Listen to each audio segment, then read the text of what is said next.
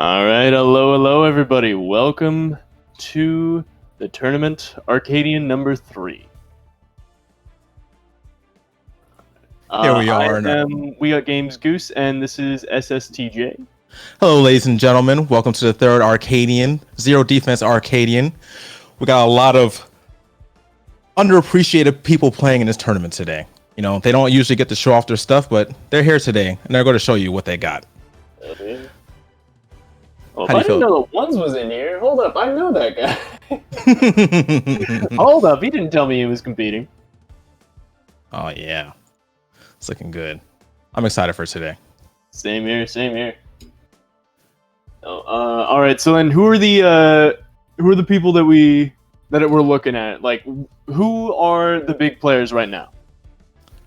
Right now, inside of this bracket, so Paikor is probably the one that people have their eyes on right now, as he got second and last Arcadian. I've watched Quaade play quite a bit. I'm pretty excited to watch him play. I really like watching his Shawnee. Red Ranger, and there's another guy. There's another one. Nation. Is Nation in this tournament today? I don't think he is. But Red Ranger, he plays pretty well last time. But these are the guys I'm looking forward to seeing personally. But there's many other players. Saying ISO has some drip? Yeah. I haven't seen him play yet, but I want to see what he has to do. Trying to see Paikor. Nation is in. Oh, yeah. Nation is in? Dope. Yeah. See, I know Nation and Red Ranger. I know Nation from the balcony because I used to go to some PM locals and he was there. So that's how I know him. Dude, yeah. Soon. Work my way in here and then maybe squeeze my way into that. All right. So, for those of you who don't know me, I am We Got Games Goose. I run tournaments with UGS Lord Xavier and We Got Game. I have a weekly tournament for Smash Bros. Ultimate, and I also run some slightly larger events with We Got Game. Yeah. And how much? My goal here is to make a community and try and make people happy, I guess. How much experience would you say you have with Rushdown Revolt so far? So I don't have a ton of experience. Like, I've watched the videos that are on YouTube. I've gone through some of the VODs here, and then I've played. I think in the past 2 or 3 weeks. Let me see here.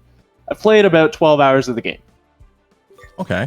So I'm able to read everything, and I'm able to understand what's going on, as well as my former experience in platform fighters, i.e., Smash Bros. Ultimate 4 and Rivals of Aether. Okay. So I really enjoy the genre, and then when I found out that this game was coming out, I was like, "Oh yes, this is going to be fun." And then I started commentating for other tournaments, and eventually I made my way into this ring. Nice. Glad to hear. Well, are you ready to see some explosive, exhilarating, spark crazy, rush canceling gameplay today? I'm super excited. I really want to see what these guys got, because so far my neutral in this game is abysmal, so I really want to see how these players go about approaching the game and where they are, where their strengths lie. Because again, this is one of the most expressive platformers on the market right now, and it really can get there. Like, you look at all the people who are on screen, and they're just having the time of their lives, just comboing the crap out of each other. It looks like so much fun, and I really want to get there. With some practice, yeah, you will get there. And this game is pretty easy to pick up, but there's a lot more button presses a lot of people expect, but it's not as bad as a lot of people would assume it would be, especially when sparks are flying and people are going left or right and just going crazy. You know, after a while, it feels natural. It feels natural just to be able to spark all over the place and just be able to combo people, sometimes 0 to death them. But once you get some crazy reads or some neutral exchanges and you get those crazy combos, you just feel really good with yourself. Sounds good. I'm excited to see it. Yeah. What is the craziest thing that you've done in this game so far? Me? I don't know. Actually, hold on. We should probably explain to anybody who's new how this game works. So, Rushdown Revolt is a like a platform fighter, as we've stated, which allows you to cancel anything, cancel any normal with a resource called Rush, which you get every time that you connect with a hitbox. So whether that be shield or an enemy's hitbox. Correct. Which, essentially you get to spark off of everything.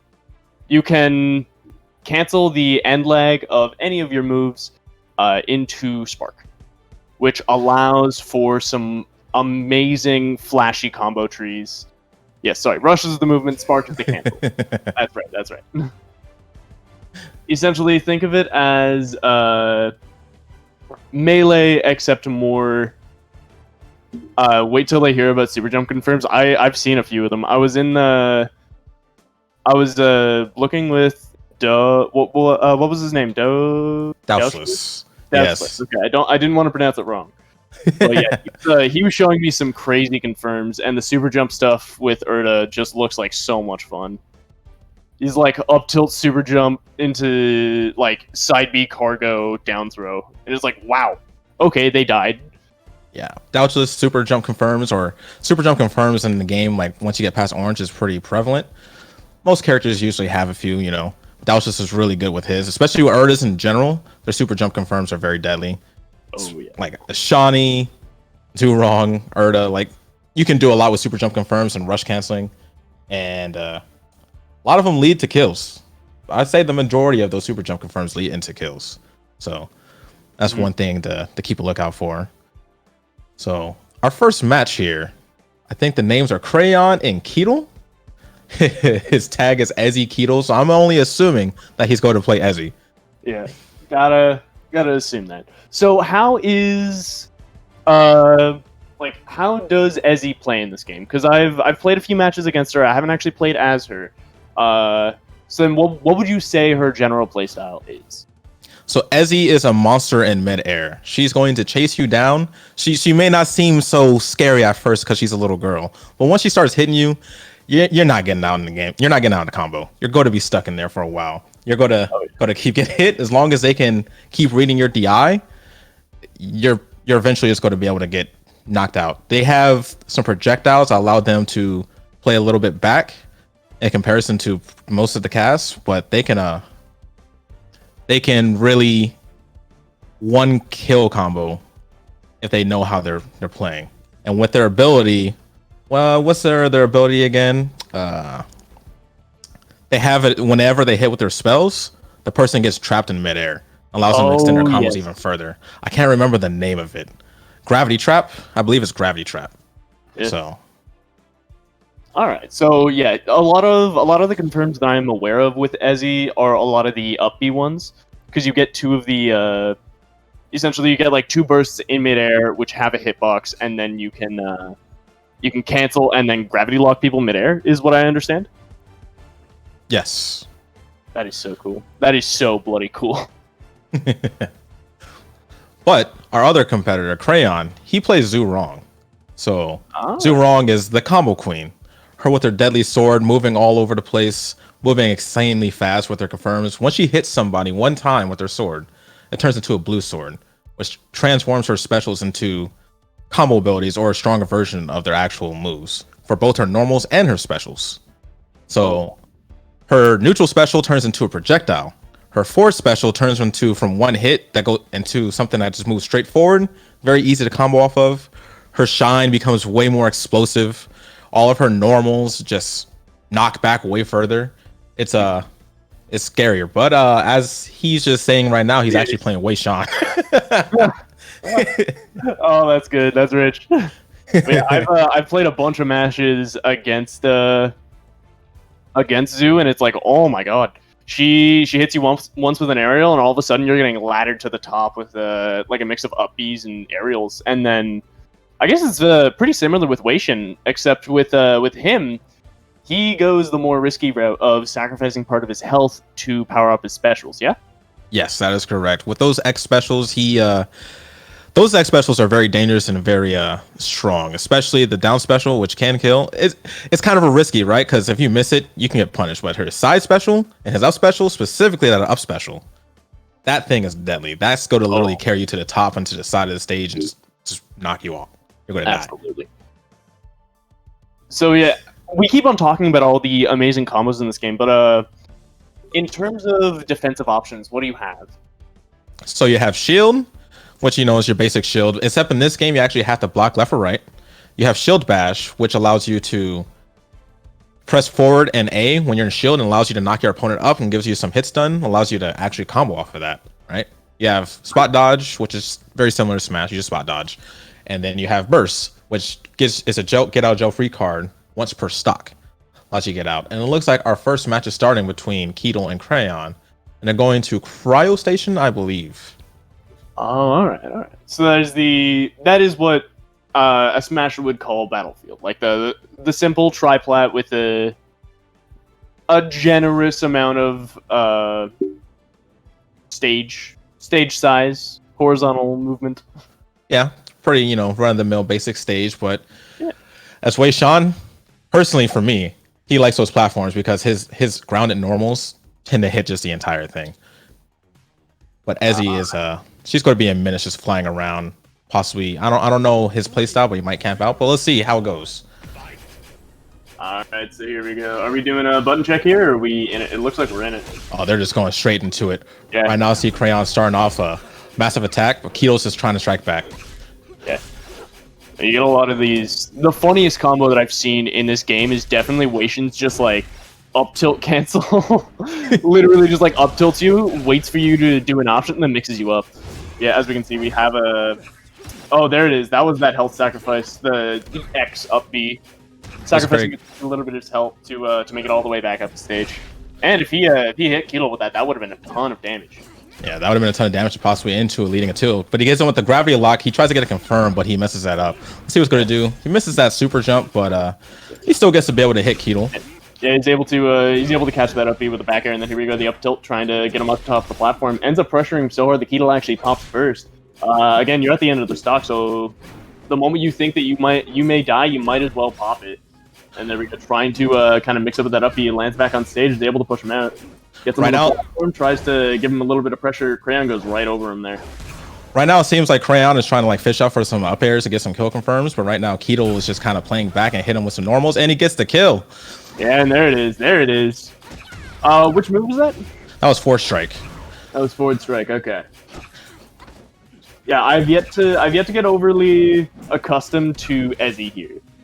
Yeah, a lot of the times you're going to mainly see her in the air. You know, she's not really going to do his normals, but it seems like Kraayon is trying to play that air game, hits him with the back air and kills him. Oh, there we go. Trying to rush over top him. Keital just like charging up neutral special in the center there. Is that also a gravity lock there? Yes. Oh, there it is. I just saw her pop that. That is so cool. I love that. There we go. Back in neutral. Keital shoves Kraayon off stage. Kraayon immediately making it back with that up B, just bypassing ledge entirely. Tries to get the cancels, pushing him to the ledge. Keital's just like sitting in the corner right now, trying to get out. Kraayon put on some really good pressure. There we go, sliding for that up tilt. Kraayon's putting a lot of pressure, forcing him to use his burst. Right now, Keital's trying to just shield, trying to play safe, but I'm not sure if that's exactly the right play right now. He was doing pretty well when he was going up forward, but maybe I'm wrong as Kraayon gets that nice super jump confirmed. That was beautiful. I love to see it. Alright, hold on. I'm just going to see if I can... Sorry, I just need to make sure that I'm actually plugged into LAN here, so that way I'm not dropping frames. That's fair. Yeah, we're good.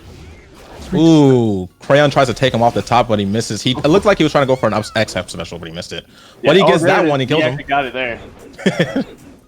Alright, sitting in his last three segments here. Keital just like kind of camping on top, waiting for Kraayon to make a move, so that way he can get in. There we go, these up tilt cancels, trying to get him in. Seems like every time Kraayon hits him at the beginning of the first stock, he always just hits him with up tilts, and he SDs. That's unfortunate. You hate to see it happen. Oof. All right, let's give look around here. So yeah, a very good and dominant showing from Kraayon there, really showing what Wei Shin is able to do in this game and how the risk over reward factor of this character can really work out. We saw him take off a few stocks with the EX up B, trying to get up. Yeah, I think one of the big things was Kraayon was always just getting quite a bit of damage on Keital whenever he got a conversion. He was always getting those up tilts at blue and just did it over and over and over. Even though they're sailing in this game, which decreases hit stun, he was still continuing it and he always took out his first ban from that. It didn't seem like Keital was able to get as much as combo conversions as much as he was like to, you know. Yeah, it makes sense. Yeah. So, in this matchup, like, what do you think really makes the difference in between these two characters? Like, what is the defining factor of the match a lot of the time? So for Wei Shin, he's a big heavy. As he needs to play on the fact that since he is big and heavy, that she can punish him way easier than he can punish her. He has a lot of grounded footsies with his long spear, but if she can play the air game, he's not going to be able to really do much off of that. She probably I'm sorry, who was playing Ezzy? Keital? Or is it, yeah. Keital needs to play a little bit more back with his projectiles and actually charge them up. He might be able to get reflex off of it, but the bats kind of reflect off of each other and it'll probably cancel out. So this way he can just get some space and also it confirms in some gravity lock combos, so you can get some kills off of that. Awesome. All right. So again, you really got to use your the range and really good hitboxes from Wei Shin, and then Ezzy just has to really punish any whiff lag that shows up. Yeah, that'd be the best way for her to go about it. So, makes sense. So looks like the second stage that they picked for this one is Platform Alpha. One of my favorite neutral stages, personally. And what do you love so much about this game? I just like that the missing third platform and like the two platforms on the side is pretty low. So this way you can get those up tilt combos and chains like he's just doing right now and forces him to burst. Right now he's chasing it with the super jump forward air. No, he's really putting up the pressure now that now that he knows that Keital doesn't have the burst. You can just kind of go ham in this situation. There we go. That X up B nearly killing, and then that back air is going to take it. Wow, a beautiful first stock from Kraayon. I don't even think Keital was able to get a hit there. It really didn't seem like it. He took like 100 HP very quickly, and it seems like he's trying to do the same strategy right now. He's just oh my god, just like pillaring him with this down air. Oh, I love to see it. It seems like he's playing a really like focused ground game. He's making it work, even though Ezzy should be the one like taking control of this. He's definitely making this work. No, that was a really nice up tilt super jump combo. There you have the down air super jump.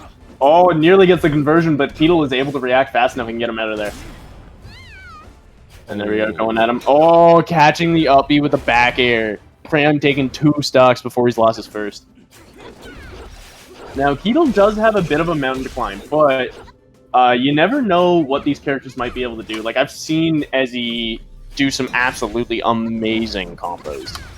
Ezzy definitely has the potential to bring this back, but he keeps getting hit by the up tilt, the up strikes, and he's losing like 50 HP off of one exchange just for getting hit by those. And then he's also getting hit by a lot of the down airs through platforms or down airs in general as he's chasing him with that XI special, and then he carries him off the top.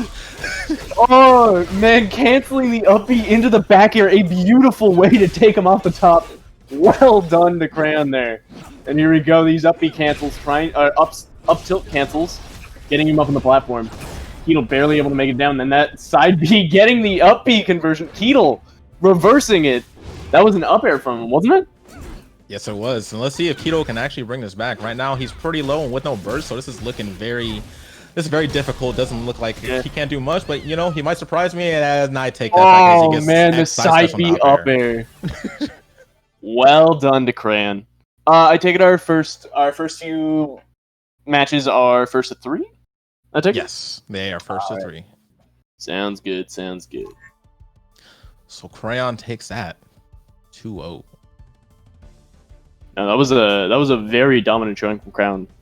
Again, doing really good EX moves. like taking the risk reward into the perfect kind of optimal spot where he knows that he can cover options or cancel out of the move and be safe. Like we saw him a lot of the time, especially with that backer that killed off the top.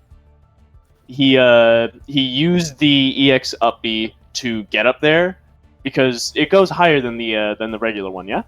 Yes, it goes much higher and has significantly more knockback.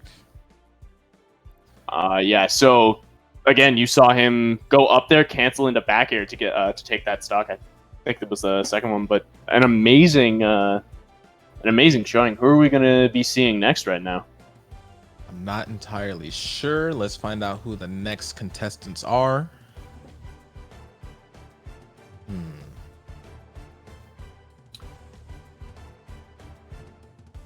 Let me take a quick look here. Also, one of the big reasons that I decided to ask these guys if they needed extra commentators was their crew battle.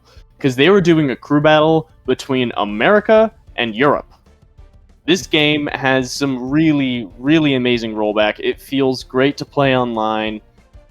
Like, it's insane. I never thought that online fighting games would be able to get to the point where, even in an alpha version, you were able to play with somebody quite literally across the world and have it feel great. I second that. That's one of the big reasons why I started playing this game. And ladies and gentlemen, if you're not playing this game right now, you can actually play this game. It's an open alpha. Although open alpha ends tomorrow, you still might be able to register and get access. If you buy the Slacker pack, get access to the private alpha. You just got to go to the Discord. I know they have the link somewhere. Someone have the bot that can post the links for us. But if you have not played this game, you should play it. Play with your friends. Play with anyone. Play through someone in Japan, Europe. It doesn't matter. You can still play against them. You know. Yeah. Have some good old fun. Yeah, and for anybody who does play Smash and wishes to play this game, it supports GameCube controller support. I didn't have to install any drivers. I literally plugged my my Mayflash in here, turned it to PC mode. It worked perfectly. I didn't have to install anything. Rushdown just does the rest for you. There is a 3-frame buffer with, I believe, 2 frames of delay online. Yes. Yeah. I believe so. It really does feel good, and it really showcases how good the rollback is. Because if you only need 2 frames to validate validate the input, it's like, how do you do that? How do you manage to get a system to know what you're gonna do in 2 frames? It really does show how far we've come, and it's awesome. The power of Rushdown rollback, baby. Rushdown rollback, hell yeah. Yeah, you guys might want to turn me up a little bit. But people, if you haven't been following this channel at Twitch, follow it. You know, give it a subscribe if you can. If you have Amazon Prime, you know, you can drop a little subscribe. Definitely helps the developers and helps everybody out. You know, help them continue developing this game. If you haven't followed them on Twitter, you can follow them on Twitter. You know, show them all the love that you need to show them. You know, support the game that you like. Support the games that you enjoy. Mm-hmm. Also, I'm pretty sure if you're a sub, you get to yell at devs to change stuff. Yeah, is that how it works?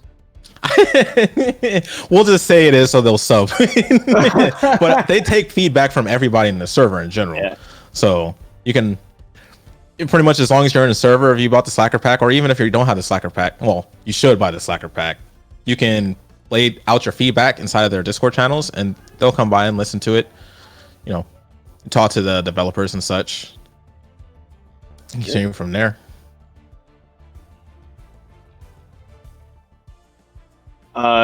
Yeah, no, it's I ended up I got the Slacker pack a little while ago because I played it in the first alpha. I think I initially found the game off of Esam's video that he did on it.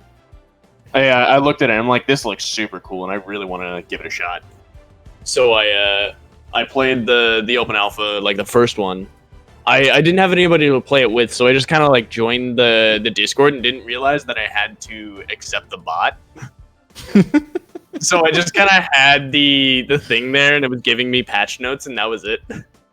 And then eventually, I was like, I think it was like 2 in the morning. I couldn't sleep, so I was just like scrolling through my Discord things, and then I assigned my role. I saw everything in there. It was like time trials, the different chats, like how much labbing and how active the community was, and I'm like, I want to be a part of this.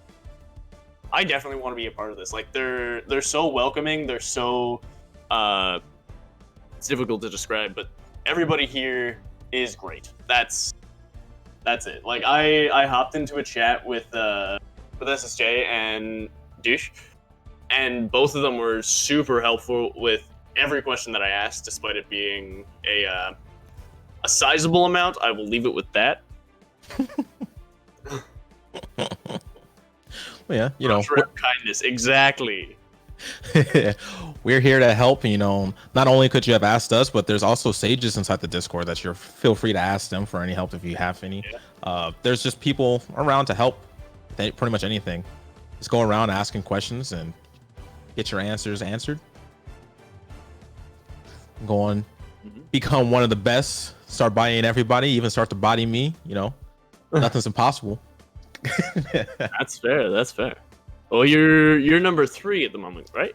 I'm not exactly sure which number I am, but I am the Weir. I'm not sure how to say it.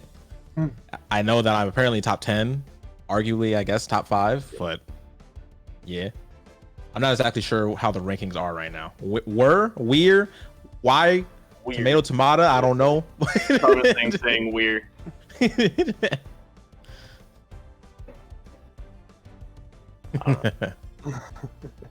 Where? It's weird. Okay. We're being told it's weird. Then I'm gonna go with weird. Yeah. I've always wondered how it was said, and I never was told. Oh, that's great. Yeah. Wait. Oh shoot, that's right. I was gonna challenge that whole best emote thing, but I don't have enough emote slots on Twitch. I'll send it to our little group chat here, but it is the best emote. It's the same guy who made my PFP. I really wish I could send that to chat right now, just to piss them off. Oh boy. Oh no. Yeah, no, it's pretty great.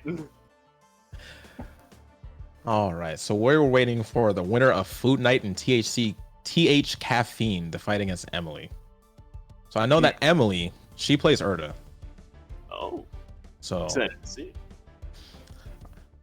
are you ready to see some super jump cancels that you were talking about beforehand? Exactly.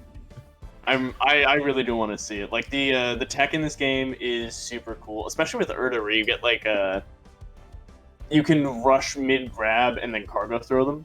I think that's super cool. I love that. So wait, is Emily actually playing Urda? Or is she playing... Wait, Sean, I don't know which character she's playing right now. I think Emily plays Urda anyway. Oh, Emily, you are in chat. I'll play Urda if I lose game 1. Okay, so I guess starting with Urda and then moving on to Wei should she need.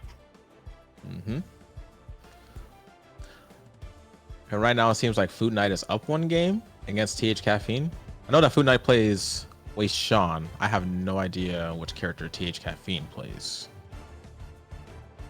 I'm not sure. So how's everybody digging the new health bands? I really like them. I love getting killed in green by Urda Dare. I think dares in general need to be toned down because like all of them are kind of killing really hard right now. Spikes are ridiculous. They're really fast too. Yeah. To be determined.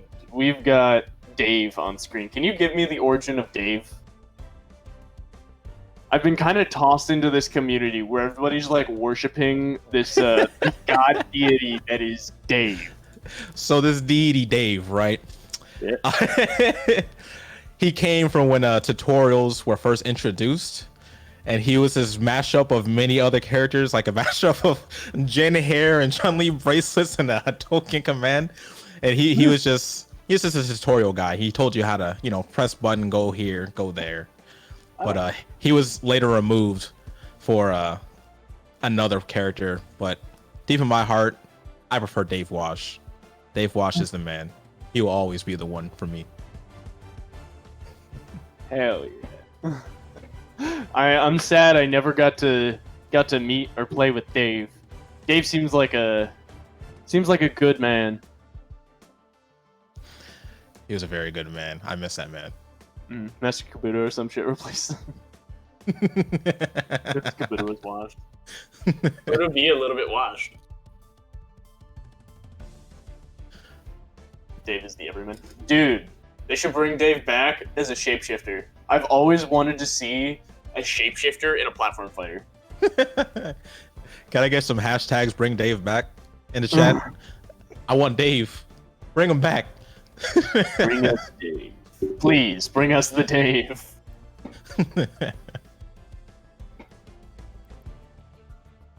Yeah. No, we'll should tweet it right now at Rushdown. Just be like, hashtag bring Dave back.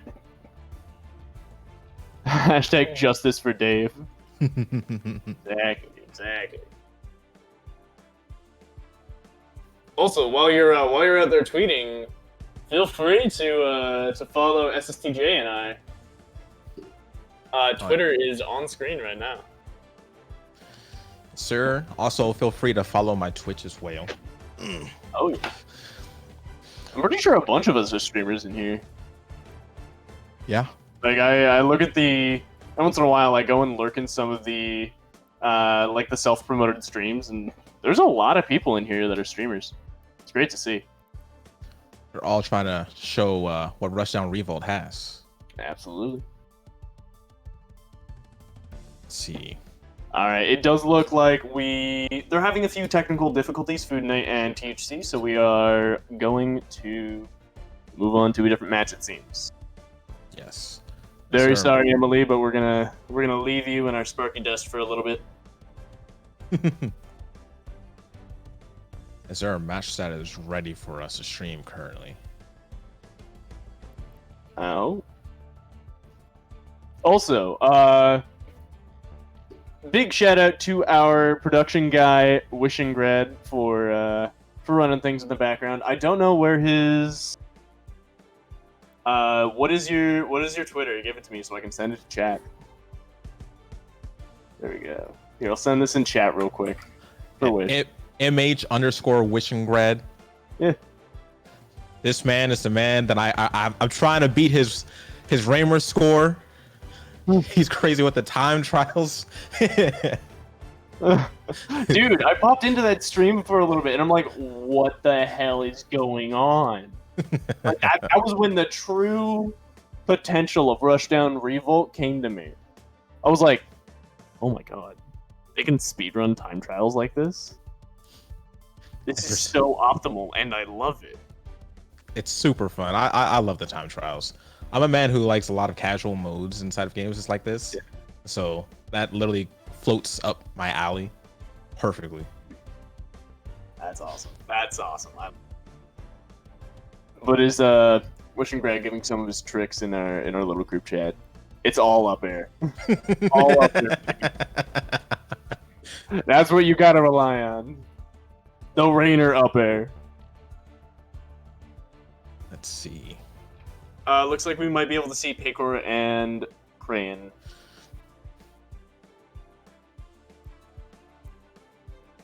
Have they started? No?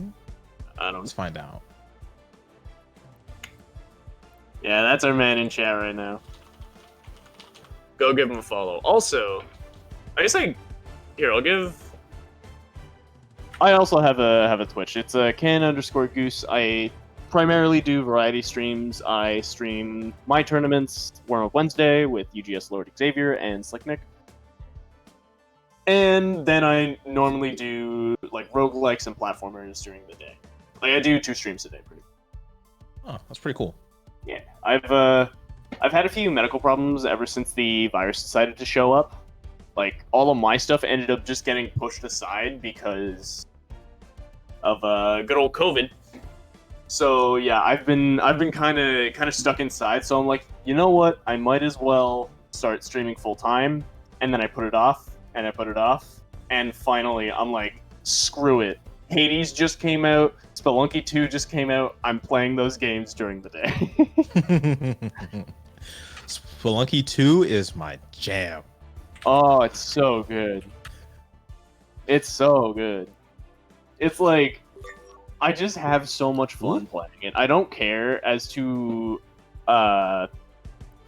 what, like, how my viewership is doing that day. I just want to sit there and scream at the screen. Scream at the stream. Scream at the screen. Yell at the screen. There we go. Ooh, but it looks like our next match is ready to go. Paikor versus Kraayon. I know Paikor plays Zoo. We just saw Kraayon with his Wei Shan. Is he about to up tilt him to death just like he did Keital, or is Paikor going to be able to fight back? Hey, you never know. Let's see. I know I fought Paikor in the crew battle, right? He actually beat me in the crew battle, so I know that he's improved since even the last Arcadian. All right. Also, it looks like we're going to be heading to Platform Alpha on this match. Mm-hmm. I'm curious to see if Paikor's be able to carry on the same strings that he did before. I know that they nerfed a little bit of Zoo's up special. I think it has like 6 frames to start off now, but it still looks like it'll probably be a good edge guarding tool. But Kraayon was he was doing some heavy combos. Let's see if he's able to continue on, especially with these SCI buffs that they put on recently.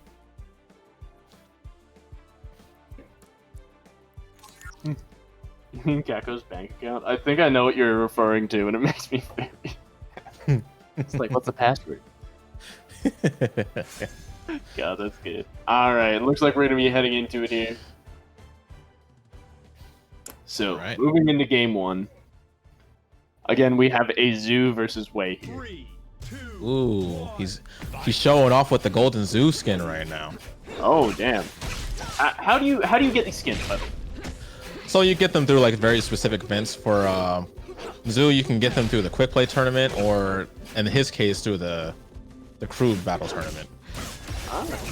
But it looks like he's showing that golden skin to use as he's kind of carrying off to the side with the up specials. But looks like Kraayon is not just going to give up the fight. He misses that side special, but he's just going to carry him. What's he actually going to do next? Maybe trying to get that side B. Paikor putting on the pressure, trying to like keep him in the center here. Oh man, Kraayon again up tilting so much, ends up getting snuffed up by these side Bs. Is forced to use his burst after the second one. He's going to continue with the up air. Going right up with it, charging that up air. He's going to get the stock. Oh boy, it looks like right now he's just trying to gather his ground against Paikor, but Paikor is just kind of dominant. He uses that burst. I'm not sure if I agree with that, but maybe he just wanted to try to avoid some damage. He chases him down. He misses the shine. Tries to go with the ladder without special. That second shine. I love how just platform fighters have adopted that name of just anytime you have anything that resembles Fox Reflector, you call it Shine. There's 2 of them in this game, and people still call both of them Shine. But it looks like Kraayon got that nice kill confirm from downstrike in the forward air against him. Down air. Paikor holding center, ends up whiffing that side B. Unfortunately, just being too far away for Kraayon to catch up to him. Here we go, Kraayon trying to just kind of throwing out a down B over there, just in case he rubber banded all the way over. Paikor following up, Kraayon using that burst to knock him down. And then we got that forward strike, goes into the super jump, ends up getting snuffed out by that burst, and a like beautiful reaction from Paikor. Ooh, that was a really good confirm. That's gonna take it. Oh, that was a nice one. He knew he didn't need to EX it. Like, he did not need to sacrifice his health. Ooh, right now he comes back with the X up special, but he gets hit with the down air. Oh, he did actually dodge. He missed that. Yeah. But up special still there it take is. that. Through the stage, the uppie is gonna take it. Yeah, pretty much at an even game here. Kraayon winning the first neutral interaction, bringing Paikor all the way off stage and down to green. And then we got the backer is going to bring him over to yellow. He's still off stage. Paikor in a really difficult position here. Ends up side Bs and interrupts Kraayon's up B. Now back in center, Paikor trying to shove him up. Gets that up B, shines, nearly gets a side B. I remember Paikor used to go for the up special, the blue up specials into up airs, but it seems like he's mixing it up with some shines. I don't know if that's getting him more success, because I haven't seen him like getting as much mileage as he used to. But right now, Kraayon's just kind of carrying him off the stage and getting some super jump forward airs. He's been fishing for those for a while as he tries to go for the X up special. He gets the forward strike and then the super jump up air. Ooh, he's just going to be fishing for up airs because it's going to kill confirm him red. Yeah. And there we go. The forward strike tries to get the super jump. He ends up just backing off though, and wow, that was a really good spark up air. And there we go. The back air is going to take it. We're still pretty even on this last stock here. There we go. Getting side B combos, bringing Kraayon nearly down to green. Ends up getting down tilt, shoving Paikor off stage.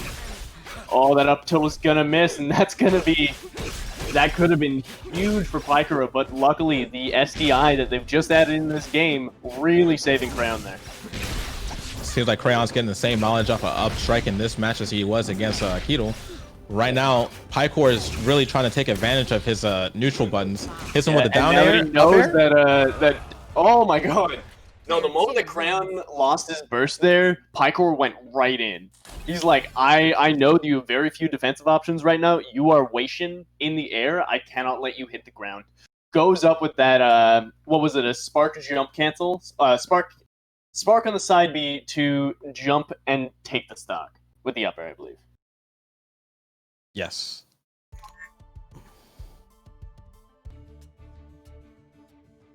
All right, so let's see what stage you're going to pick for the second one.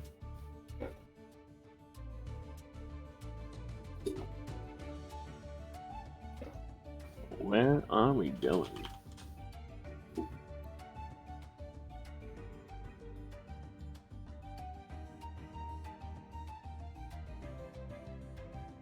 Let me just... Grenade anti-airs. Really? Oh, ground anti-airs. Yeah. Well, it also, like, really... It makes her super small. Because she bundles up and then swings. And it is such a fast move. It's one of her fastest aerials. It's definitely something that I think might have to be toned down. I'm not sure, though. Which move are we talking about again? Zoo down air.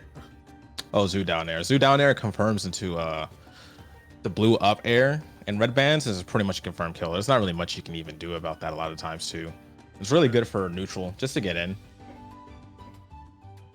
Usually you can assume that zoos are going to go for that a lot of times. You might just want to just put up the shield bash, or just move out the way. But it's really wide, so sometimes it just feels like you can't get away. Yeah. Also, something that I've been thinking about a little while. Like, what is the best way to play defensively in this game? Because you end up having people just kind of like dance on your shield with rushes. So what is the best way to prevent somebody from or get somebody off of your shield? The best way? There's a few multiple ways. If you're inside of shield, they're most likely going to put a lot of pressure on you. There's not always a lot that you can always do to that, but you can try to do shield bash, because you can do shield bash in the middle of shield stun, right? Oh. If you get a successful shield bash, you can actually turn their combo or their pressure into yours. A lot of people that haven't been utilizing it just yet, you can actually rush out of shield too and rush back. So a lot of people try to press the similar button on the shield. You might be able to get out, although it's very risky. You can try to spot dodge. Not always the greatest, but hey, if you get a good spot dodge, you can get a really nice hit into a kill confirm. But there's a few options. Right now, they recently had buffed up a little bit. They buffed up shield bash and some shields. But it's still, a working process. Open alpha, or alpha in general. Yeah. Which, again, we go back to closed alpha tomorrow, yeah? So tomorrow is the last day of open alpha. And also the SSTJ throwdown is tomorrow. And then after that, it goes back to private alpha. Yeah, and that is your tournament. So how about you tell me a little bit about your tournament right now? Right now, my tournament is it's a doozy, right? I wanted to host tournaments. I love hosting tournaments in general, right? So I wanted to do something, and luckily the devs at Rushdown Revolt was like, yeah, you know what? We're going to do this. We're going to do this for you. So they helped me put it together. I threw down the prize pot. It has a prize pot of $250. Speaking of which, not just in case nobody knows, this tournament today has a prize pot of $100, right? Yeah. But I just wanted to start something, have like a good prize pool tournament for everybody, I want to start building it up and try to put some more stuff into it. So, you know, in the future, look out for that. Right now, we're about to head up into our second match. All right, so looks like we're going to Forbidden Shrine. Oh no! Wait, what happened? We got a disconnect, it looks like. So we're just gonna see Paikor doing a hand warmer, it seems.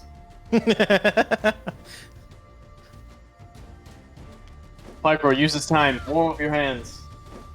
Wait, why does he have infinite stocks? Isn't this like technically training room? Like this is similar to like the quick play waiting room. Oh, I didn't even realize is here, so you're good to restart Paikor. Nice. Again, sometimes it happens. It is still remarkable as to how unbelievably polished this game is, despite it being an alpha. So yeah, they put a lot of work into it, and they're doing improvements day by day, working on it. They're recently doing quite a bit of balance patches, so I'm trying to see how that changes, you know, the meta throughout the game moving forward. Yeah.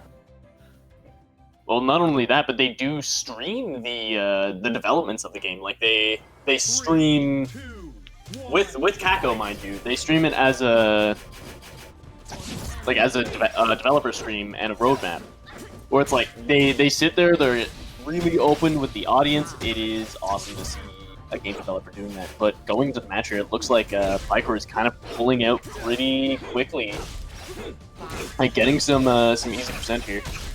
Right now, I see Kraayon's fishing for the up strikes, but Paikor is not dealing with that as he tries to send him to the top, but he's just knocking him off to the side with the up special. Is he going to be able to ladder him up off to the top? He uses that burst. Right now, Kraayon is trying to chase him down, but Paikor tried to hit him with a confirm with the up air, and he barely misses. That one's not going to miss as he takes that first stock very cleanly. All the way out, just zipping around. Oh, that was just like a fly. Hey, yeah, you're up there. All right, zigzag, you're dead. Wow. Seems like Paikor is trying to put off the same energy for the second stock right now as he just keeps chasing him to the top of the stage with the up airs, the up specials, and the shines. And there we go. That side B trying to get to the other end of the stage, just kind of put some distance in between the two, just to reset the neutral. Paikor just really putting on the pressure and like absolutely amazing and dominant performance, keeping him away. There we go. Both of them end up don't have burst. Paikor on 4. Kraayon on 3, and there it is. That side B is going to take it there. That was a very clean stock, and right now Paikor is pretty dominant as he has 4 stocks of 2, and he just keeps putting him into these wombo combos. Is Kraayon gonna be able to do anything as he chases him up with that X up special? Oh, and he gets that forward air while he's in red. And he tries to super jump confirm, but he misses it. But Paikor SDs anyways. He says, "I'll let you take that one." Yeah, not having his jump there. He was taking a little bit of back to it, and he ended up just kind of tumbling down. And then we are trying to get those up strikes. We end up getting drop down shine, I believe it was. There we go, down air, forward air. Tries to get the side B on a jump read. Not quite there. Ends up having to settle for an up B to shove him off stage, but that side B is going to take it there. Here we go, up air. Side B below platform. Here we go, just kind of chasing him under, keeping him on the ground here. Right now, Paikor is playing with full of confidence as he gets that burst read, but he actually misses the punish off of it, but it doesn't matter as he still confirms the combo. Oh my god. Up air ends up dropping it, but ends up going into the side B string. He's going all the way off stage, getting the shine. And there we go, bursting him away. Kraayon is nearly done. That side B is going to take the game. Paikor with a clean 3 stock. Wow. Well done to Paikor. That takes the set, doesn't it? Yes, it does. Paikor came with that confidence from last tournament. He said, "I got second. I'm not dealing with this time. I'm taking first. I'm coming with a vengeance. I'm not taking and losing for an answer." As you can very clearly see right there, he came with some strength. He showed him what to do, and that second match was very clean with the 3 stock. Absolutely. Yeah, Paikor spooky. Paikor is terrifying, and it looks like he can get so much off of so little.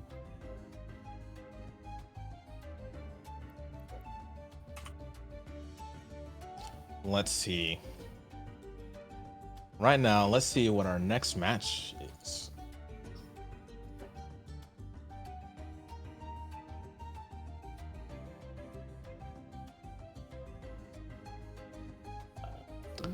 it looks like we're gonna go to FoodKnight and Emily. So yeah, we just kind of tacked on an extra game in there. Good to see.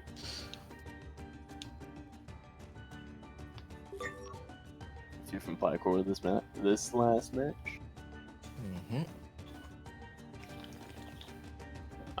I'm excited to see it. Now that you guys have been gassing up Emily so much, I really want to see this Waishin. Or potentially Urda.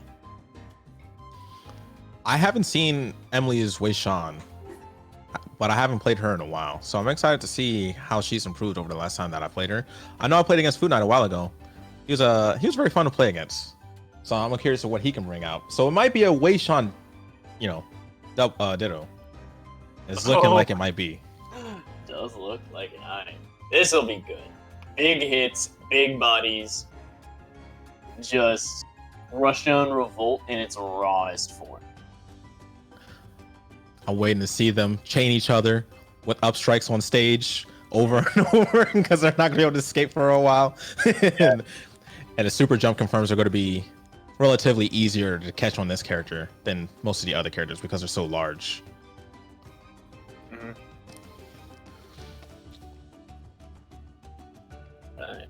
No, another thing that I want to see is just how they decide to approach each other in neutral, because a lot of the time in Dittos, you know that you have the same tools, and you know what the other person wants to do in terms of approaching, because you know the same character, you know what their neutral tools are. So being able to work their way around that, it creates a completely different meta. Because, again, you're playing the same character. You have an idea already of how the other person is going to play, and it looks like we're going to head right into it here. Emily, with the, that's a nice, pretty bright skin. Is it the golden one? That's the golden Waishan skin, and FoodKnight's playing the Nemesis skin. In heaven and hell right now. Oh, and here we go, going for that EX type. Getting a second one. FoodKnight nearly giving it a stock there. Has to use a wall jump to get back, and then we go that up strike. Nearly canceling into that down air is Emily. There we go. FoodKnight getting multiple side Bs up air. Nearly gets the EX up B. Emily using her burst to stay alive there. Naring onto stage. Oh, man. Just unable to make it back. No spark to cancel out of that up B. Emily, last resort as... Oh, man. That was a beautiful down strike. It's crazy how much FoodKnight was doing the combos in that match, but he ended up with no life at the end of his own combo. That's how much the X specials actually take away from your life when you do them over and over again. Really clean combos, and he's making really good use of them, but... Yeah, and then here we go, getting another double side B. Oh my god, both of them super, halfway through their third stock. Both of them in yellow have beautifully... this is definitely a mirror match, and this is just so raw. And there it is!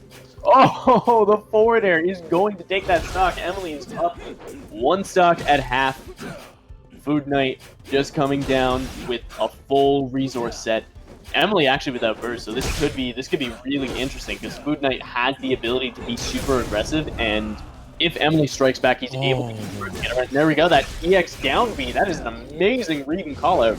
FoodKnight was waiting for Emily to try to come in with any button, as Emily might do pretty often, but he actually caught that with the X down special. But right now, he seems like he's got the combo on deck right now.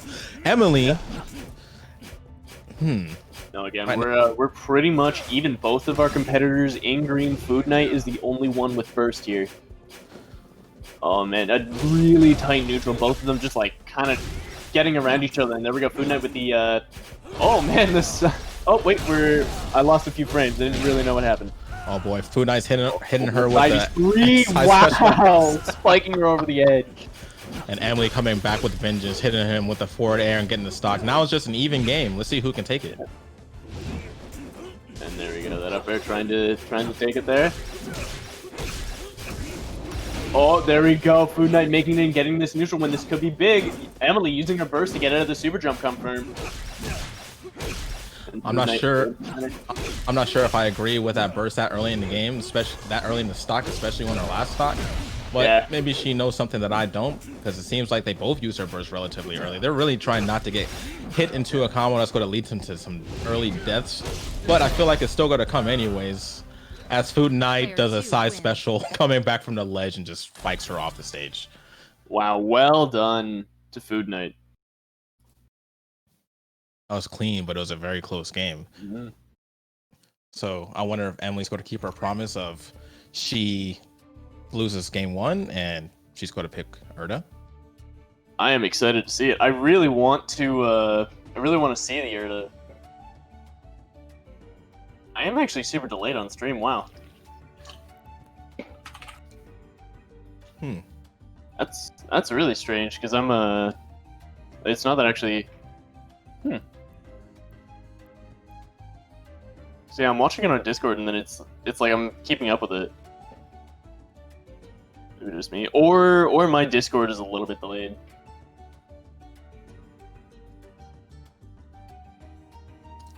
Okay, it looks like we're gonna go to Malu. Yeah, boy. Let me close and restart Discord real quick.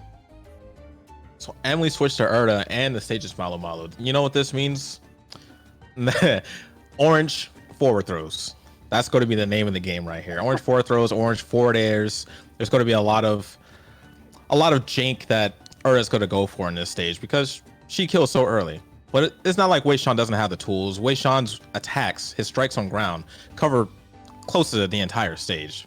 Forward strike is literally going to cover like half of this stage because the stage is so small. And it's not like Wei Shan is weak himself. He still has some relatively good kill confirms that can pretty much hit you really far in orange. His forward throw into super jump usually kills in orange, but his forward throw alone might be able to just kill in this stage. So we'll see how this goes. Again, Malu is just like, this is the equivalent to Smash's WarioWare, yeah? Yes, it is. Very small, multiple platforms, but the difference is these platforms kind of go in and out in this one. Alright, I like that. That's super cool. Here we go, Emily trying to get these Nair confirms. Ends up actually using a burst. Here, the up B. It seemed like Emily was trying really hard not to get caught in a 4 special chains, but she's getting caught off the top on the highest ceiling in the game. Oh, man. And there we go, forward strike into up B. Ends up actually getting shoved off stage. Emily in a bit of a tricky position. Ends up avoiding the EX down B there.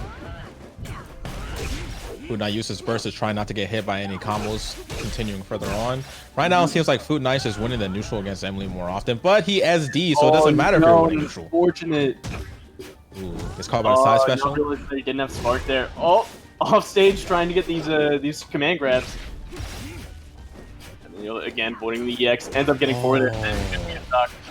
Come back down, getting the up tilt. Tries to get a follow-up, but ends up getting snuffed out by that burst from FoodKnight. Oh. Right now it seems like they're both just struggling trying to stay on stage to try to get some advantage, some dominance. But FoodKnight's just sitting in the middle. Emily's just waiting on the ledge, just trying to grab him when he gets closer, but he hits her with the X neutral special and he combos her off the side with the X out special. Very good play. He's saying, I don't have to approach. Flanking on the stage here, trying to bait out an option. Really wants that forward throw. With a nerf to ledge invincibility, he might be able to do something, but Emily's just being patient, but FoodKnight's being patient too. At some point. That's what I'm waiting for. Yep. Oh, and there it is, that side B back throw. That's going to take the stock. Oh my god. She's really trying to make that strategy work. She's proving how lame the game is. Really trying to think that the game is lame, but FoodKnight just like sitting there, the resolve. Again, you are not... Emily is not ahead right now. She's currently a stock down, so it's not a... It's not gonna do anything. Yeah, no, because FoodKnight can just sit here and he'll win the game. Yep. So I think he's just planning on winning the game because there's no reason for him to go in at all. No, absolutely not. Emily, you were on what? That hit? Oh man, calculated. Oh. Emily off stage currently. Oh man, that could have been a gimp right there. And still is the up B trying to just. Oh man, yeah. Oh, all this flanking. Yeah, I think FoodKnight has a definite, just like pivot down air coming at some point. He really does not have a reason to go in at all. Yeah. No, he has absolutely no reason. Going all the way down with it, nearly gets Sword Strike. Going back to stage, Emily immediately spark canceling, doesn't really get anything off of it. And waiting on the ledge again. Oh boy, we're going back to the the drawing board. Oh yeah. No, this is the strat that she wants to go with right now. Hang on for as long as she possibly can. Again, FoodKnight does not have to approach. You know what I kind of want to see? Oh boy, she actually goes up without special kills and kill confirm. Oh, the resolve on Emily. Wow, it goes right back to the ledge. That is hilarious. And his neutral B actually doesn't hit below ledge here. So Emily is allowed to stand here. Like, she might be able to decide this game. What happens? Do you guys go by damage again, or? Yeah. So it's the same rules as Smash. If you have more life, then you're going to be winning. But he gets a combo, and he tries to finish it off, but he's not able to. Knocked out by burst. No, you definitely know that FoodKnight he's getting a little bit frustrated with this. He just needs to wait. You really can. You can literally just platform camp this at this point. You are winning. You have a minute 25. At this point, you do not need to approach. This is peak performance right here. Yep. Absolutely. Just like throwing out the neutral bees. Sitting here again, doesn't need to approach. Emily is the one who needs to approach right now. Oh, he tries to go in and tries to make her drop. FoodKnight literally can't platform camp, and it's fine. He had his chance to punish right there, but he misses that punish. There's only a minute left. The music is starting to change. Yep. This is about to be a minute of the campiest ledge play. Neutral B. And neutral B. X down special can reach, but also can miss and just, end your life. Yeah, you don't want to. Oh, there we go. Getting the starting to get some confirms going. Emily just like backing off and going to Emily, you got 30 seconds. You got to do something. Stand off in the wild. Where they like both lunge and then the other just like inches back. Emily, you got 20 seconds. You have to do something. Yeah. you gotta do something. FoodKnight doesn't have to do anything. If I were him, I'd just be spraying. I'm just spraying hollows right now. All right, 7, 6, 5. FoodKnight, don't move forward, please. Don't 3, 2, 1. Oh, okay. So FoodKnight does end up taking the game. Oh my God, this is propaganda. What a way to kick off the tournament. Third round streamed. We've gone all the way to time. I can't believe that just happened. I understood that she was willing. Times herself out. I understood that she was willing to camp him out, but like at that point, you were literally going to lose. You literally camped yourself out to lose. Yeah.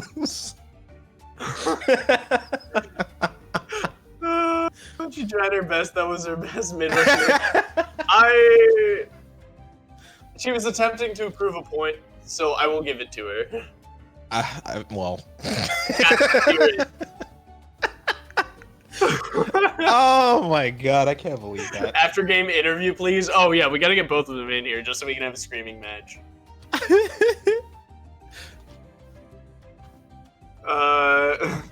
Midrush Nick owes me 20 from a lost money match. He's sus.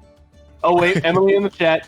The way the game is intended to, as said by the devs when they added 6 years of landing lag. I mean, they reduced it. Stole my Fiji butt. All right. Oh, that's funny. Oh, even though that was very campy, that was actually funny, mildly entertaining. You really could just put a little bit of circus music on it and then just laugh it out. I mean, what's the difference between seeing that and seeing, say, Falco up tilt somebody for the billionth time? You know. At the very least, like, there's tension here. You don't know what's gonna happen. Like, we did see Emily get a pretty nasty confirm off the ledge. But then she went back to the ledge and waited the other 2 minutes out and lost herself. So if it was like she was going to spend a few minutes on there and then get a kill and then play the game aggressively, then that definitely would have worked, and it would have actually been a really good strategy, like forcing him to approach you like that. One of the things that he could have done if he wasn't an elite, in any situation, he actually could have forced the ledge lob and forced a bad situation, and then kind of punished off of that as well. But he didn't have to because he was an elite. So what was the reason? But anyways, we're about to go off to our next match: Slop versus House. Yeah, it seems like the stage that they are picking is Combat Lab. So good. Oh, we got Dave. Oh, my boy, Dave Wash. There's also my girl Erda right there. So I'm gonna be a bit biased for like 5-10 seconds. House is my boy, so I've been trying to help him out, but he's a up and coming Erda player right now, trying to prove what she's got to offer. So I'm excited to see who he plays. Slops is a shadow character, Dave Wash right now. I have no clue who he plays. Looks like he's gonna be playing Zoo. Slops is playing Zoo? Okay. Yeah. All right. So, what is this matchup to you? Like, how do you view this matchup as an Erda player? Don't get hit. Just the old Smash phrase, don't get hit. That's the best way to put it. It's kind of hard to DI out of all of Zoo's combos in general. So she's so big that it can be nasty. But if Erda catches any character in the game, essentially she can just kill him. So it's kind of one of those situations. Don't get hit pretty much from both sides. Both sides will die. Makes sense. All right, so we're gonna head into it. Let's fight. So immediately, oh my god, you can see House just like standing there. You know he's got the resolve, and he does not want to get hit here. Again, don't get hit. Oh man, these B reverses from Slops are looking pretty sick. Right now, House. Back air, up strike. Oh man, how did Slops get out of that? I just kind of saw a blue flash. Was it shine or a cancel? I'm not entirely sure what just happened at that moment. Right now, it seems like Slops is pushing the advantage. Although House is kind of just nickel and diming him, getting some combos. But right there, that was pretty dangerous situation as he tried to follow him. Oh, wow, a beautiful forward air. Fully charged forward airs, killing. Right now, he was forced to use that burst. If that up air would have connected, he would have died. It's also a good time to use it because you're ahead and in red, but unfortunately, it's not going to actually do anything. And then there we go, these down tilts trying to get House off stage, or rather, ease off stage. Right now, Slops is playing that corner game pretty well. He just has him over there. He's throwing projectiles, doing down tilts, down airs, whatever he needs to do to keep him off stage. Hits him with the nice force special going off, and he's going to continue to combo him, but he actually misses it. Get a second one. Up tilt, tries to get. Oh, there we go. Up tilt, down air, nair, up strike. I gotta start saying strike. You gotta tell me that every time I do it. Oh boy. Right now he has the blue sword, so is he able to get off anything? Nope. It seems like House is gonna be able to continue to combo up special. Really going all the way up the upbeat. Slops being forced to use their burst. Wow. It feels like at this bans for both characters, they're pretty much any touch is going to kill, just like that right there. The down air into the up air combo confirm. What a strong move. Yeah, blue up air in red is going to kill like 99% of the time. But right now, all House has to get is just a grab in order to kill. A grab or a forward air, like pass halfway to stage. Ooh, the back air. Doesn't that back air spike? It can in the later hits, in the later frames of the hitbox. Oh, that is so sick. I love that. Right now, Slops is just playing the ground game and taking this advantage, but House just comes in with a rushing forward air. Yeah. Ooh, he tried to get a super jump up air. Oh, I ended up skipping ahead a little bit. Oh man, these up air cancel down airs are so good. Like, I was just watching that and it was like, wow. Oh, there's the burst of House. Falling down center, ends up actually getting punished for off stage right now in 3 segments. He he almost got that super jump forward air, but it looks like he's trying to do it again and again and again. Dude, he air slaps so much, he just like burst. Ooh. Oh, and there it is. Calling out the movement with the forward air. He was running from behind for a while, but now it looks like they even out the game. Both have burst, both have full life. Let's see what they can do. Gets a really good combo. Oh my god! Let's go, Order Gang. Yeah, no, we're a little bit delayed on stream here. Yeah, it seems like it. That's weird. Wow. What a play!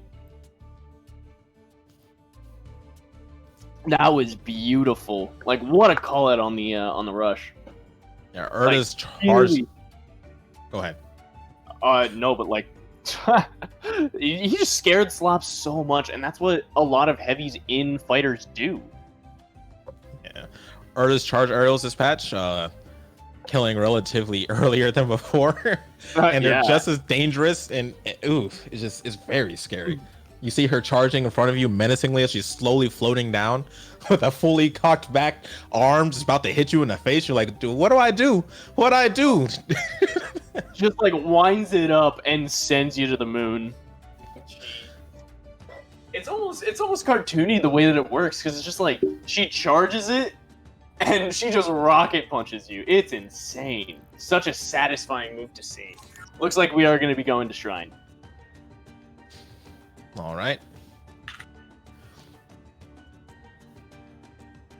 Is Slop saying zoo? I think so. Or I'm seeing a Shani says she's top tier herself. See? That's a good quote. I like the way that you guys have your Streamlabs set up. I love it. Shani ain't lying though. No, that character is ridiculous. I just get chain upbeat by that character, no matter who I'm playing.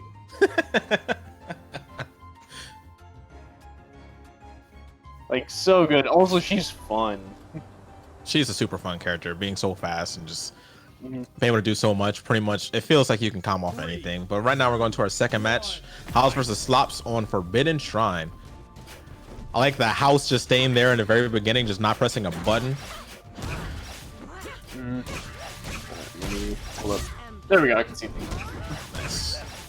Okay. Oh, coming back up with the combo there. Ooh, tried to hit him with the jab rush cancel into a down strike, but just completely missed it. Yeah. Right now he's going for forward airs. He tried to do a forward air super jump into a neutral special, but hits it with the charged up back air. Takes that first stock very clean. What a mix-up. Oh my god! Multiple up into up B. Slop tries to strike back with his own kill combo, chaining him up to the sky and saying, you know, up air way to heaven. Ooh, House get the charge. Oh, falling right down, scaring Slop so much, he has to use his burst. If he didn't use that burst, he would have died. Yeah. No, that's true. That was like, wow. Just the skill of both of these players. Absolutely amazing. Rhea falling through that down air. Oh, the forward air, charging it up. Man. House was fishing for those charged up forward airs, and he finally got his wish, and he was able to take that stock with it. No, he knows where Slops is going now, and then here we go. These platform combos ends up reading the wrong DI, ends up going right rather than left there. And here we go, up air, nearly gets the forward air. If Slops had decided to rush down, he was... Oh man, forcing him to use his burst again. And there we go, dashing back. An amazing neutral game from House here. Just like dashing back and in beautifully. There we go, the forward air. Right now, Slops needs to play that same game that he was playing in match 1 that made it so close, but he gets that down air into up air yet again. The Zoo specialty. Is he going to hit him with the Zoo bread and butter? Oh no, he just gets hit in the face. Platform. That is good. And here we go, another back air, up air, forward air. Oh man, House just like really showing what this heavy hitter is able to do. That nair off stage. Oh my god. Uppy, that is the game. He hits him with the ladder combos, up air and up special, now up air and up special. Man, House is popping off. And he takes that second match very convincingly. Yeah. Oh. But yeah, that's what Urda is, especially with this patch. She's able to just.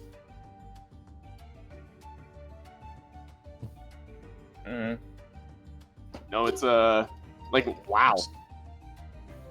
You can tell that House has been in the lab. You can tell that he wants to figure out everything about this character.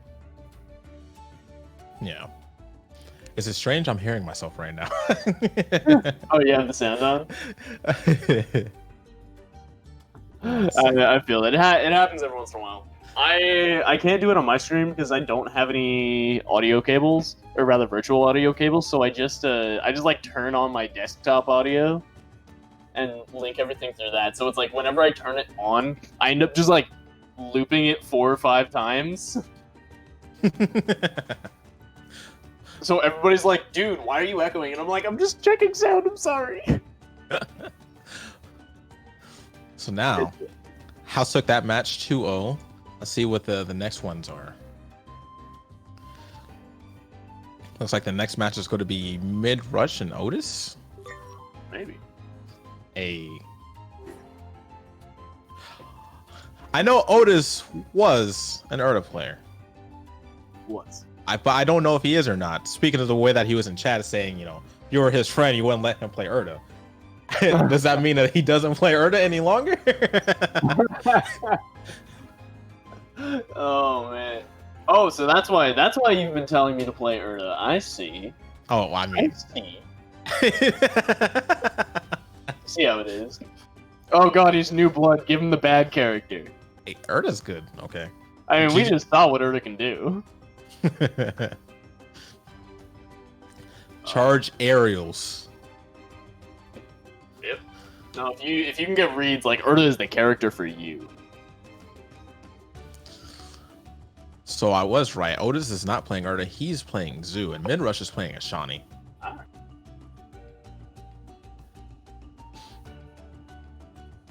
So, have you seen Ashani play so far? I have not seen a competitive Ashani. I've ran into quick play Ashanis. I have not seen a competitive one.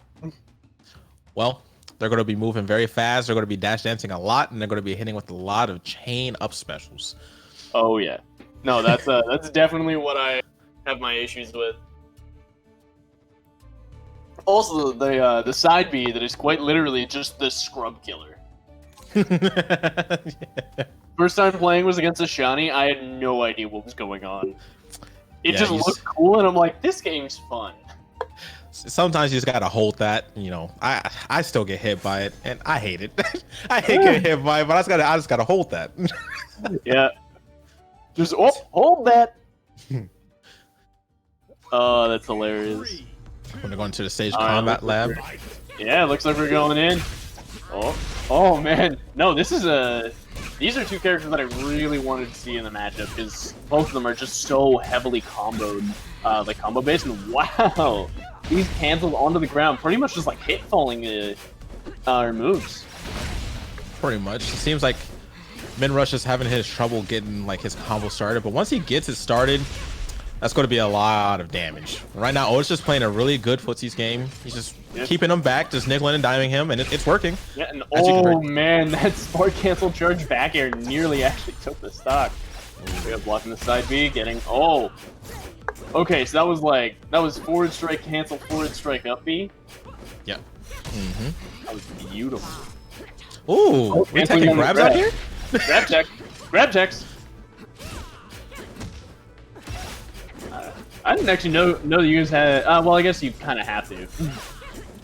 Yeah, it's the best way to solve it. Just make it so they cancel out of each other. Oh yeah.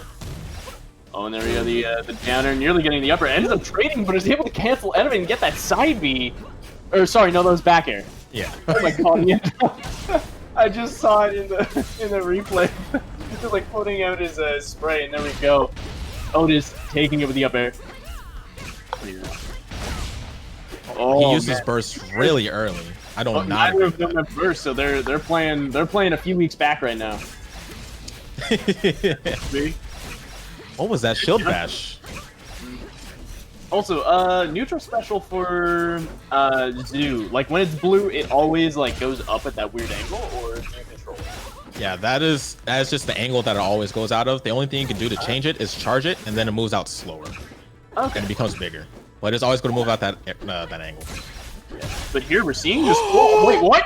Whoa, okay, so that he blinked backwards with the down special and then got hit forward, and then he hit him with one single hit of Nair, and he just got dragged down to hell.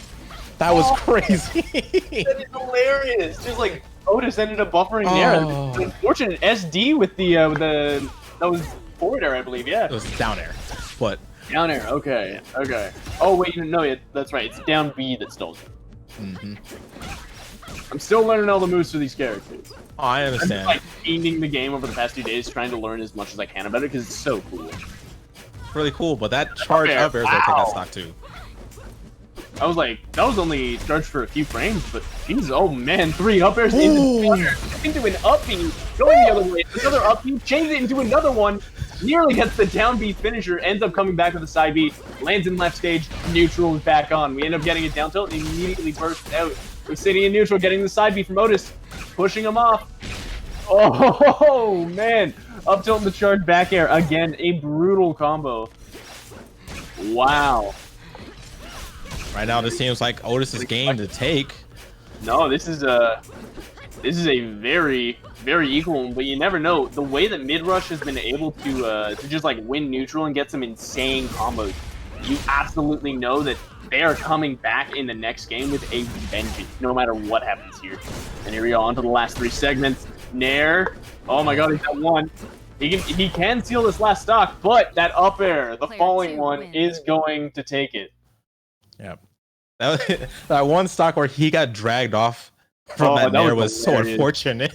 that is definitely a clip. So, but that combo that he came back with the vengeance, that was crazy. He was taking him from coast to coast.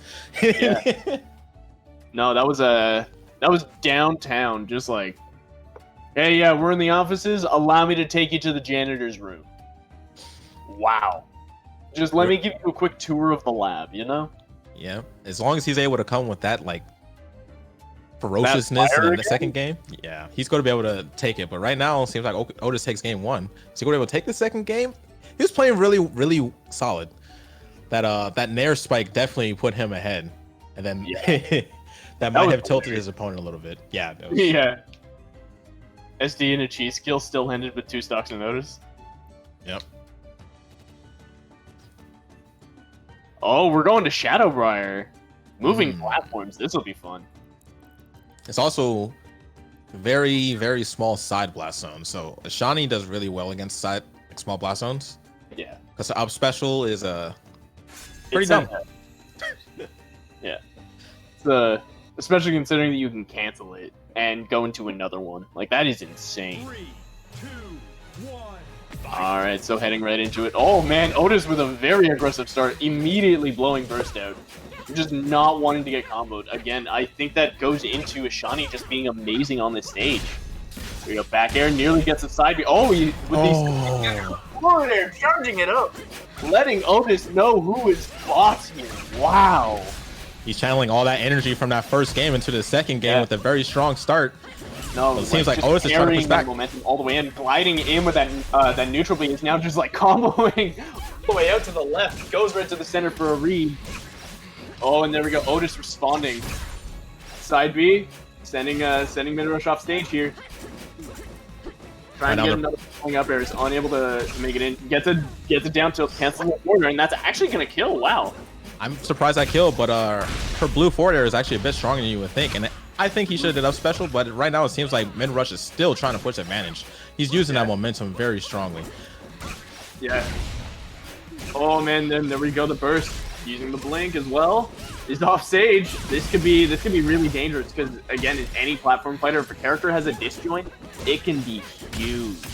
Like if you're off stage, it is dangerous. I'm surprised Otis isn't using more force specials in neutral to try to catch him off guard and get some whip lag, but they clash off each other. That Nair is doing it again, may not be off the stage, but still gonna carry him to the ground. Oh my god, that is hilarious. Like I'd be scared every time the Nair gets thrown out. It's causing all the bad things that happen to him. It's spinning on the floor, spinning to death. It doesn't matter. It's still gonna do this. There you go.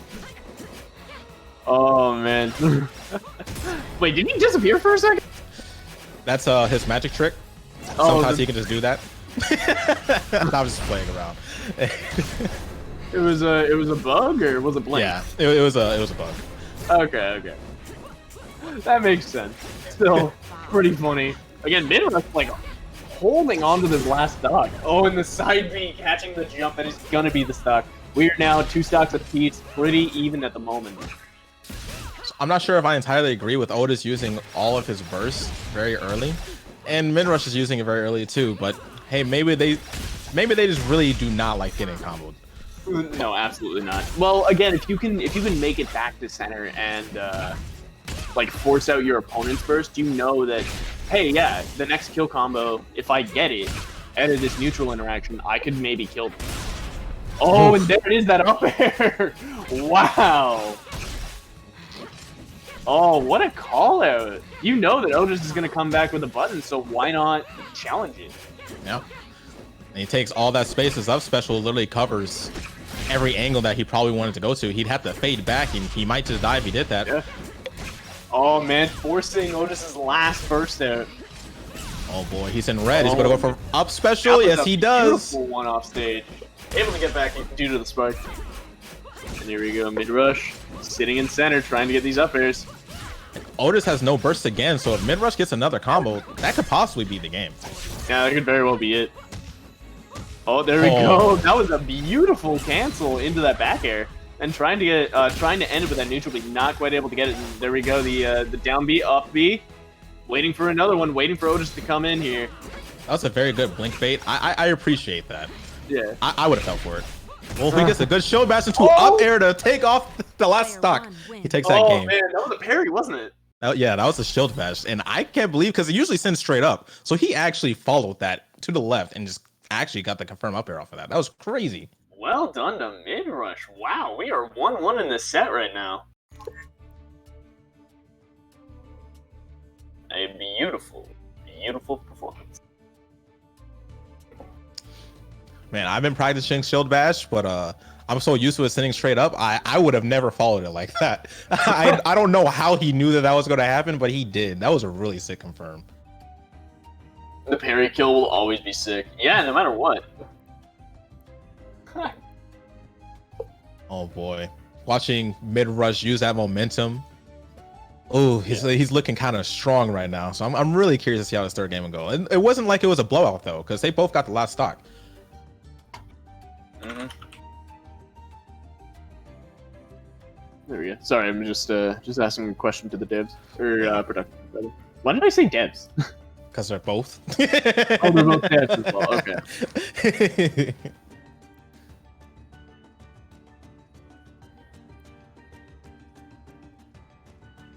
Yeah, we do have a little bit of delay here. It is no big deal. Again, online tournaments though. Yeah.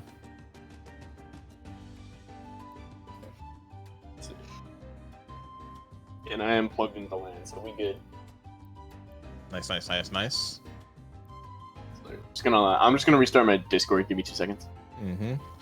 While he's restarting his Discord, I'm gonna plug in Rushdown Revolt. Hey, you guys, playing this game yet? You're not playing it? How about you go and download it? Open Alpha. You can download it for free right now. You're scared that the Open Alpha is going to close? Buy yourself a Slacker pack. You're going to have access to it, even when it's closed down. You can still play the game, enjoy yourself, play against your friend, whether they be here, whether they be your neighbor across the country. You're still going to be able to play them, you know. How about you following the Rushdown Revolt Twitch stream? Are you following? Have you subbed to them? If not, I am followed. Yep. See, he's following it. He knows what to do. He's good. Yeah, right? I'm following it. You know what? Just cause. Just to prove a point. Right? If you're not sub to them, you're whack. Look at this. Look at this real quick. Right. Oh, there he is. Do yourself a favor. Solaris, you got this. You're welcome. All right. Not following their Twitter. That is good to see. Follow their Twitter, follow their Twitch, follow their YouTube, follow it all. They have Facebook? follow their Facebook.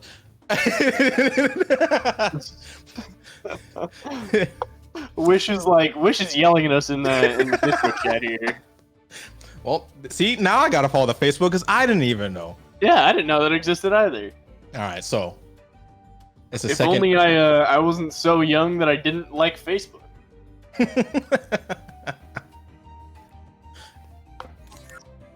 So the second match looks like it's about to start. If not, we'll need to hit 4,000 in Slacker. 150 viewers in today or tomorrow's stream. We can stream closed alpha. Wow, Ooh, that'd be awesome. oh, this is going. Oh, we got the twins right now. Yeah, double trouble. We got Afi and Galu. Yeah, dude, I love these guys. I love these little guys. Can you explain to me how they work specifically? Like when, how do you control the other, or how do you set the other to attack while you're controlling them? So while you're doing any attack animation, you can actually do a special, which is secondary one, right? And then they're going to throw out their own version of it. They all have different specials. It's usually the same special, but like different properties to them, whether it be different knockback or different bounces. And then, but you can only do that while your meter is full, right? So your opponent can actually hit it and gain sparks from it. Yeah. You can also hit it and gain sparks from it. So you kind of got to play around that. You can also switch between them, and they have different properties for all their normals as well. So it's something you got to keep track of at the same time. Oh my god, that was such a good uppy chase. Wow. No, this character is super cool. I like it. Right now, it seems like Midrush is trying to come back, and he does come back with that back air. Oh man. Yeah, no, Otis with a pretty good like character mix here. And sticking with fire right now. Lobbing out for a little bit. No. Yes. No. Oh no. Going in for the combo. That was up B side B, I believe. Or I believe up B twice. Neutral special. Neutral special. Yeah. Oh, neutral special is like a bash sort of. It's like a float little thing. Oh, that's cool. Oh, there we go. Getting the side B in. Oh my god. Oh, sliding the other toward him, trying to get a special in. I love that. That is so cool. So he went for the double projectile, but it's not exactly a good idea to shield bash it, because as soon as you shield bash, it goes away, but yeah, didn't even really matter as he gets that stock taken away from him. Side B. Oh, nearly getting the bash in. Ooh. He tried to shield bash both of those projectiles, but only able to get one, but he still gets a kill confirmed down there in the up air. Seems like that's a pretty common kill confirm, is it not? No, that I think it's just a pretty common kill confirm in any platform fighter. Yeah. Of course, we all know the stomp knee. We all know the stomp up smash. Yeah. Just one of the many staples of a platform fighter. He hits someone with that side special too. Tries to continue to combo. Out special, now special, now special. Nope. Oh man, just barely making it around. Hitting the other totem there. Also, which one's Afi and which one's Galu? So, Afi is, I believe, the red one, and Galu is the blue one. Okay, Someone correct me if I'm wrong, but I believe that's what it is. I love sliding the like Galu into Midrush here. Here we go, trying to get the back air. Rush back air pushes him on stage. I'm surprised Otis isn't. That's it. I'm surprised Otis isn't using more projectiles from the secondary totem pole while he's just doing his aerials, but yeah. He's doing a pretty good job right now while he has to lead. And oh, I thought he's going to do an up special. This might be where he ends up getting a swap, swapping into, or not swapping, but using the lead projectile there. And there we go, sliding behind the shield. Oh man, Midrush forced to use his burst. This isn't a good look. It's difficult to hit these two. Wow. They're very small, very slippery. Throwing a lot of projectiles can be annoying to deal with, but so fast. Yeah, that too. It's like all of their attacks are very active. Some pretty cool combo trees that I've seen. And right now, since Afi and Galu, they're in their spare. I'm sorry, what is it called? Soul points. Any grab will kill. So if he can get a grab or any like 2 hits, he's actually going to die. Oh, really? Mm-hmm. So can you grab the inactive totem and then throw him off stage? No, you cannot. Okay. Oh man, that really low up air. Midrush taking it. Also, I've been informed that it is Afi and Galu. I was reading off the Word document. Yeah. And I'm assuming that Toggle worked off of that. That's why I pronounced it like that, because otherwise he's going to yell at me. Yeah. No, I'm tongue-tied, so my pronunciation is going to be weird as hell. Just a heads up. That throwing these projectiles at, just really zoning out Midrush, trying to bring him down to meter. Oh. What? Carry again. Up air. Nearly gets the up B. That actually very well could have been it. Man, that was such a good shield turnaround to hit it there. And that oh. Player 2. Man, that was such a good chase. Oh boy. It's really cool to see how see how Otis was able to carry over the skills from Zurong into Afi and Galu here. Because you see that he was chasing, he was tracing, it was really, really good. I like the way that he was chasing him down. I would like to see more use of the secondary totem, but he still made it work, you know? So we're being told of how it says it inside the how to say Uffy and Galo. I need someone to just say it, because I'm going to kill it all day.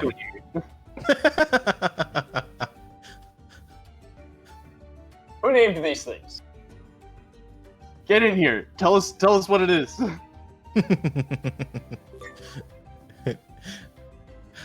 I'm just going to say A and G for now.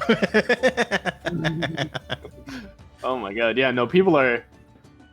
I just looked at chat and they're really yelling at me right now. Leviosa! Oh man, I love it. Alright, so we're just figuring out who we are going to see next. It looks like we're going to see the Paikor. Or... yeah, because we just finished Midrush and Otis. Otis is going to move on to face House. And then it looks like we're going to see likely Paikor and Quaade. Hello, hello. Hello, hello, hello. Bonjour, mon ami. Oh, it's Toggle. Okay. Toggle's now lurking. He's in here just so he can scream at us for mispronouncing names. Just like pops in. No, he goes for like the voiceover for everything that we're doing. Just like you get the robotic off Galu. But all right, guys, it seems like our time has come. ISSTJ and Goose will be done commentating for right now, and we're going to be signing off to Evil and Toggle for commentating. So thank you guys for having us. I really enjoyed commentating with you, Goose. Same here. I hope I get to do it again, because that was a lot of fun. Yeah, had tons of fun, and we'll see you next time. Okay, see you. And we'll hand it off to our associates here. Everybody, stay safe, wash your hands, all that stuff. Have a good one. Peace out, y'all.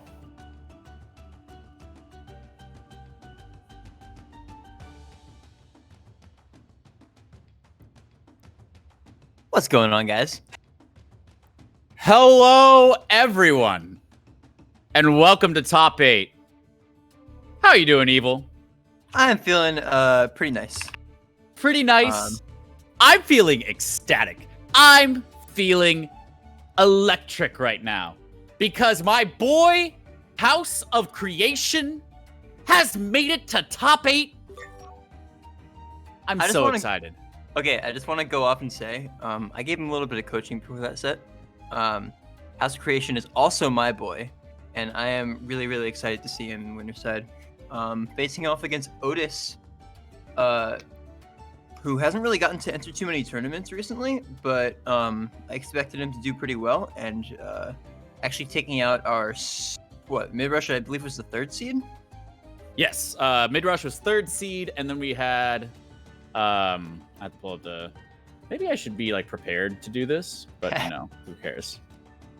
Yeah, he was our 3rd seed. He also took out some other pretty...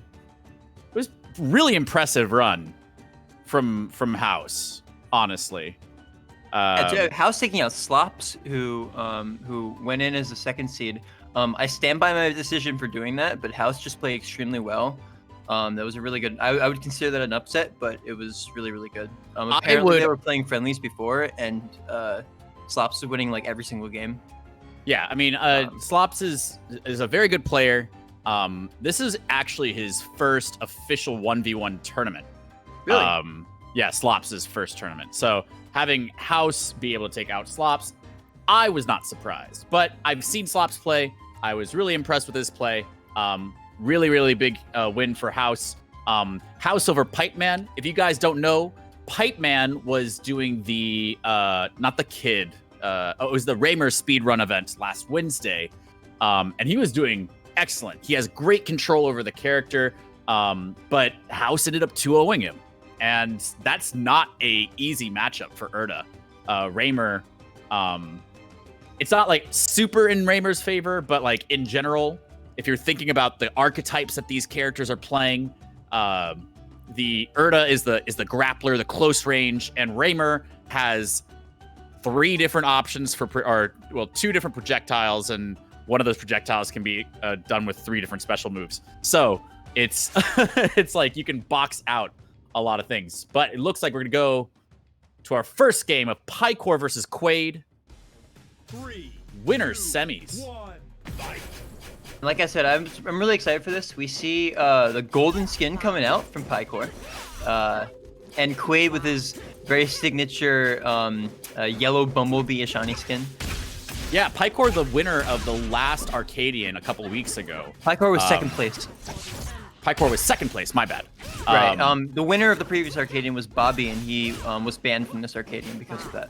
Fair, rightfully so, because that would make very little sense. But we have Quaade and Paikor. Quaade, the new Ashani with these new bans Ashani just obliterates in blue and green. There's just so much you can do.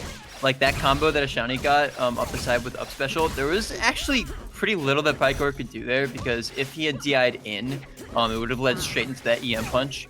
The blink, it's so strong. But we're seeing Paikor trying to close up the gap right now, putting in this work. What's really interesting about this current patch that we're playing on is we have the DI markers. This doesn't have some of the experimental DI changes that were put in, but we can see the DI that people are doing. So it makes it kind of interesting, being able to know what the players are thinking while they're getting hit. Oh yeah, and it's such a great tool for spectators. It's a great tool for players who are in the game to make some of these like hidden mechanics really visual. But one of the other big changes has been the 4 bands. We now have a blue band, knockback band, which makes early stock actually really interesting, and it's very combo heavy. But it does make DIing a little bit different. Like you said, there's Wiggle DI or Wiggle SDI now. Which makes so the Wiggle SDI has in this current patch has not been changed, but in the testing patch that we have on ASDI becomes much stronger, and regular SDI, like the Wiggle SDI that you get in Smash, is removed. So that was another up special up the side, which was gonna kill what looks like fairly early. Yeah, this is really close, and for someone as seasoned as Paikor in this particular format, it's really interesting to see Quaade really just going for a walk with with our boy Paikor. Yeah, what looks like it's happening so far is Quaade will take an early stock, and then Paikor will tighten it up a little bit and play really well and take the stock afterwards. But now Paikor looks like he's getting off in the lead. Missing that up special, that was actually a nerf that happened fairly recently for Zurong. It's 4 frames slower than it used to be.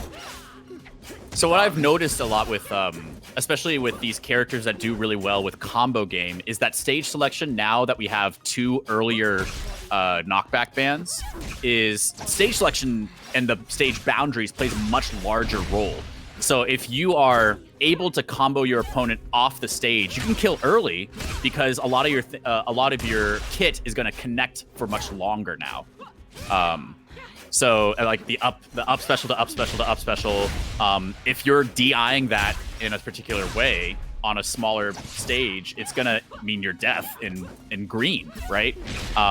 Whereas earlier, if you only had 3 knockback bands, then you might be able to DI out a little bit earlier and be able to get out of combo while taking a bit more damage. Yeah, another thing to note about the game recently is that the camera bounds were changed. So the camera will zoom out a little bit further than it used to. So we see little things like this where if Quaade or Paikor had gone off the side of the stage, like off the side of the camera, they would just instantly die. There's not really like a magnifying glass there.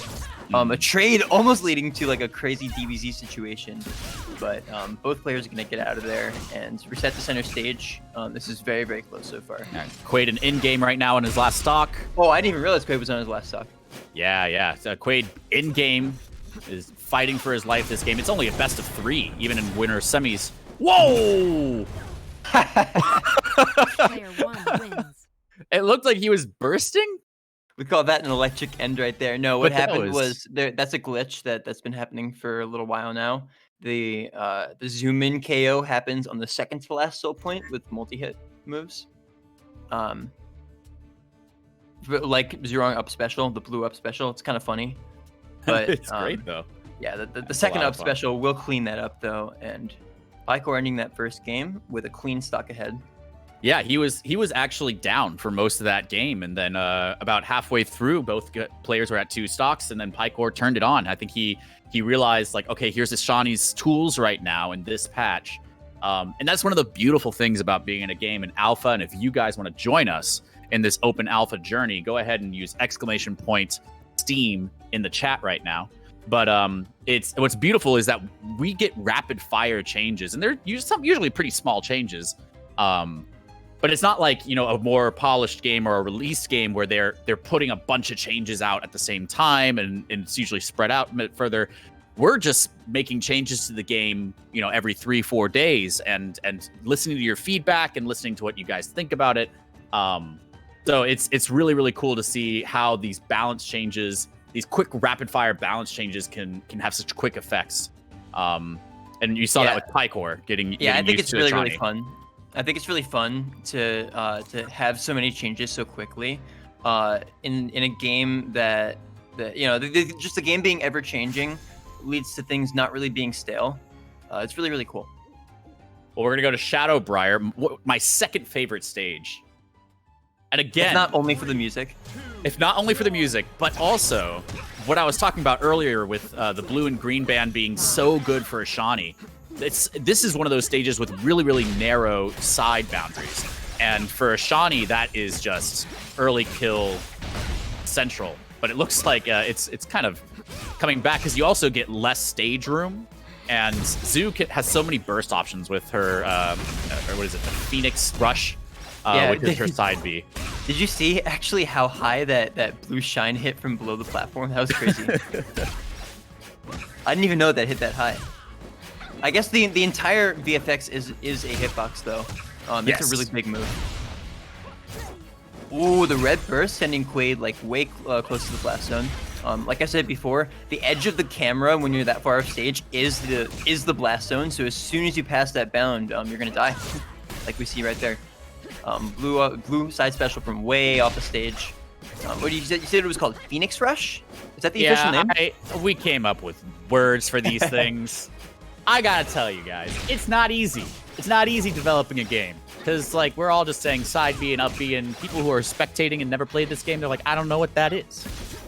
So there's some artistic decisions we're making. If you want to help us with those decisions, you can join our Discord. So the question becomes, does it get a new name when it becomes the blue version? It's just Blue Phoenix Rush, right? I was just gonna Even though call it's it completely Blue different move. something. Yeah. If it's Blue Phoenix Rush and then Blue Phoenix Blade or whatever, which is I the like Phoenix neutral B. Blade. Phoenix Blade is the thing that comes out of the blade. Oh, and a nice proton punch, also known as EM punch. EM punch, yeah. I prefer EM punch. Dude, I think a lot of EM people punch do is so good. prefer EM punch as well. It just looks good when you write it out. Write it out right now in chat. I EM was punch looks just great. about to do that. Oh, but it looks like Paikor takes the quick stock back. Paikor with the lead right now on Quade's counterpick stage. I think Paikor was able to adapt quickly to Quade's game plan. But an EM punch to end that stock pretty early. Yeah, that was some classic combos right there, and that was the Ashani Green Band.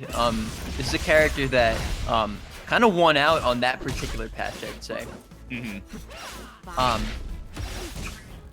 And one thing that I'm excited to see, is, in the next match is also like there's some more characters. The tier list is definitely getting really shaken up right now. Covering the tech with the EM punch. Oh, great coverage of the side B from Ashani with the up B and an up air to close that stock. Yeah, that down air to up air from Paikor. Oh! Player 1 wins. Oh, my heart. Was that a burst? Oh, that hurts. Oh. I think what happened there, what it looked like what happened there is Quaade went for the EM punch, which pushes your hurt box pretty quickly, and it's a great way of like recovering. It's a great way of moving, and it's a good burst option too. But because the burst kind of came out a little bit after the EM punch started up, his hurt box was on the other side of Zurong, and Zoo was able to burst him off the side of the stage. He went straight through him. As he became invincible, I think Ashani went straight through Zurong, and then the hitbox came out right after. Yes. So it looked like the animation of burst came out a little early, but that's just how burst works, is that the animation comes out first. The knockback on burst actually was just changed recently. We're going to be looking into that, and hopefully the team will have a fix for that pretty soon, so that doesn't happen anymore. But that's the hope. But good stuff to Paikor. To Paikor. Yeah, the favorite for winning this tournament, showing us exactly why. That was a good decision for him to time it in that way. You would say that Paikor is the favorite to win? I would. He's the first seed. I would say I disagree, and I think chat disagrees because our boy HouseOfCreation. We're gonna try our hardest to be unbiased on this commentary. Are you kidding me? Unbiased? The people weren't here for unbiased commentary. The people are here for excitement, for electric commentary about our boy HouseOfCreation. Let me tell you about this guy. Emote. Everybody spam your house emotes if you are not currently if you're currently not subbed to HouseOfCreation. What is wrong with you? If you're not currently subbed to this Twitch channel, what is wrong with you? We got some of the most electric emotes on Twitch. You might think, oh, this is an official channel of Rushdown Revolt, so they're just gonna have posters as their emotes. No, sir. We got we have Urzuwus. We have Erdoos. We've got Rayowos. We've got Cuds. We got everything.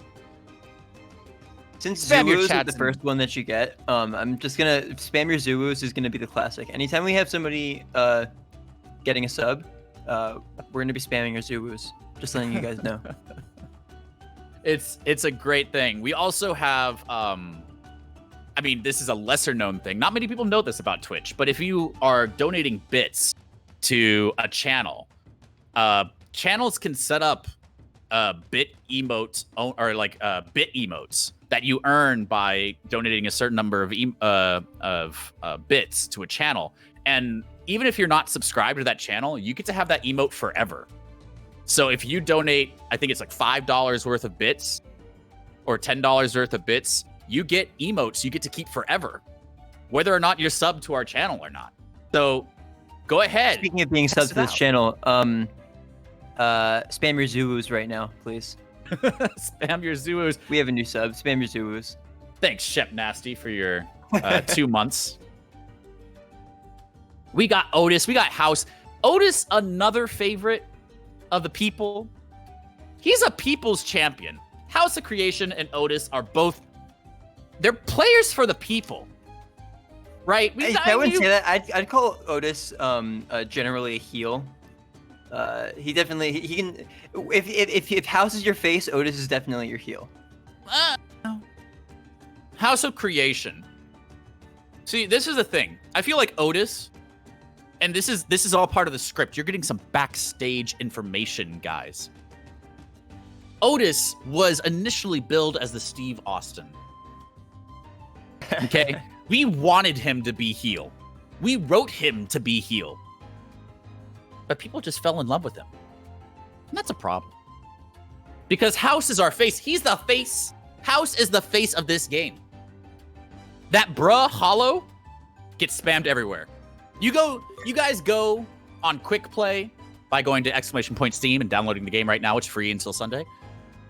You guys go on that game and everybody in quick play is spamming bruh. I tell you, House bruh, best hollow in the game. Most spammable emote in the game. In the game. Yeah, no.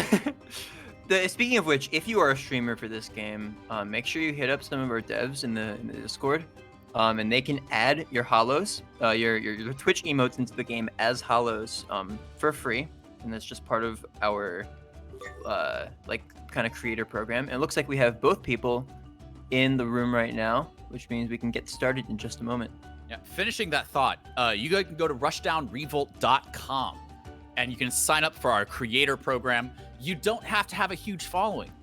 We support all of our streamers, no matter how big or small. We would love to have your emotes in our game.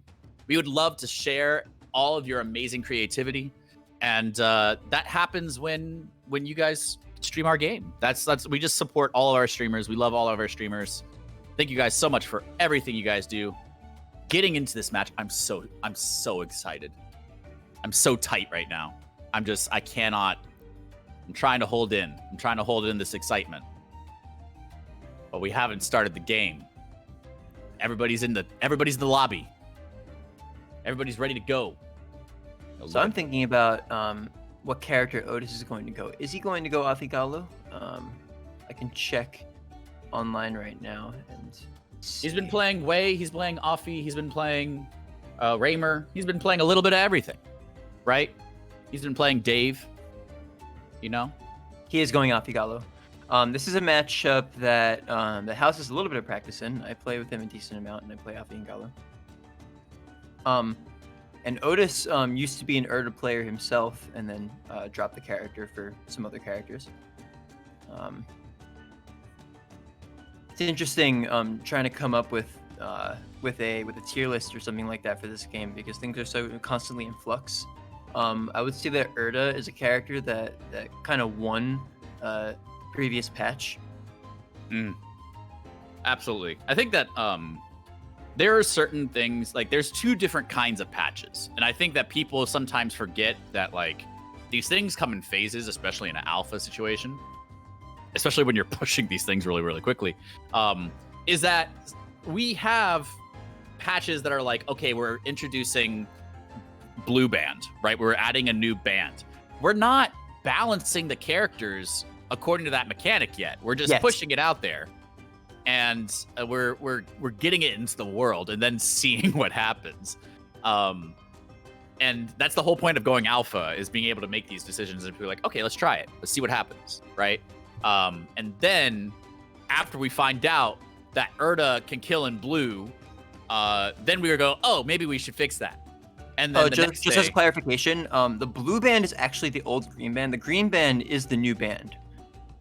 So what we had before was green, orange, red. Now we have blue, green, orange, red. The old green band was moved to blue, and now we have green in the middle. So I believe that I could check right now what the band percentage like equivalents actually are. I mean, for all the nerds in chat, which none of us are nerds, because I would have shoved you in a locker a long time ago. But for the nerds in there, you can go to the Discord and you can see all the patch changes and you can see all the stuff there. If you are super nerdy, if you're really into that stuff, follow us on Twitter, !Twitter. Follow us in Discord, !Discord. And all the patch notes are posted there. All the patch notes are posted on our Twitter. All the patch notes are posted on our Discord. Even though they come out really, really fast, we have our own channel for that. It's really, really easy to follow that. And like us on Facebook. And like us Wishing on Grad Facebook, guys. wants us to let you know to like us on Facebook. For I'm pretty all sure of you 30-year-olds. I'm almost 30, guys. I'm actually almost 30. This is a real life thing. I'll even put it in chat for you guys. I was like, why Exclamation don't we point have a Facebook? I was in our team Discord, and I was like, why don't we have a Facebook? Why isn't Facebook more active? Because in my mind, I think all the good players are on Facebook. Anyway, back to the match. Anyway, If House wins this, I will say, I will take full credit as House's only Afigalu friend. hey, what are you talking about? I resent that statement. I take full offense to that. I can actually talk about this matchup from personal experience, being an Afigalu player. Oh! I would say that those fireballs are a little bit oppressive, but House is showing us that he knows how to get right through them. Otis burning that burst way too early in his stock, and putting House in a really good position. What we'll see a lot from people who aren't super used to the matchup is they're just avoiding the other statue. They're just avoiding the totem. And what Afigalu players will often do is they will...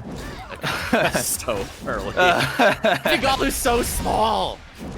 Anyway, one of the things we'll see is people just ignore the statue. And you really shouldn't, because then the Afigalu player will be like, oh, this guy doesn't know how to play this character. Let me just spam projectiles with my totem, which can be done by after any move and while you are in, not whiff flag, but if you're while you're in the animation, you can press B in a direction and have your totem do stuff.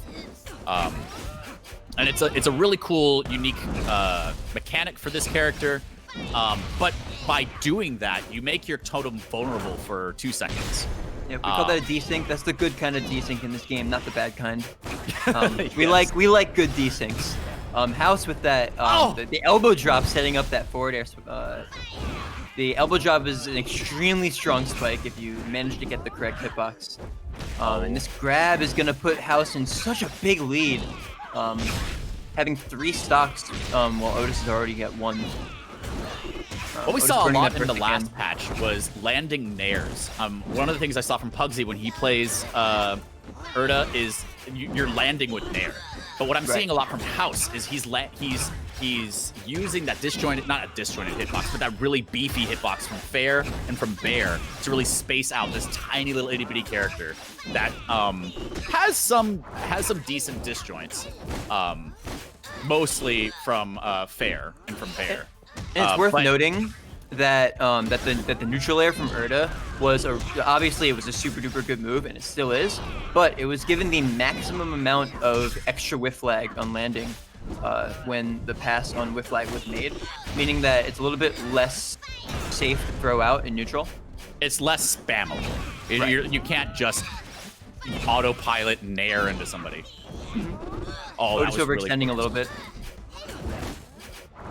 Yeah, this is Otis's last 2 hits of this stock.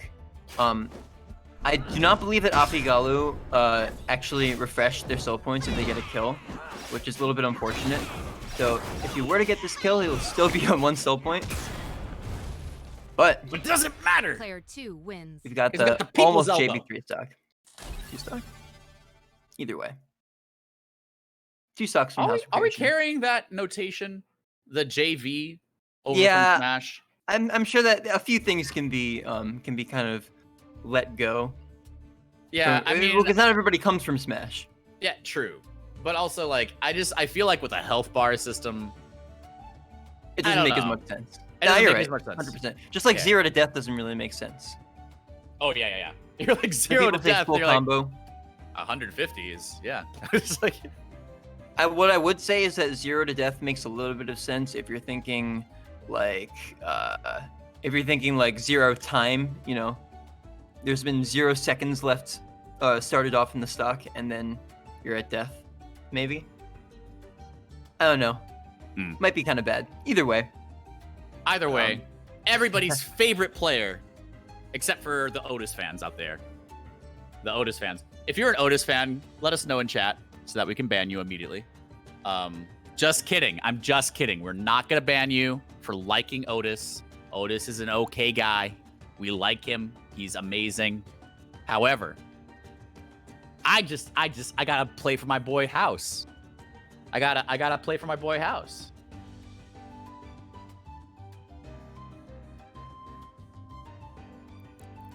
So we are just waiting on the stage for this next game, and it looks like we can get started in a moment. In true Erda secondary faction, I don't know if you guys know this about this game, but Erdas, they're a weird breed of people. 1. 2, if you are down 3, a game 2, in a set fight. against an Erda main, and you have an Erda secondary, the gentleman's agreement, or gentlewoman's agreement, gentleperson's agreement, is that you will do a Erda Ditto, because it is the best Ditto in the game. It's the best mirror in the game. So much fun. So I said Otis used to be an Erda main. It looks like he's putting in some time with this character. Have you ever seen House use this skin? I've never seen this skin from him, but it looks like it's working out. Is this a new skin? I don't play any Erda. This is not new, no. This is the Thundercloud skin. It's been in, not since Icons. It did come out after this game became like Rushdown Revolt with Vortex Rising or something, but it's not new. Okay. Speaking of new skins, we have a new model for Erda that's currently down the pipeline being made by Team Vortex. I'm super excited to see what she's gonna look like. Exalta Erda X. Dude, an Exalted Erda X looks so good. Getting Forward back air to the coming game. out.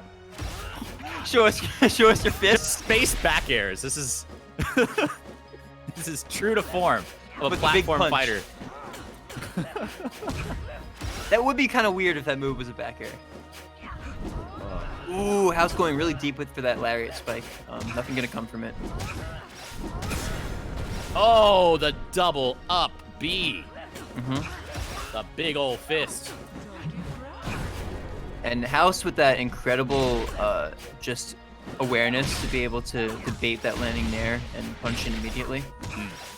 Otis burning his burst really, really early.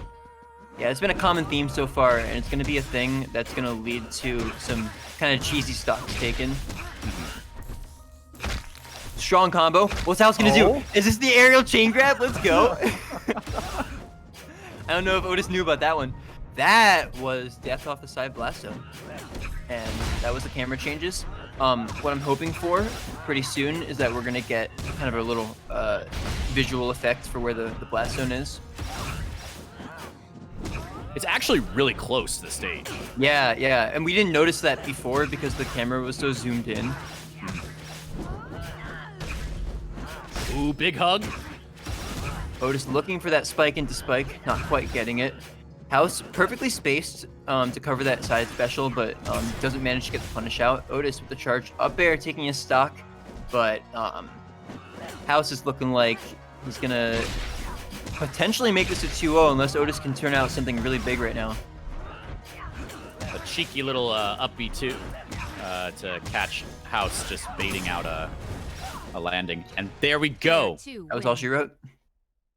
The favorite to win the whole thing takes a 2-0 on our boy Otis. Good stuff to Otis. Good stuff to him. Put up an amazing fight. But it looks like HouseOfCreation, our 10th seed. I was just about to say that. Seed. What a story, man. The 10th seed is in winners finals. Just gonna say, when I was doing the seeding for this tournament, I did advocate for him to be seeded a little bit higher. Just You saying. had him at like 6th. Just saying. You had him at 6th. I am okay. So House is Evil- dope. This is an Arcadian. Seeding means nothing. Okay, Evil and I have very, very different opinions on our philosophies on seeding, right? Evil is much more of a like, okay, this is where this person's ability is at right now, right?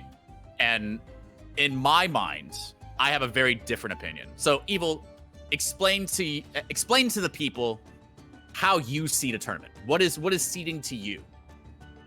So to me, seeding is the projected outcome of the tournament. Given given previous results, given how people have been doing even outside of tournaments recently, I like to take other things into consideration when I'm doing seeding. So not only previous tournament results, not only wins and losses, but also just seeing what's going on outside of tournament, because these are the only tournaments that are happening for this game, and because there's a lot of adjustment and a lot of time and a lot of stuff that's happening in between. That's what I would say. But by the way, it looks like we're gonna be able to do we've got a little automatic DQ over here, which means we're gonna have to get that resolved. But for the time being, that's how I like to do seeding. I like to do it based on projected results, more so than anything else. Yeah, so I have something. I have a very different approach. I believe, and I don't care how good somebody has gotten between tournaments. I think that you need to prove you need a higher seeding by performing in tournament. So people who have unless you are if you never have entered a tournament before, maybe I'll give you a seed that's like mid seed or maybe just outside of top 8 if you're really, really good at the game and you've never entered a tournament before. Because I feel like playing in tournament is such a different paradigm. It's such a different mentality. It's a different set of skills. And yes, you might be very good at the game, but there's so many things that can take into consideration outside of I mean, this is how well I play on quick play, right? So this is why I advocate for numerical based seeding or very objective based seeding. It's is it a perfect system? Absolutely not. But is it a system that actually rewards players for getting better between tournaments? Absolutely. What a great story that House is able to say, yeah, I'm in winners finals now. It's a great, great story. But based on his performance in tournaments before, that's what makes it a great story, right? Not the, you could appreciate the grind. You can appreciate the amount of work he put into getting better and getting good between tournaments. But it's so much more impressive that he was able to beat the 2nd seed, he was beat the 3rd seed, right? Or the 5th, oh sorry, not the 3rd seed, the 6th seed, right? He was able to beat Slops, he beat Otis, right? That's the narrative, right? And he was able to earn that narrative because he grinded it between tournaments. Fair enough. I can agree with you there. Speaking of which, by the way, or not really speaking of which, but we have, we're going to run some losers matches for you. I believe we're going to run 2 losers matches, both losers quarterfinals matches. Yes, so we have Otis and BigBrabdo Otis versus BigBrabdo. And Quaade versus Midrush. Yeah, Brabdo being a story. I haven't seen him in the top of any tournaments. He's been around in this Discord, just playing this game for a very long time. So it's nice to see him in the top 6 of the tournament.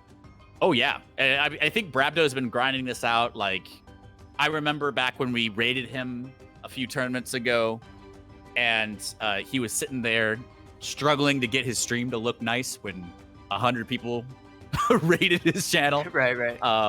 But it was he's grown a lot as a player, as a streamer. So go ahead and give him a follow if you haven't already. But here's the one thing I need to make sure that we do Quaade versus Midrush, because Otis shouldn't be playing right after he lost. But 2, he wanted to. Oh, he wanted to. He's down for it. Yeah. Okay, that's fine. But the big story is that we have a big incentive, and this is what we need. We are in the top 6 right now, right? We're in the top 6 of this tournament. We need to hit 150 viewers. We are at 56 right now, which might seem impossible, but if every person in this stream right now gets 2 of their friends or 2 phone devices to get into our stream, we can have streamed events and streams during closed alpha starting on Monday. That's huge news.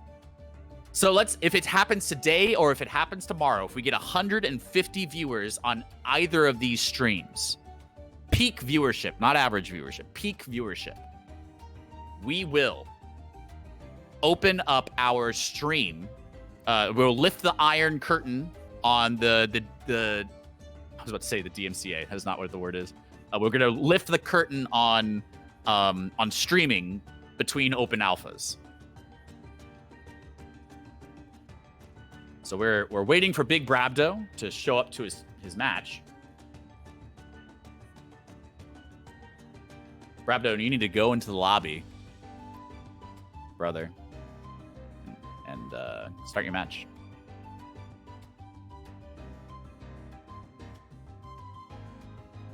The stream lobby, Brabdo. It's the lobby that's called Stream Lobby.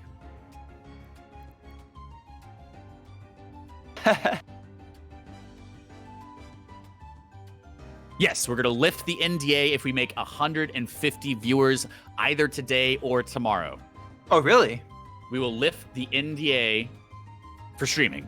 I don't know if the whole NDA is including some other things, but as far as like creating content for this game between open alphas, this is what I was talking about.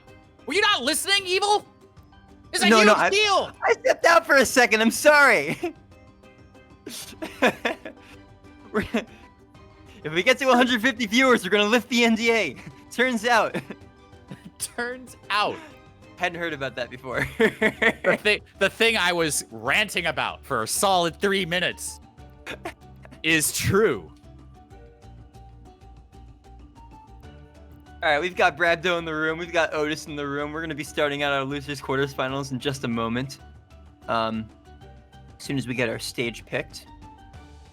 Looks like the stage is going to be Forbidden Shrine. I don't know what people fairly, have against this. I mean, it's. I like this. I will tell you exactly what people have against this stage. The blast zones are a little bit weird.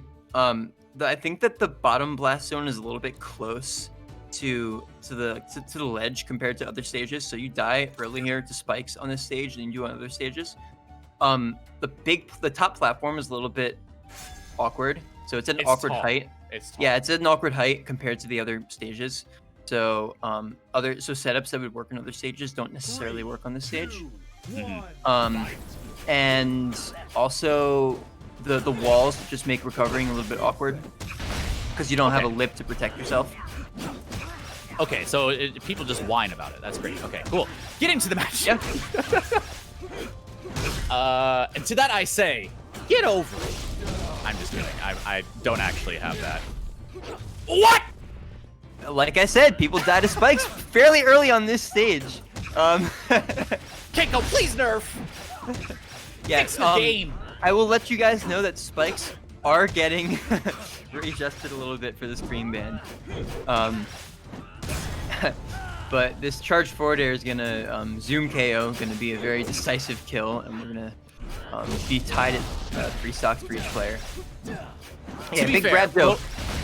What I was gonna say is BigBrabdo, his first stock was taken with that signature up special. He's created an entire persona, an entire meme around the Weishan up special since very early on in this game's lifespan. So it's pretty fun. He's got like a cereal box that's called Oops All Up Specials. Nice. So what were you gonna say before? I'm sorry. Oh, I was saying that that both of these characters have plenty of kill options off the bottom. So it's I would say that like this stage is actually pretty favorable for both characters. Right. So they both have like an on-stage spike, just like that. Just as I was saying it, Otis gets the lariat spike. Urda, the character with the most spikes in the game, like by a massive, huge margin. She has, so she's got down air, back air, lariat, up special throw, like the regular throw, and then also cargo throw downwards. For a grand total of 5 moves that she can use to send you careening downwards towards the blast zone. It's pretty fun. Raptor he was hanging on for dear life. He was pixels away from that blast zone. Brabdo showing us he's got a little bit of fight left in him, but Otis is going to show us what he has to say about that. There's actually quite a bit of whiff lag on this, on missing up B. So you see Otis kind of baiting out Brabdo's. Oh, well. Use one of your soul points, I guess. He missed the ledge and he was like, whoops. Yeah, honestly, doing EX specials during soul points doesn't mean that much. Brabdo finding himself off stage a few times. I'm just not really where he wanted to be, and Whoopsie. an unfortunate way to end that game. A big whoopsie coming from Brabdo. Oh man.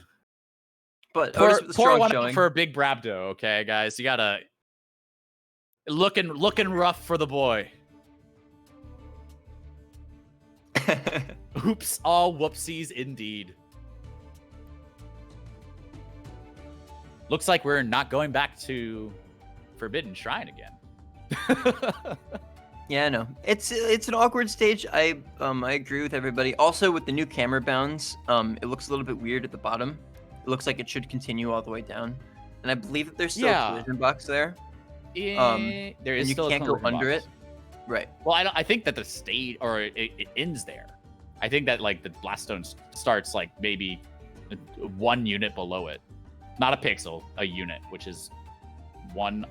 I forgot how we measured units in this game, but it's approximately like 1 offie.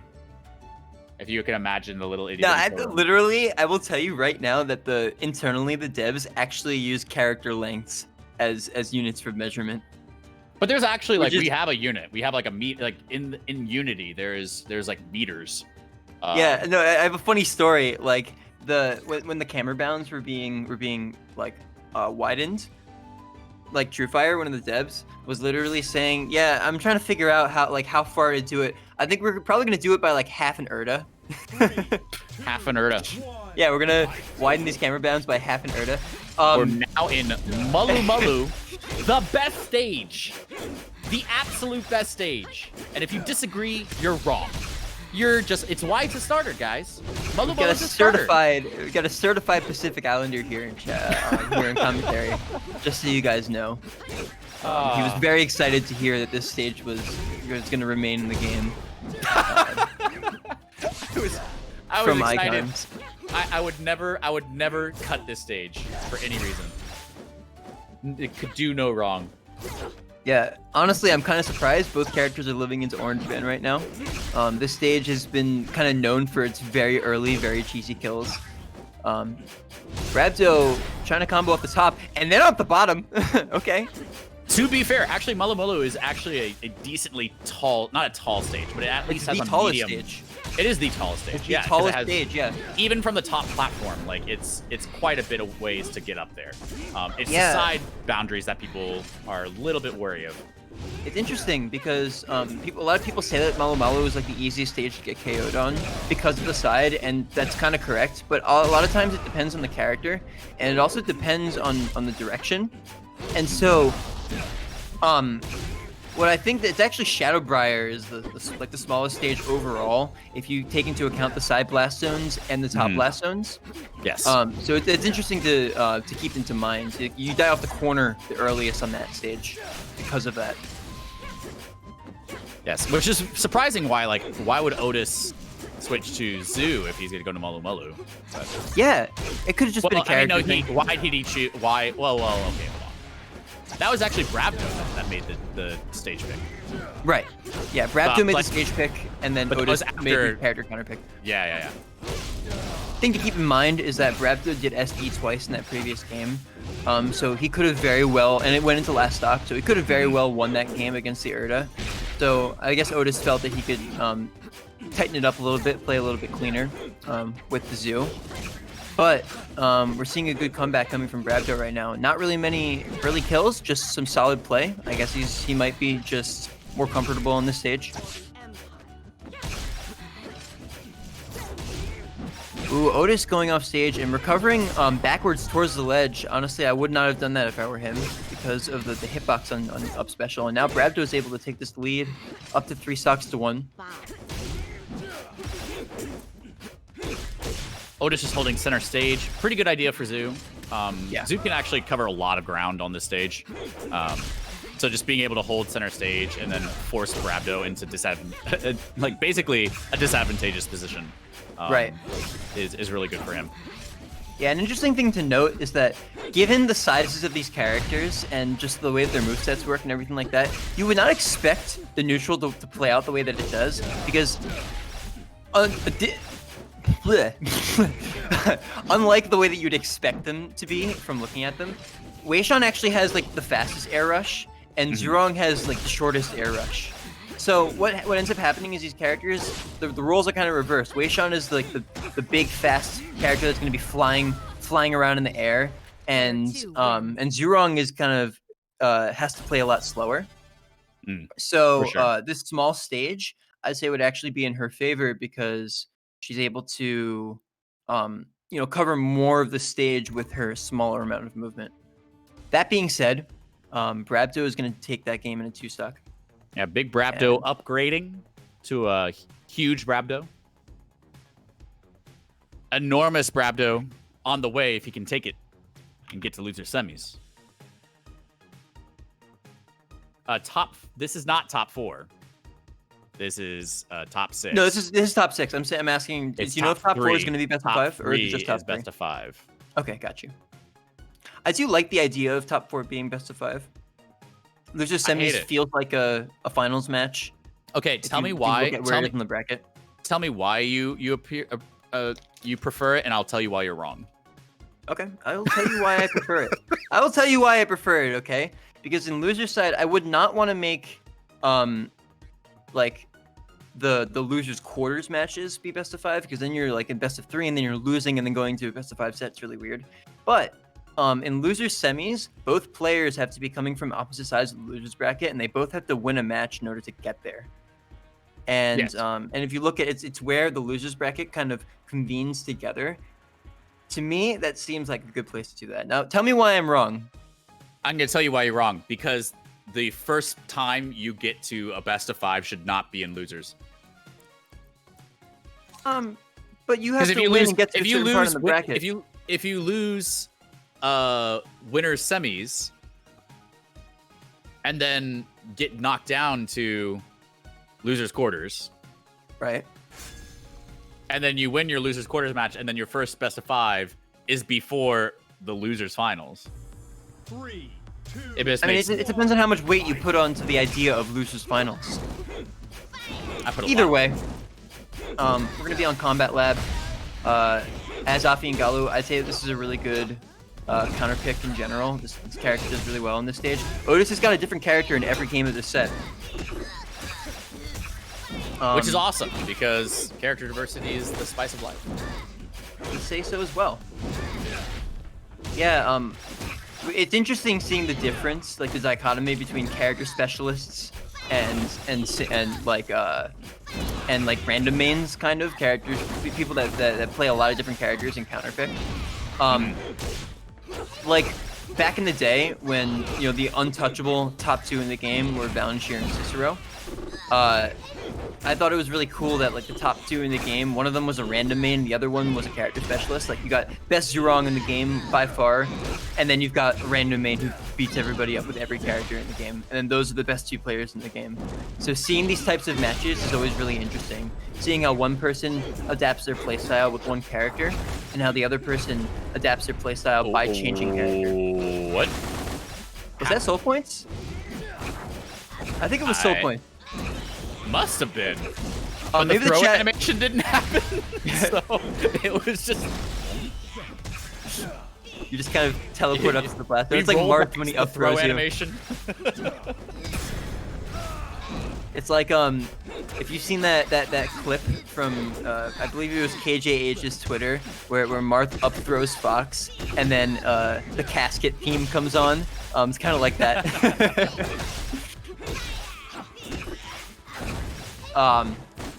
Otis with these falling up airs, putting Brabdo into a bad position, but putting himself in a bad position after that, overturning a little bit. This may end up being the story of the match. Brabdo kind of playing to stage control really well, like the zoner that Wei Shan kind of is. But we're gonna see. Signature up special. Gonna put Otis up in the air. He does manage to get back to neutral. Barely almost getting the hit with the Galu neutral special. Ooh, Brabdo's catches him gonna with the clean up B. Yeah, I like seeing the kind of the added weight that Wei Shan's EX specials have on the game now. Given that originally they took 10 damage, but now when he uses them, Oh. Wow, That's the I Alpha wanted Galley to down say there. something, just like get sat on BigBrabdo, Yeah. but Yeah, no, that's what Wow. happens when you take Falcos down there and turn into Foxes down there. Magic Scrumpy showed us why that was a bad idea. Way a long time ago.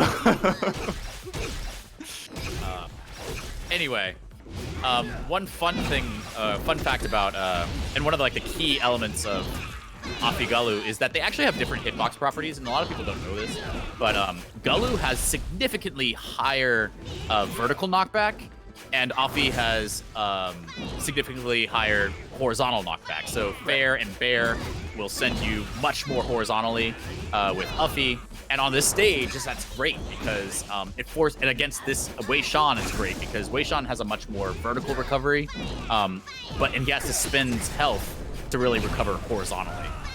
So Wow. that was great choice, great counter pick by Otis, great games to Otis. And that was all she wrote. Take it 2-1. Yeah, that I would say that's kind of a tragic end to this game, or to this set, given that Brabdo was that game was super close all the way up until that third stock, and Otis hitting Brabdo with the quick knockoff stage with the Galu Nair, I believe, into the first hit of blue band being down air. I'm sorry, of green band being down air. Yeah. And you just got annihilated off the bottom, and yeah. That's when you start spamming bursts. You're like, please don't. Yeah, no. The only way that you can actually get out of that down air with burst, you can, is by SDIing so that one of the hits will miss. And if you can get a gap in between two of the multi hits, then you can get a burst out. Same thing goes for Kid Downer and Ezzy Downer, which is the other multi-hit spike. Interestingly enough, all the small characters in this game have multi-hit spikes as their downers. I like it. I'm a big Yeah, fan. Proto saying the new DI makes Kid Downer a little bit sad. Kid Downer is a sad move. I have no sympathy for you. I'm sorry. Because Kid's broken. We have no kids. No, in just this as Downer. top eight, Kid, so. Kid is okay. Kid, I'd say that Kid himself is in a pretty decent spot right now. Just Downer. I don't like that move.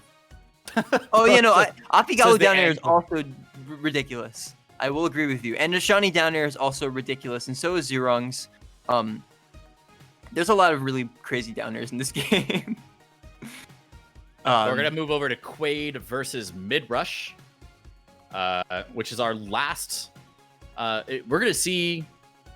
What's so crazy is that House has knocked so many top seeds into losers. We have you're right. third and fourth seed playing in losers quarters, so it's a big win for House.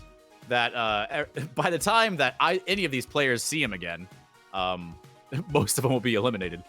So it's good that some of the biggest hitters are being knocked out in top 6. By the way, we see Midrush as a Dave main. Midrush does play Ashani, so this is going to be an Ashani Ditto. Midrush has been playing Ashani for a long time. I believe since before Open Alpha Week 1, he's been around. Just to clarify for all you people in chat, the black figure represents random on the versus screen. It's we just don't know. And we had the idea that wouldn't it be fun if we took this character that's never gonna make it back into the game as our random character, and it was like, oh yeah, let's do that silhouette, and I was like, okay, that's cool. So Dave, sorry for all you Dave fans, probably not gonna be a DLC character. Maybe 3 years from now. I don't know that. But we're now I would love to see Dave as a DLC character. TBH. Maybe 5 DLC characters in. But we got a Nishani Ditto, one of the most electrifying Dittos in the game. Absolutely. Literally, because you see that much electricity. See that? I was going for the pun, and then you explained it. Because you explained it, it's now ruined forever. How dare you? But what if they didn't catch it? I do want to say something that's kind of cool is that you've got Midrush on the yellow-orange-ish color team playing the playing the purple Ashani, and you've got Quaade playing the yellow Ashani on the purple team from player 2. Quade's gonna take that stock with an early down air. Midrush wisely holding on to that burst until he needed it.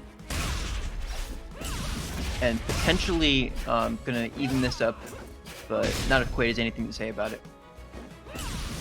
From Quaade a lot is like as to mix up his landings, he uses a side special 2, which is that's the electric thing. Pugsy is quoted saying that that's the worst move in the game. It's like one of the most punishable moves in the game. You can't side special to ledge because you pop up. So actually, that's not necessarily true. You can do it if you drop low, which is really, really good. And yes, you can also delay it. Get dared. Right. Well, no. So you can delay the side special 2 out of the side special 1, and it has a pretty decent ledge grab margin. I will say that at a certain level of play, the side special 2 is completely punishable, and nobody will get hit by it if you're top 5 in the game. However, at the Arcadian level, this move is going to be extremely strong, and it's going to be a really good launcher and a pretty good recovery mix-up. Quaade with the lead right now against Midrush, the higher seeded player. Just barely, I believe. Yes, but like if you're looking at like tournament results, Midrush has done a lot better than Quaade results-wise. Right. So I would have put Midrush a little bit more than one. Not seeding is deceiving right now. Yeah, that's true. I would say Midrush is the better tournament player right now. But no, who knows? Maybe Quaade can win this out. What I can tell you right now is that Quade's in the lead and potentially about to take this stock. But Midrush is stringing together some really good hits right now, trying to close this gap. Quaade with a smart roll in to reset that. Oh my god, did you see that? Oh, the grab, yeah, that was... It looked like a Marth grab. You can, people don't know why that happens. It happens because a lot of moves will have a hurtbox extension. When the move begins, before the hitbox comes out, you can grab their hand. That's going to be all she wrote. Good coverage for Midrush. From Quaade. Oh, from Quaade, sorry.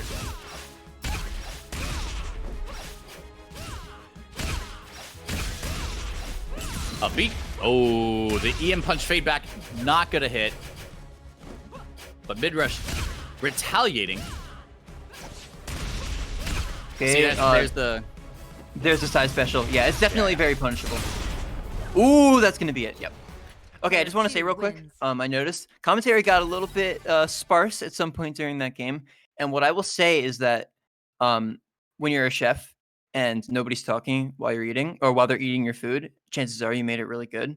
This gameplay has been extremely good, so we've just kind of been watching and enjoying this play. I'm also eating my lunch, so there's a very good chance that my mouth was full of food. So then but it was also very good gameplay. But I would say that analogy was really apt then in that case. Okay. Wait, shh. We got to give Keiko something like some sound bites for him to like just overlay on top of the gameplay, like the really good clips. So we'll just be like, whoa! And then like, oh my god! Like he'll just take those clips and then just like put them on top of really, really good clips where we're just talking about other things. We can give that to Wishing Grab while he's running the stream. He can just he can put it on his soundboard. Oh yeah. And chat, what you can do is can you just like spam like oh my god or wow that up special so that we can take that chat and then overlay it on top of the gameplay. It'd be really, really cool. Yeah, Quaade stringing together some really good hits, taking Midrush to the end of his green band. Let's see if he can turn this into a what do you call it, a full combo? It's not not a zero to hack death. combo. It's not a 0 to death. What are we gonna call it? Who knows? Either way, that's not what it is because Midrush did get some hits in. I like the bait from Quaade there. Midrush does manage to get the stage, but he's sitting there in a heavy disadvantageous position. Speaking of disadvantageous positions, that Nair is gonna send. He was trying to punish that side special too. Yeah. Shiny Nair is not the greatest move in the game. Definitely useful.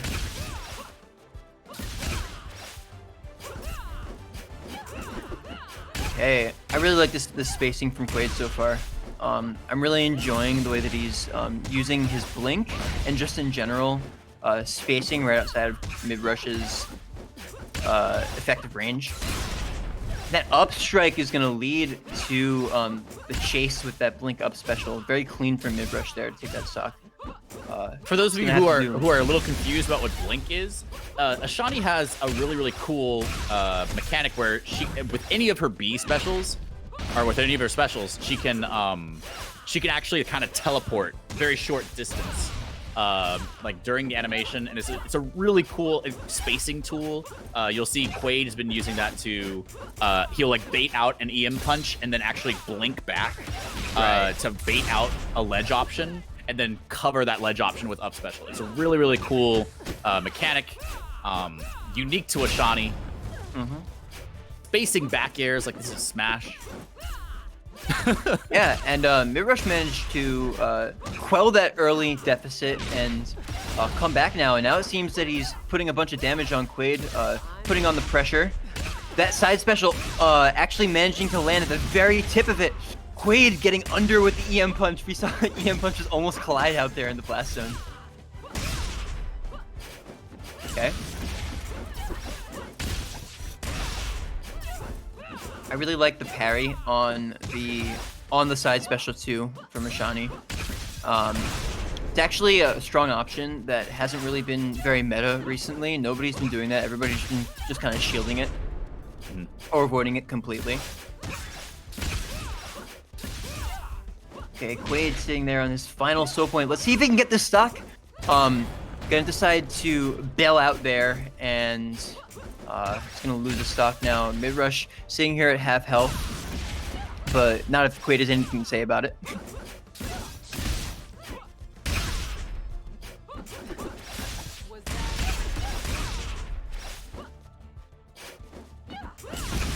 Yeah.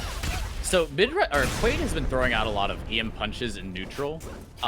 It's less punishable than other similar punches in other platform fighters, but it's still very punishable. And I think that it's gonna actually maybe cost him a game. I'm gonna call it right now. I think that Quaade might lose a stock or two to some of these EM punches. Yeah. But for the time being, we do see a fairly even game so far, coming down to this last stock. Quade's going to take the stage and overextend a little bit on his edge guard, which gives Quaade a chance to come back on this. A turnaround EM punch. I'm not sure that he meant to do that. Ooh, Quaade barely survives there. Where'd the stage go? Yeah, the camera was... Oh yeah, there's just no more stage. The stage doesn't exist anymore. Both players in red band right now. Midrush all the way out to the corner with some incredible DI. Let's see if Quaade can finish this out. Overextends, takes center stage. You could do some crazy kind of doubling back in this game because not a lot of moves have too much lag up in the air. In game? Quaade feeling really nervous there, throwing out that parry. We're getting a lot of up special from the side, or from the center of the stage. Player Right center there. of the stage. Up special. Gonna take it at in game. Wow. Quaade. Taken game 2. Midrush sharing his frustration. He was trying to say something else and then switched to damn it. Yeah, it was very close. It was a very close I believe game. that was 2-0 from Quaade. Oh no, was that game 3? No, it was 2-0. Yeah, it was 2-0. All right. 2-0 to Quaade. with the upset, we're gonna head over to winners now. And we have the first seed, definitely the favorite to win the tournament, in my opinion, coming from the beginning. And then we have the favorite, and then we have the favorite. Okay. We have the people's champion. This is where I would hit my my stream deck, where we would have John Cena music playing. I'll do it for you. Okay? Yeah, okay, thank you. Okay, give me the John Cena. You got it. You got to play the trumpets. Ready? If you want me to do it, I can do it. No, that's what I'm asking you to do right now. That's what it is. It's a bit. It's a bit. Okay, you have to play the bit. And I press it. And his name is John Cena.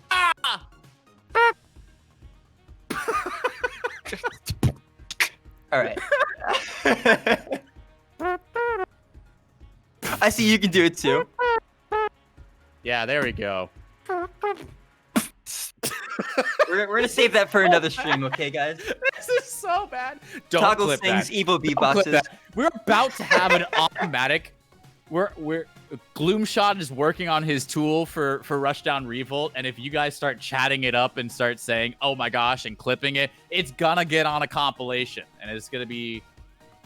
I honestly thought you guys were about to do that epic sax guy meme from the early 2010s. Oh man, House of Creation. This is a best of 5 between Paikor and House of Creation. I don't know about you guys, but my money is on House. I definitely subbed to him. I mean, so my money is literally on him. I mean, I'm putting $100 down on this tournament, so it's my money is literally on anybody who gets top 3, which includes House, actually, and Paikor. And Paikor, but like, you know, my money is on House. So to get to this point, House of Creation did have to upset another Zerong player in slops. So I definitely say that I would say that he's warmed up for this matchup, but it's actually been about an hour since the last match that both these players played. I think that House has been warming up with Dutchless, actually. So we'll see if House can. Yeah, House is the new favorite. That's 100%. That is 100 right there. That is a mood. That is a feeling. House. Actually, House, if you're in chat, you need to get in this lobby. I know it's sometimes hard for some people, but it's the one that says stream lobby. That is the one that you need to be in. I mean, if you haven't there already, are streams happening. Streams happening. I wonder. I think Paikor is actually streaming his run right now. By the way, follow Paikor. He streams his game pretty regularly. He streams at the EU hours. So if any of you European fans out there looking for somebody to watch, Paikor is definitely the guy for you. Cares about Paikor? Follow this stream right here. Just kidding. We all love Paikor. But you got to be following this stream. If you're not following right now, you need to be following right now. If you have a Twitch Prime that you haven't spent this month, we would really appreciate it if you could give it right here. We also have some really cute little notifications when you do. When you do follow and when you do sub, we got a little notification that lets us know that we appreciate you. Yeah? And if you haven't already done so, hit exclamation point Twitter, hit exclamation point Facebook, hit exclamation point Discord in the chat. Join our Discord, follow us on Facebook, follow us on Twitter. Do all the stuff. Exclamation point stuff. That should be a command. If we haven't already, do so right now. If we reach 150 viewers either today or tomorrow, we will put down the stream ban during closed alpha. That is a huge deal. I can honestly see it happening for tomorrow. SSTJ's Throwdown, $250 pot up in there. SSTJ has been extremely generous tournament organizer for us. Also a great commentator. It was great to have him for the first block of this tournament. Yeah, and it's really cool. Like SSTJ, really big fan of his content. He puts out a lot of really good content. Lego, incredible speedrunner. I believe, did he win the last speedrunning event? I think. I know he was up there. No, not Wish. No, Wishingrad did get the world record. He has it right now, but it was afterwards. Oh, okay. I actually don't know who won the speedrun event. Not off the top of my head. Maybe chat can let us know. STSTJ So it was the winner. We got information from the streamer man himself, Wishingrad, defeatedly saying he lost. the streamer. He might have. Yeah. So Wishingrad's telling us he got last place in both of the speedrun trials. However, managed to get the world record at some point afterwards. For both of them. And he currently does hold the Raymer world record. Looks like our competitors are ready. They have logged in. They have locked in their characters. We're going to go to Combat Lab. Combat Lab. Zurong versus Erda. Let us know in the chat. I'm going to put a poll up. I'm going to say, new poll. Who you want to win? Is it going to be our boy House? Or #1 seed, Paikor? The favorite or the favorite? I said who you want to win. Yeah, Who the you gonna favorite win? or the favorite? You're the favorite House or the favorite Paikor? Let's go. Going right into it. House right off the bat showing us some of that tech. If anybody doesn't know, you can actually slide off the edge of a platform with a rush and get some really, really nice momentum. Right off the bat, we see the neutral on the stage ends up being kind of interesting because the platform can sometimes draw interaction towards the edge of the stage, but center stage becomes a really good respite. Paikor showing us his strong punish game so far. Say respite? Yeah. It's respite. Are you serious? It's respite. Okay. I'm gonna look at my wife, who has the communications and English degree. It's respite. Talk about She here. is Talk about here. nodding Yelling at vigorously. everybody for all of the. Anyway, first stock has not been taken yet. As I say that, commentator's curse. Paikor is gonna take that stock. Sitting in green band, kind of pretty, you could say, but Erda has shown that she is the character most likely to take a stock in green band. That's her kind of yearbook superlative. Superlative. I'm sorry. Shut up. Superlative. Did you just say superlative? Yes, our superlative. I respite. corrected myself, sir. We are now down 2 stocks. You know what it is? We're not talking about the match. That is why House is down. We got to talk about our boy House. Super jump up air. Spacing these fares and bears impeccably. But Paikor doing some wave dash backs. He's waving himself away. He knows what House wants to do. But House is going to clap back anyway with that nice up air. We got nice up airs. We got nice back airs. We got nice back Got airs. a lot We of got nice nice forward back airs. House slowing down the pacing by escaping a little bit. Telling Immediately Paikor, no, sir. Oh, making him burn his burst right there in green band. Yeah, I mean, Erda will do that to you. She is such a scary character. And the... Ooh, I like the coverage from Paikor, but he's gonna manage to get caught from that grab. And very consistent combo into up air. We're gonna see that a lot. Potentially the most consistent kill move in the game, Zurong's up air, given the confirms that she has into it from down air, from forward strike, from up strike. Yeah, and just super incredible, just really good move in general. That forward air is barely gonna losing. Barely. I think that if we could look at the DI, which you can look at the DI in this game. Yeah, and I honestly really like that. I think it's really cool. I think we're actually going to end up seeing an update to that DI marker pretty soon. Yes, Given a lot of petitioning to Keiko. Well, this is last stock. Anybody can take it here. Yeah, House bringing it back. last stock situation. Early burst from actually not an early burst. That No, was no, actually not that was a perfect burst because our boy House knows when to use burst. But Player one unfortunately, wins. Paikor taking game 1. But this is a best of 5, Man guys. said unfortunately. This is a best of Really? This Really? is unfortunate because our boy House chat is screaming House, House, House, House, House. It's a crowd noise everywhere. All the thousands of people watching this game right now. We're going to get it. Okay? House is going to bring it back.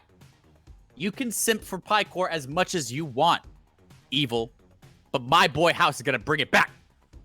I didn't say I was simping for Paikor. I just said that he was the favorite. Given the numbers, I like the numbers, okay? I like the numbers. Given the numbers, Paikor's the favorite. House becoming heel in chat right now. He's saying he's Johnin real quick. He's like, you know what? I got 5 kill zooms in there. Nothing happened. He's teleporting all over the place because he's European. HouseOfCreation. This is how good this game's netcode is, guys. We're in winners finals of an amateur tournament where we have a guy literally in Europe and a guy literally in West Coast. And they're still able to play with only one person complaining. It's really that is the pinnacle of good stuff. Only one person complaining. Only one real person is complaining. You know, it's really good. Real quick. Wishingrad has given us a word to pronounce. I'm gonna put it in chat right now. I want you to pronounce this. You know that's spelled Pneumo Mono Ultra Micro. Pneumo Mono Ultra Microscopic Pixelovoc. Covolcanic. No, kidding. Covolconoconoisis. Which, if you guys don't know, that translates to House is gonna win this, guys. House is gonna come back. House is gonna take this. Hey guys, it's Pneumona Ultramicroscopic Silicovolcaniconiosis. That's great. Wishingrad trying to flex on us on stream, but guess what? Nobody heard that. So everybody knows. Did the stream hear that? No, they didn't. They did not. All right. No, they did not. Shut up. Shh. I'm gonna give it my. Toggle is right now. I'm gonna give it my try. All right, you ready? Toggle's going to. He's bringing this prophecy into fruition where House wins winners finals. Maybe I don't know, with some evil interruptions. Maybe with some Wishingrad haters out there that might think the #1 seed might win this. I don't know, but I think House is gonna take it back. I think House. Pneumono ultramicroscopic silicovolcanoconiosis. Damn, Wish, you can do that pretty quick. All right. Either way, we're gonna be moving on to game 2 very shortly, I believe. Barring some technical difficulties. Yep, we're gonna be starting. Taking it to Cryo Station. If you guys don't know, Cryo Station is Erda's home stage as of right now. So I know as of Icons it was. Is it actually her home stage? In this game's current lore? Does this game have current lore? It does have current lore. It is in the lore document in Team Vortex. It's super secret right now because we're still in alpha. We're still figuring it out. But what we do have for you is great gameplay. Lead against Paikor. Good counter picks it. Oh, and a little whiff of a dare, but that's okay. Paikor responding. Dare was gonna absolutely annihilate that stock. I just want you guys to know, if any of those moves land, House is running away with this. If House can win, or if House can hit, oh my god. If House can hit his opponent, he'll win. That's how sure of this I am. Dude, I'm loving these super jump lariats. Just invading space. Paikor with the burst. Saving his stock. Paikor showing us that that up air from Zhurong. If she manages to catch you like really close, like or really far up in the front of the move, it's so scary because it pulls kind of behind her and it'll set up for that reverse up special. Oh, the trade! This is so close. This is so close. In game on stock 1 with the down throw, and then House just dies. I cannot wait for those down throws to kill tombs. I will advocate for that for the until the end of time. You want to see that happen. Ooh, I really like the way that House is dealing with those side specials from Zhurong. That's a move that kind of it seems to be a little bit of a noob stomper slash like skill check. If you're at the range, the max range of Zhurong's side special, a lot of times she'll just try to stuff you out by throwing it out. But you can stuff that move out pretty well because she makes it to her destination before the hitbox. So Paikor gonna hold center stage, not gonna be baited out to that platform. Paikor actually playing really smart on the stage, center stage. He's gonna allow the platforms to force House to land on a platform and then retaliate with an up air or a back air or forward air to start off one of these combos or to steal out of stock. Wow, that was a really early stock from Paikor. Yeah, just a clean stock in general. He was able to convert a combo into one of those up special edge guards. That move. Oh, I was waiting to kill. Oh, let's go. Let's go, House. Tell him how it's done. Talk to him. I was gonna say Sorry, the Zhurong up special, as I said before, was nerfed recently, but turns out to still be an incredibly strong edgeguard move. House throwing out these forward airs, almost connecting with that, but Paikor is gonna come out with that edgeguard. I'm sorry, that anti-air. Trying to be a little bit fancy and end the stock with a blue shine, and gonna clean it up pretty cleanly. It's okay. It's multi-game conditioning. Multi-game conditioning. We're getting some multi-game. This is high-level 5-head stuff going on right now, guys. Go on. House is letting Paikor fall into this stupor of, I got this. And that's how House is going to bring it back with a reverse 3-0. I will bet $100 on a prize pool that House is going to bring it back with a 3-0. I would certainly like to see a reverse 30 out here, or at least a game 5, because all 5 game sets are really fun when they get to game 5, I'd say. The only way... I'm trying so hard, guys. You know what, guys? House is going to bring this back. If we can get 150 viewers in here, House lives. He lives for the love of the people. He is the people's champion right now, guys. He can only win this if you get your mom to get your dad, get your sister, get your brother, get your niece, get your nephew on this stream right now. That is the only way House can win this. Don't let House down. You gotta bring all these people in.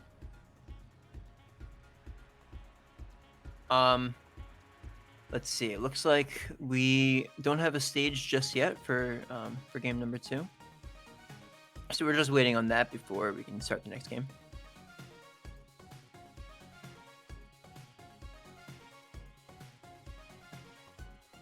Paikor's the heel right now. Paikor with that champions, that second place champions WWE. He's the international champion right now. We all know the international champion is like the champion's belt that nobody really wants, but you know, the up and coming champion always has that, you know? So Paikor sitting there with his international champion across his waist. House of Creation, the Stone Cold Steve Austin.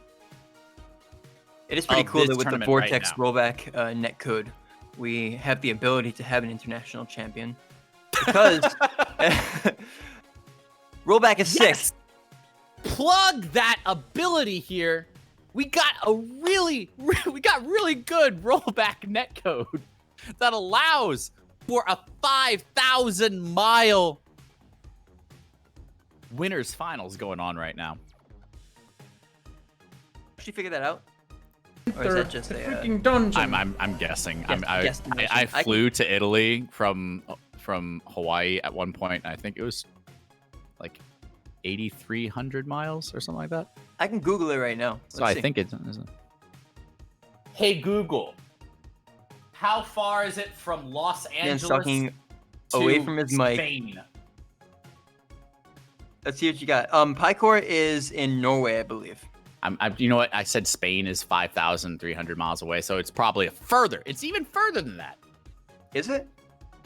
Let's find out. Us Americans were really, really bad at geography. Yeah, you Americans. Here I am in beautiful Hawaii with my perfect world geography. Looks like we're gonna go back to Cryo Station. Just kidding. We're going to Shadowbriar. Let's go. Same thing. It's not. Same thing, but it's completely different. We're gonna get some doo doo doo doo doo. No, that's the Sovereign Peak. I'm so Wrong sorry. song. That is not Wrong what we're song. doing. Wrong song. No, but we do have actually the song that's playing right now is the song that we're gonna get on Cryo Station. If anybody wants any background for this song, We're going Shadowbriar. we're on Cryo Station. Fight. This is the wrong stage. Looks like the guys are playing it out. I think we're on Cryo Station. This is the wrong stage. I don't think so. I'm looking at the Smash GG right now. And it We're says on they Cryo chose Station, guys. Shadowbriar. We're playing it out. We're on Cryo Station. There's a cool backstory to this song. This song was originally composed for Cargo, which was the original flat stage that we now have branded to Sovereign Peak. So this song kind of went to the wayside. It was not assigned to any stage for a while, and at that time, the Cryo Station had What's the exact What's same- that? What's that? What's that? It looks like that we did have an imperfect TO decision going on right now. We were supposed to go to Shadowbriar, but House's counterpick is not going through. But can House bring it back? That's the narrative of the time. Everything is going against House right now. He's down 2-0. Even the TO is trying to sabotage the great comeback of House of Creation right now. Cards are stacked against him. We gotta give that what is it called? The something bomb. The spirit bomb. The spirit bomb of the people. We all gotta put our hands into the air right now. Give House your energy right now. House of Energy. House of Creation. energy. Right here. Going for that super strong charged up air. The platform's gonna interrupt that combo. We are super even right now. Looks like some adjustment has been made. That back air hitting from way downtown, and it won't net House much except for a burnt burst from Paikor. Okay, I really like the patient Zoom play. out like that. It makes you look really small. I mean, she is.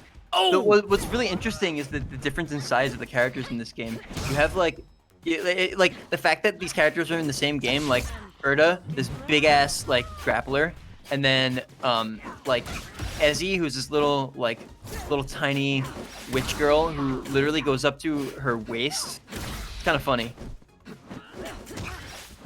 And then in between you've got little skinny Zurong. Yeah. So now we are. I'm gonna end that bit right now, and we're down to 2 stocks each. Sorry, I was just preparing the narrative going on right now. Wishingrad, the Vince McMahon of this tournament right now, trying to stuff it out for our boy, the Stone Cold Steve Austin. Look at this. Stone Cold with the knee in the air, gonna bring it back. He's gonna win this, even though he didn't get the stage he picked. House going out here, attempting to finish or to continue that combo with a backbreaker. It doesn't land, but this man is now lapped by Paikor and is up an entire stock. That's supercharged forward air, almost going right there. Is Paikor getting flustered? Paikor getting flustered because Stone Cold House of Creation bringing it back because he's got the stock lead. He's in the orange, Right he's there. in the red on a last stock situation. Wow. With the back air Player to 2 seal it wins. out. Even though Vince of Wishengrad trying to make all these wrestling. I just want to say it was Daniel and not Wishengrad. Oh, it was Daniel. It was Daniel's fault. But all the people trying to stack it up against House. And House still winning it. House still winning it. I believe in House of Creation. I would love to see a game 5 here. Yeah, I know. Paikor. I know it was supposed to be Shadowbriar. We were talking about it the whole goddamn time. We were As talking he about says, it. In Shadowbriar, you'd all be plant food. So it's a good thing that we didn't go to Shadowbriar because then, you know, everybody would be plant food. Because everybody would be plant food. It would be a really boring game. But we knew it was supposed to be Shadowbriar. We knew that was House of Creation's counterpick. Paikor, stop being wholesome. We need the narrative. But he played it out like a god. Let's go, House of Creation. Look at that. Yeah, We're no. already at 61 viewers and an increase from the last game. Coincidence? I think not. I can't believe you finished that. I think that House of Creation, he thrives on the energy of the people. If we could get to 100 viewers by the end of this tournament, I guarantee that House will win this set. All right. So it looks like we're choosing the next game right out here. I'm so sorry. I'm a little loopy right now. I just had the best hot dog of my life.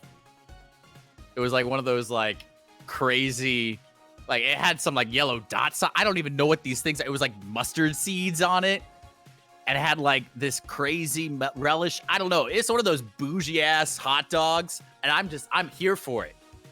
Hot dog places in Hawaii. Hot dog places in Hawaii right now are popping off, giving House of Creation the energy he needs. Like, I Let's thought look the at this. spam was the only meat that you guys had. We're going to Sovereign Peak. If you don't pick Sovereign Peak right now, I'm going to be so angry. Sovereign Peak. Brother, if you choose he shows Platform Alpha, he shows Combat Lab. You guys can't see the meddling that Vince McMahon, aka Daniel, is trying to do in the background. All right, so House of Creation actually likes to call this stage Pogger's Peak. He enjoys playing on it. He thinks it's a really good stage for Urda. It's very, very large.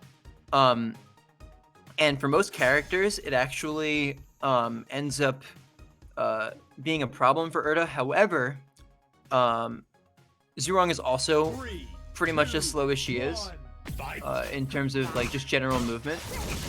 So, it really just comes down to punish game on this stage. Everybody can get some really crazy juggles without any platforms to get in their way. The double down air. I like it. Look at that flex! Flex him on! Flex on him. I'm so sorry. Flex on him! You want the loud commentary? You want the people to hype him up? Because we're on Sovereign Peak and there's a billion light Pogger's years. Peak. Pogger's Peak. Pogger's Please Peak. call it what it's called. Pogger's Peak.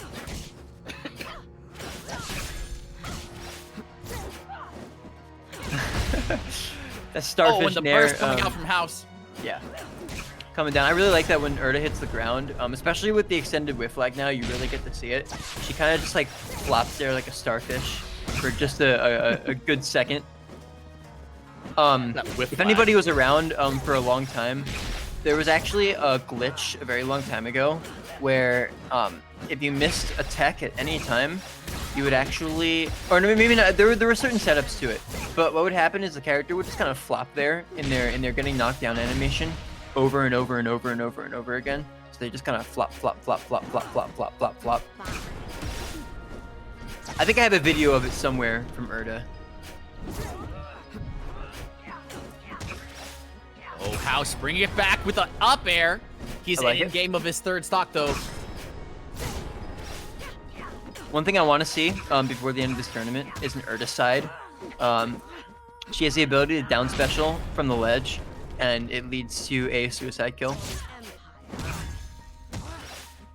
A charge down air coming down, 17 damage from that. This is far from undoable for HouseOfCreation. And like I said right there, that was just the very beginning of Orange Band. And so that forward air was guaranteed to KO right there. Is this going to be the comeback that this man needs? Find out in the next episode of DBZ Zero Defense Fighters. Arcadian. People like to compare this game to DBZ, which honestly, but not fighters though. I feel like it's like actual anime.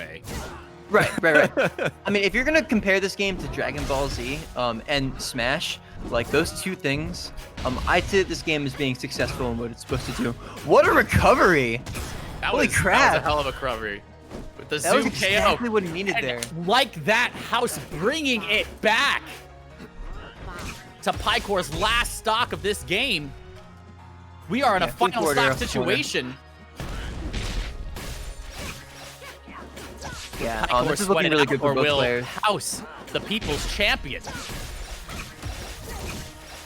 bring it to a game 5. So Paikor out here with his early combos. Is this gonna be it? Oh my god. House using his burst up in the corner. I'm sorry, up in the top blast zone. He's on his last leg right now. No more second chances. He's gonna have a perfect stock right now to win this game, bring it to game 5. Channeling my inner Ryan Yags right now. But just like that, Paikor takes game 4. Game 4? Game 5. Yeah, no, it was game 4. It was game 4. I'd say game 4. It felt really close though. I'd say that like if House Creation's gonna have to take it from losers if he wants to make that run back. Yeah, and I think that if House makes it back to grand finals, then he absolutely has the chance to do that. I really hope so. I want to see more of this amazing Erda play, but until then, we're gonna have to go back to losers semis where we have Otis and Quaade waiting for us. Otis, the multi-character specialist, versus Quaade, the Ashani. Yeah, just so everybody knows, this is a best of 3 set. And I am really excited for this. Otis coming out with some really close sets. In his last set against BigBrabdo, it was a clutch Opigalu down air to take a stock and run away with that momentum in the 3rd game. And in Quaade, with 2 very close games against Midrush, taking both of them in 2-0 fashion. So now, Interesting to note, though, is that House actually sent Otis to losers. So if Otis does edge this out, he will have to play somebody in a best of 5 that he lost 2-0 to in winners. And then we have who sent Quaade to losers? That would be Paikor. So both of these players sent to losers from the first from our winners finals players. So it'll be very interesting to see how this plays out. yeah, like I said before, I'm really excited. We're just waiting on our starter stage right now so that we can get started. I'm actually gonna go and run get some water real quick. So Which hold leaves down the fort for me to please. tell you guys about all of the amazing things you can do right now. If you're watching our stream, first of all, thank you so much for tuning in to Rushdown Revolt. Second thing is the big announcement. If we can get to 150 viewers either today or tomorrow, we will open the stream ban on our closed alpha, which starts on Monday. So we have open alpha until the end of Sunday. Check out !Steam to download the game, try it out for yourself if you haven't already. Make sure to follow us on Twitter. And if you want to get those viewers up, go to our Twitter. Retweet our tweets, our announcement tweets about this tournament. Let the people know that there's a really cool game that you can try out yourself and see this amazing gameplay. You can follow us on Facebook, !Facebook. Check out our Discord. There's a lot of friendly people in there to help you get better at this game and to find out more about the events and the patches that are happening right now in this amazing alpha period. !Discord, !Twitter, !Facebook. If you want to find out about more tournaments that are going on, you can still register for the SSTJ tournament, which is an open tournament tomorrow at 4 p.m. Eastern Time. You can go to smash.gg/SSTJ or !Tournaments to find a link to all upcoming tournaments, whether they're hosted by us or not on Smash GG. We also have other things. Oh, you can also sub. If you haven't already, we have some amazing sub emotes. Please subscribe.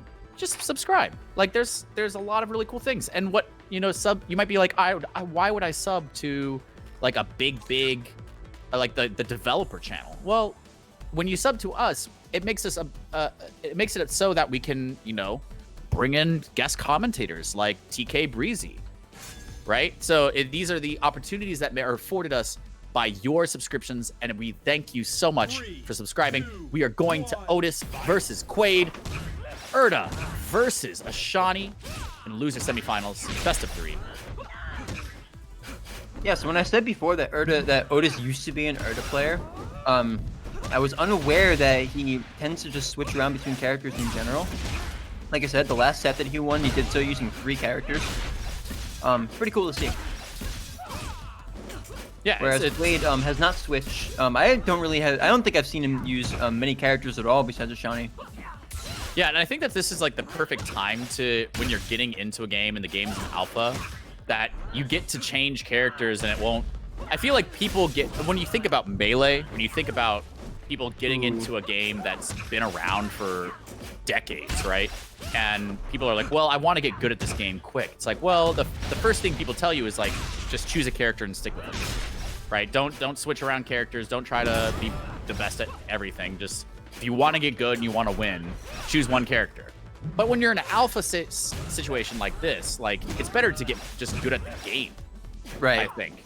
And the other thing is that this game, in particular, the combo system makes it such, and the movement system and everything like that, makes it such that you can kind of pick up many characters and play similarly well with all of them, because it's not that hard, The game itself is really simple to pick up, and characters are really simple to pick up.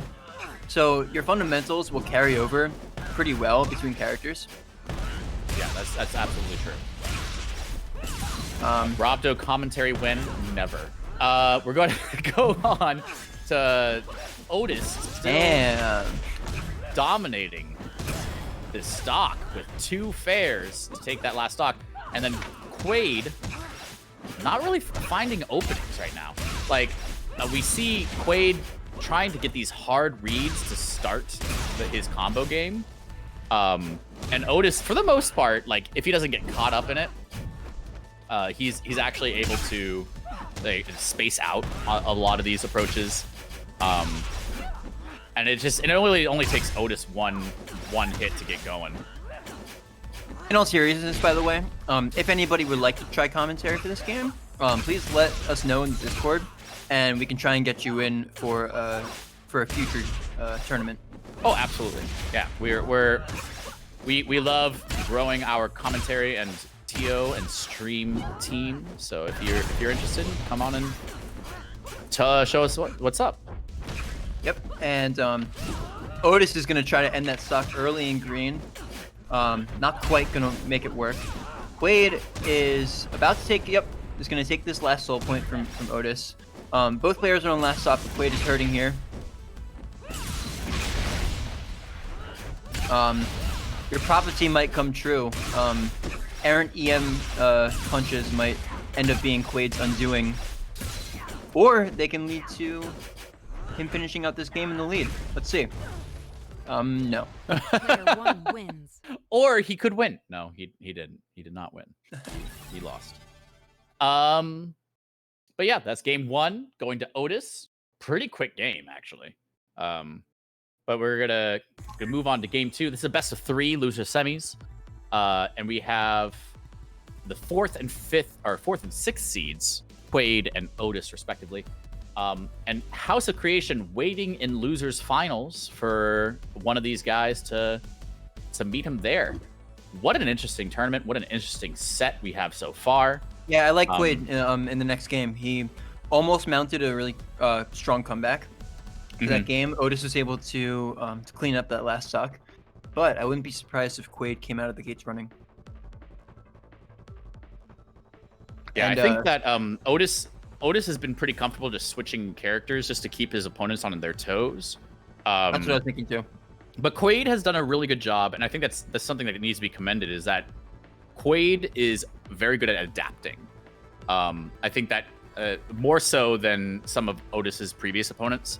So you might get into the discussion is like, if you're a multi-character specialist, do you switch between games even when you win?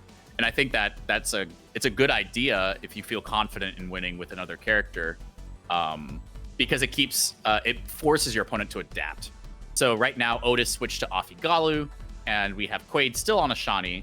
But I think that Quade's strength is that he's able to adapt pretty quickly to his opponent. So even though Otis is going to be switching characters, I think that it only takes Quaade a couple of stocks to really get a handle on what Otis's game plan is with this character.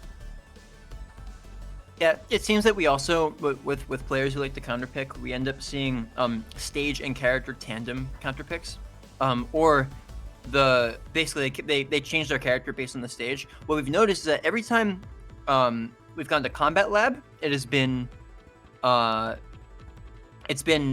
like alongside Afi and Galu from Otis. So we're going to be going to Combat Lab right now, and Otis is playing Afi and Galu. So that's pretty much exactly what I expected would happen. It's a pretty popular counterpick stage for players who play that character, so I'm not surprised. I think the reason... What did you say? They're going to Alpha. They're going to Platform Alpha. Oh, Platform Alpha. Okay. Yeah, look at the Smash GG guys. Our heel of a Tio, Daniel, is sabotaging the tournament once again. Admin permissions. Add admin. Wishengrad. There we go. You are now an admin. Congratulations. You can now watch things happen. And you don't have to wait for somebody else to give you the thing. You can also just make other people lobby host, which is something I begged for because I did not want to choose stages. That's honestly not that bad of an idea. But here we are going to this Otis game. Exploding with some fire. With fire, actually. That was the most oppressive first 5 seconds I've seen an Afigalo ever do. Especially in tournament. Yeah, no, and this is exactly what you end up seeing with character switches. Otis pretty much doing exactly what he wants to be doing with this character change. Despite winning the first game, keeping his opponent on his toes, like Taco said before, and I would say that Quaade is more on his heels right now than his toes. Way down on the second stock. Wow. Corner. This man, we can see from the DI indicator that this man is holding hard out. Yeah. Yeah, this is looking like it may end up being a wash if Quaade can't tighten it up and finish the stock right now. Not quite. Where were you for the Afigalo Weir tournament? Oh, he was there. Otis? Was Otis in the Afi Galu Weird tournament?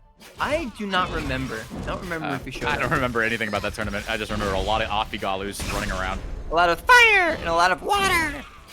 Yeah. Can you do that again? I couldn't hear you the first time. I'm going to refrain. Oh my gosh. Is Quaade gonna be in last stock? Is this gonna be a 4-stock? I don't think we're gonna see a 4-stock. Otis, don't do it I to believe him. in Quaade. He's just a boy. Okay, good. I believe in our man. The Bumblebee skin is shiny. Oh, I think Otis was just pressing buttons and he did a really early burst. I don't know if you've noticed, but Otis has not switched between Afi and Galu yet. He's been playing this entire game so far as Afi. I mean, like, why? Because he's on platform alpha, which is really close. I mean, the blast zones are so close to the edge of the stage that the horizontal knockback is like the best situation for him right now. Like, are you sure? Yeah, 100%. I will stand by that statement. Like, he's able to fare in orange band and kill off the side of the stage. Like, he doesn't even have to go off stage. Yeah. One thing that I like to do as Afi and Galu is swap between the two of them to do that, keeping the opponent on their toes thing, just mid-game, because you have the ability to do that. I mean, for a slower paced game, for sure, but I feel like with your Shawnee as your opponent and with... What'd you say about slow pace? Oh my god. What were you saying about slower pace, huh? Otis? Otis? This is what I was talking about. Comeback This is what right I was now. talking about. Uh-oh. That was not what I was talking about. Player 1 wins. 3 down Good airs. stuff to Otis. The quick 2-0. That was... See, that I will stand by that Quaade was able to adapt very quickly and was able to take 2 stocks super fast. But Otis, ultimately, showing us why he is the OTIS. Thought he had something. Going to there, he losers. I thought I had something really clever going on, and then it just... showing us my brain what how to pronounce his name, how to spell his name. Yeah, I just looked outside my window. I was like, is there something out there? No. Okay, got nothing to share. Squirrel. Are there squirrels in Hawaii? No, there is not. No. We have mongoose. Really? Yeah. Somebody. So back in the early 20s. Here's your Hawaiian history. When you get toggle on Please give. I am really you get Hawaiian history. So back in the early or the late 19th century, there was a rat problem because guess what? Europeans brought rats to Hawaii, and then the Europeans were like, "Hey, you know, it'd be a great way to get rid of rats. Mongoose. That's a great way to get rid of rats." But the problem is, rats in Hawaii are diurnal. Or no. Rats in Hawaii are nocturnal. And mongooses are diurnal. Is it mongoose? It's mongooses. It is mongooses. Okay. It's mongooses. Mongooses are diurnal, so they'd never see each other. So there you go. Europeans, man. And that is your toggle tip of the day. The more you know. BigBrabdo says it's actually Mongolians. You know, you're not wrong. So we have coming up next, HouseOfCreation versus Otis. HouseOfCreation, let me remind you, 2-0'd this man in winners. I'm gonna look back at the bracket and see what the characters were. But I don't know. Otis showing us. Otis showing us, you know what? He can be electric. He can be eclectic. He can be exciting. He can be all those things. Eccentric. He can be eccentric. Yeah, no, the characters before, it looks like in the previous match that these two played, Otis played the first game as Afi and Galu, and the second game counterpicked as to Erda, yeah. To the Ditto as Erda. Oh yeah, that was on stream. That was on stream. I remember because I was like, yeah, because I play Afi and Galu against House all the time. This is true. Oh. He could be systemic. Hydromatic. I mean, got the water. He's ecstatic. He's hydromatic. You're not allowed to use words that have to do with electricity because there's no Ashani on the screen. He's pyromatic. He's Is that a word? No. Pretty confident. You're yelling at me for my usage of words? I'm sorry, man. There's Rush Lightning. Like the lightning little things when you spark. We're just We're chilling waiting out for here, House waiting for Creation to to show join. up. It's okay. House, you know what? House, he shows up to the party like 30 minutes late. He makes an entrance. You ever watch Mean Girls? You gotta show up. You gotta show up late. That's what you gotta do. Fashionably late. Fashionably late. You can't do that in chess though, as I found out watching Queen's Gambit. If you're watching Queen's Gambit on Netflix, please don't spoil anything. But what's that? The guy with the bad teeth shows up, and Beth Harmon was like, "Maybe if you showed up on time, you would have won." It's like a whole thing. Do chess movies work? I feel like it wouldn't be a very exciting game It's to the watch. number like, 2 show on Netflix right now. I think they Oh, work. the show. I'm sorry. It's like a mini series. So when I think I've heard of that actually, I heard Queen's Gambit before, and I immediately just thought Arrow. If anybody's seeing Arrow, the main character, the Green Arrow is Oliver Queen, and he gets, this is not spoilers, but he gets stranded on an island from a boat called the Queen's Gambit. So that's Evil's fun fact of the day, I guess. Evil's fun DC fact of the day. You know what's also a fun fact? You could be following us on social media. Like chill. just Do it. ! YouTube. We just put out the VOD from a couple tournaments, or from the crew battle, the Emilyyyyy crew battle. If you want to watch that, go ahead and go to ! YouTube. Make sure to follow us on Twitter. Tweet out this tournament, y'all. Be like, yo, why aren't you watching this tournament? Go to Leffen. Leffen's not streaming right now, is he? Please don't stream. If he's streaming right now, he never sleeps. I feel like that man never sleeps. But like, just tell the people that we need to be watching this, because if we get to 150 viewers today or tomorrow, we lift the stream ban for Rushdown Revolt during closed alpha, which means you get to watch Rushdown Revolt every single day, even though we're in closed alpha. Follow us on Twitter, follow us on Facebook, follow us on Discord, on metal.tv. You can do all those as ! Commands in the chat. I'm excited. Is to it see a this. plug if it's the channel that you're watching? You're It's- watching Rushdown Revolt. It's more of a shill, I would say. How am I shilling? Our game. You're watching a show. You're watching a channel called Rushdown Revolt where we're playing Rushdown Revolt. Can you go to twitter.com/Rushdown Revolt? Speaking of plugs, I'll actually wait till later. Did you? Did I what? Plugs. Affigalu. We got Otis choosing Affigalu just like last time. They started off with Affigalu, I believe on Platform Alpha before too. Very common starter stage. It's like where in Smash you have PS2 baby. In this game you got start plat. Yeah, start plat is pretty common. It's a big stage with blast stones that are not overwhelmingly large, so it's a decent stage. I think nobody loves it. I think everybody's just okay with it. I agree with you there. It's just it's a very neutral stage. I'm trying very, very hard to refrain from saying the word yeet. But we do have kill throws galore We on all this character. we all thank you for that. But what is actually like it's not a high level thing for Affigalu, but like one thing that I noticed with Otis is that you can change the direction of the projectile of the statue.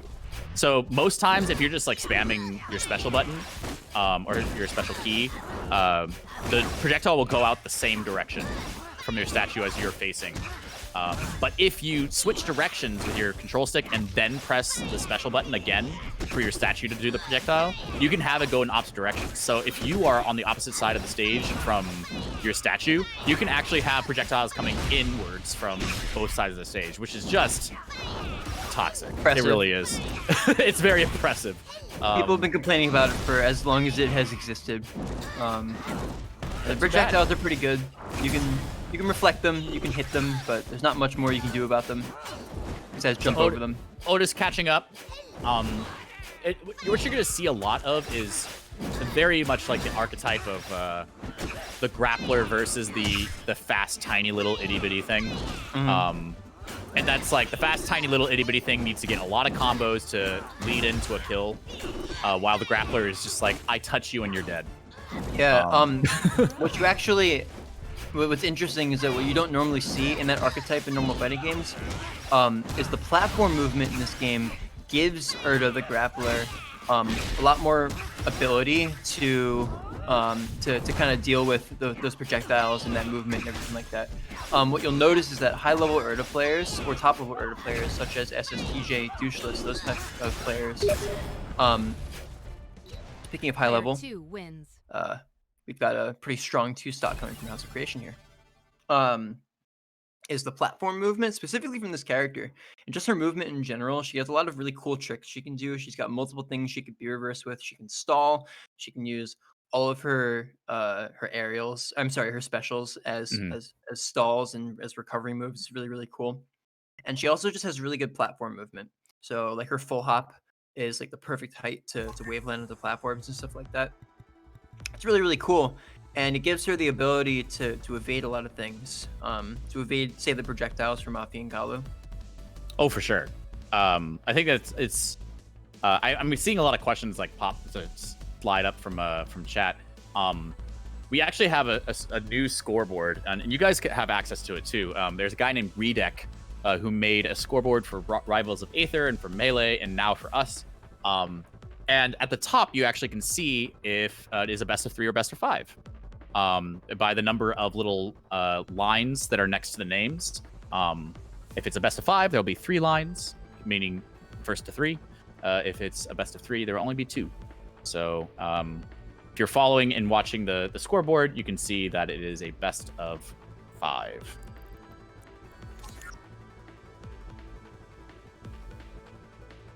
Also, it's really cool posters. And shout out to Kazan for the amazing posters. I love these posters so much. This man is a god just of art.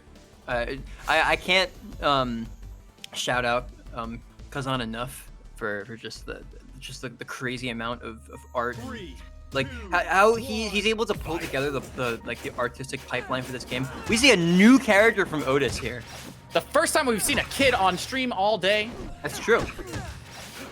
Maybe the only time. Kid is such a low tier character that we just don't see him very often. It's just it's a shame really, because like we just completely ignore this character. He gets nerfed all the time. Such a poor character, and you know what? It's great that we have players like Otis, making sure that Kid gets the representation that he deserves. Yeah, dude. Not only that, but like. But Kid's the fan favorite, every time we see him on screen. Oh my god. Okay. Oh man. Okay. Bringing it back. Otis catching House trying to walk out of the corner there. We call that a nice back air. It's the last time I make that joke. So if anybody hasn't been keeping track of what's been going on, well, okay. From Otis, that was not good. Was that 150 health? I think that was 150 health. That was very close to it. But Kid Dare. Kid Dare, man. There's nothing to say about it. What a move. So if anybody hasn't been paying attention to, yeah, you can STI it. However, in this patch it's a little bit harder. In the newer patches, it's going to be a lot easier. But a lot of people would like to see that move change completely. But regardless, Kid now has access to this fuel gauge, which we'll give him that move, the flamethrower, and we'll also give him access to, well, give him less access to float than he would classically have. It also gives him access to that far launching side special, the Satyr Flip, I believe it's called right now. Yeah, we just released 2 new moves for Kid, the Satyr Flip and the Flamethrower. Flamethrower. Both actually changed Kid's archetype a little bit. Whereas he had a projectile before, he had a grenade before. Now he's a much more in-your-face kind of character. He has a float, which is very oppressive, but at least he's not like He's not able to spam it. semi-zoner. Yeah, he's not able to zone. Oh, is this gonna be? Okay, not it. Otis almost fully SDing that stock away again at 150 health. That would have been extremely unfortunate for him. House playing it slow at the ledge right there. Getting his first hit in and trying to make this comeback here. Oh, nice burst, but will he be able to make it back? Not if Otis has anything to say about it. Player 1 wins. So, Otis taking the low tier hero. Kid to new heights. In case you didn't know, he is joking. I'm joking. Kid is very good at this game. A lot of people think he's the best character in the game. Yeah, he's We very actually good. haven't seen much Ezzy either, right? I think the first We set saw on we stream saw one had an Ezzy. Ezzy. Yeah. Yeah, no, it's interesting that these characters are considered the strongest, but are also fairly underrepresented.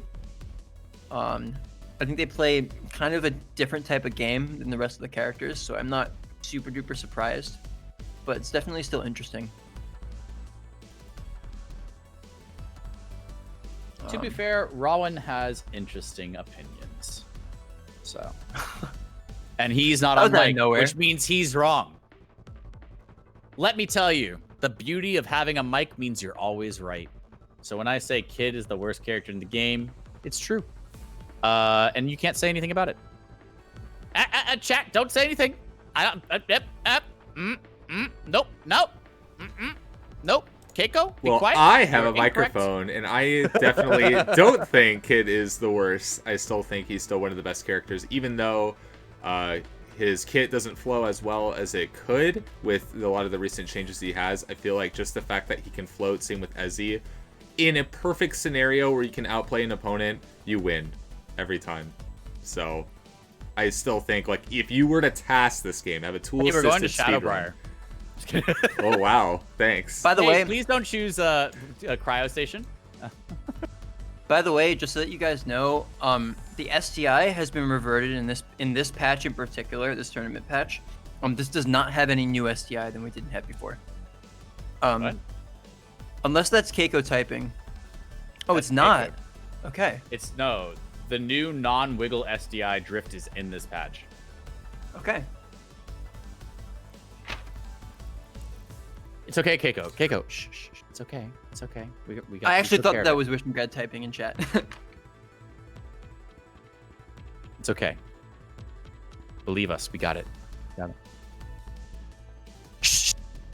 Wish, you're not here. You're the man behind the curtain. Oh, he's talking to us.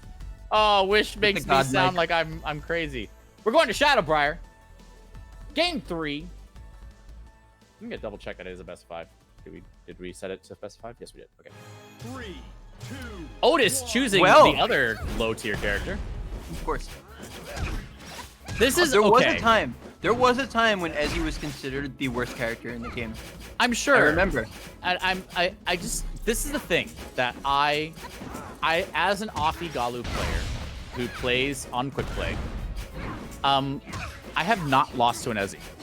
One, nobody plays Ezzy. Nobody. So like, you have not beaten Ezzy, but you also haven't lost to an Ezzy. No, I have beaten Ezzy's. But like it's usually people who are like trying Ezzy because they hear in Discord that she's broken. Right. And then they find out, oh wait, she's not as broken as people say. No, well, I'd say that she is, and that she's just a little bit more difficult to play. if you're trying to play her like every other character. Otis, kind of going around the character wheel. Are there any characters that he hasn't played this tournament? I haven't seen him play a Shawnee. He hasn't played a Shawnee, no. I haven't seen him play a Wei Shan, and I'm not sure if he's played Raymer. I think he's played every other character. Yes, I think he has. But House, navigating his way around this, I don't know if House has any training partners. But I don't know if he was prepared for this. And that's the thing is like with these coming through to the stream.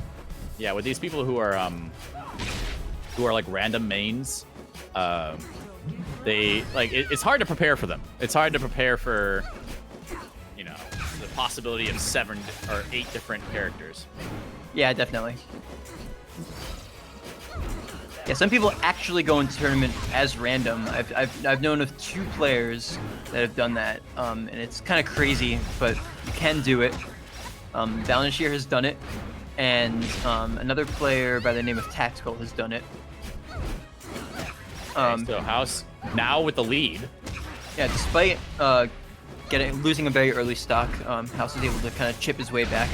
That down strike is an anti-air. That's an incredibly big move. House has been losing neutral more than Otis, but I think I don't know if it's the character matchup. I don't know if it's the stage, but like, House has not won as many neutral interactions as Otis has. At least I think it probably just comes down to experience, right? If you play your character enough, then you start to get really, really good at their conversions, and you know exactly how to follow up on things. Yeah. So it's not enough just to win neutral a bunch. It's enough. You have to be able to know how to follow up, just like that. The double jump up air. Okay. House almost evading that burst, but not quite. So he's playing confidently. Yeah, I would definitely say that. He has been so good at these shield bashes. Yeah, definitely. He's been not only that, but he's also been like actually following up on them too. Yeah, which is good. It's definitely difficult with the new SDI to be able to. But House almost creating something there for himself. Bursting out of a little string that Otis has. I wonder if House can end this with a 2-stock. Right as I say it. Dude, just gotta stop talking. You've done that twice now this set. It's true. Like, you know what? If Otis can only just do this. I mean, that's how you know it's a real. That's how you know you're a real commentator. Is when the commentator's curse happens to you. Yeah, it's a power, and you have to wield it responsibly. It's true. Oh, do it again. Ooh, yes. Player House 2 wins. Hitting him with it. 2-1. Best of 5. So we got one more game at least. Otis will have to bring this to a game 5 if he wants to stand a chance. Now the question is, are we going to see a 4th character in the 4th game? Yeah, I wish. If I'm you, I'm putting Dave on on Otis because we have no clue who he's going next. I see all the bruz in chat. If you want House of Creation to take this, give me some bruz in the chat. I want to see some bruz. And Otis is probably gonna go for the mirror because this might be his last game. And that's just the Urda. It's the way way of the Urda. Yeah, and no, he does you not have 2 Urda players going against each other. He doesn't do it. Disrespect coming in from Otis. Otis going off Igalu. This game 3. Oh wait, no. What? I think they didn't put in game 3 results. Was that game 2? That was game 3. That was game 3. Okay, they're just clicking through. Okay. Yeah, we see. He played Ezzy, but he pressed the wrong character. Oh no, they fixed the character. Never mind. So now we're just going through everything. Smash GG has been an incredible tool for us. Thank you to the people at Smash GG for adding in all of the the stuff that we need. And thank you to Toggle for coordinating everything for us. Yeah, for sure. It's great, and it makes it a lot easier for newer players to just be able to hop in, be like, okay, what is the? I don't know how to do stage striking. Well, it does it for you. Like Smash GG does it, like literally holds your hand the whole way through. It makes it a really easy process. So we're going to platform alpha. Back to the starter stage. Yeah, That's normally what we'll see happening. And Otis wisely going back to Kid. I'm actually really surprised that he chose Ezzy after winning pretty strongly as Kid on the second game. What's actually really awesome, the best thing about Smash GG, as we just got exited out of that game, the best thing about Smash GG is that like there's some like really weird nuances about stage selection. Like we don't allow you to select the stage you last won on.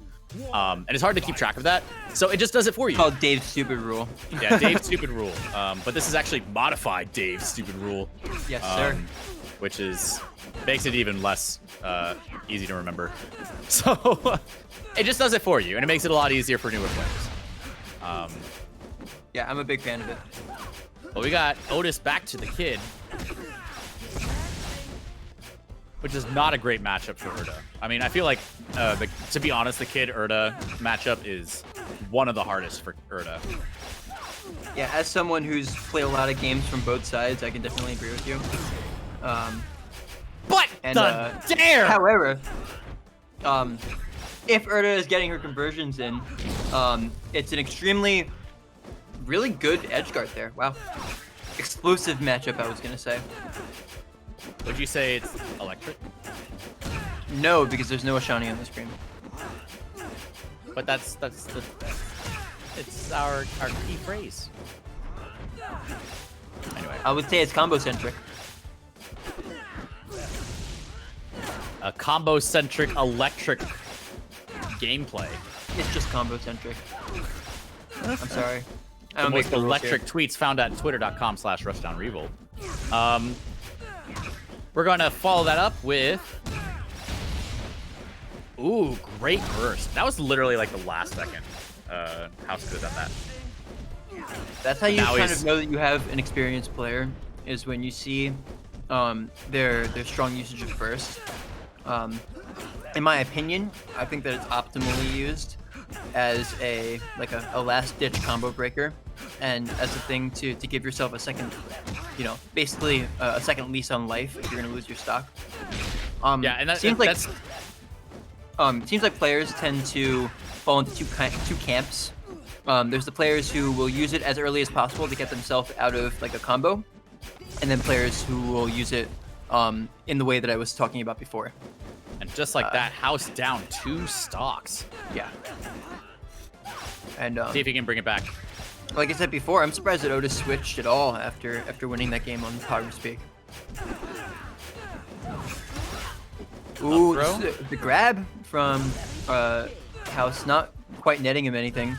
Oh. Otis mashing the B button there, and that's a pretty common mistake. For people Do you get more vertical, more vertical movement if you use the red horns? No, there's no reason to use the red horns. Okay, so he's just mashing special. Yeah, I just mashing the B button. You do get some extra recovery if you use the dive kick, but you do go downwards.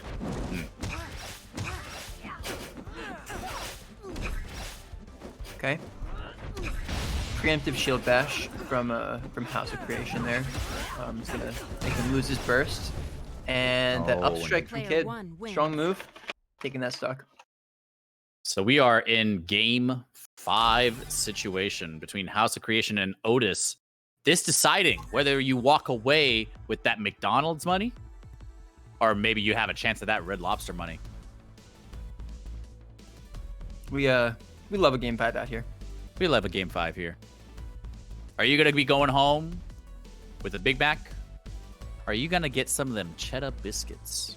Our resident Kid main wishing grab wants to note that there was not a single gravity shine the entire game coming from Otis. Well, Like a true random player. I was just forgetting one of the best moves in his kit. True.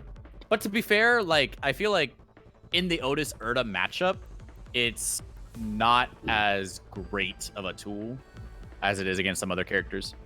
But I wouldn't necessarily say that. I'd say that the Shine pops Urda up really cleanly, and she kind of has that kind of tumble animation where she's sprawling outwards, so it makes the next follow up really, really easy to get.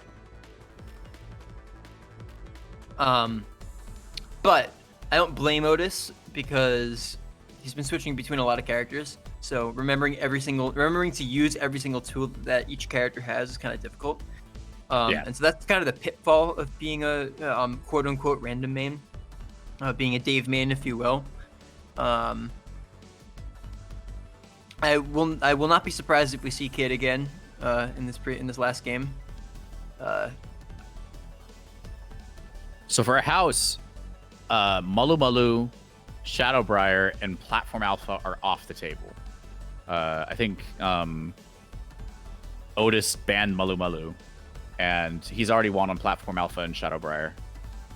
Well, no, isn't it just the last stage that's banned? Yes, you're right. So you get 2 stage bans. So Otis must have banned Malu Malu and Shadowbriar, or sorry, Platform Alpha, and House won last on Shadowbriar.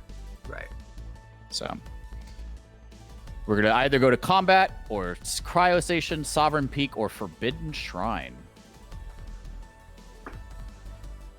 And I think Otis will actually choose his character based on whatever stage is chosen.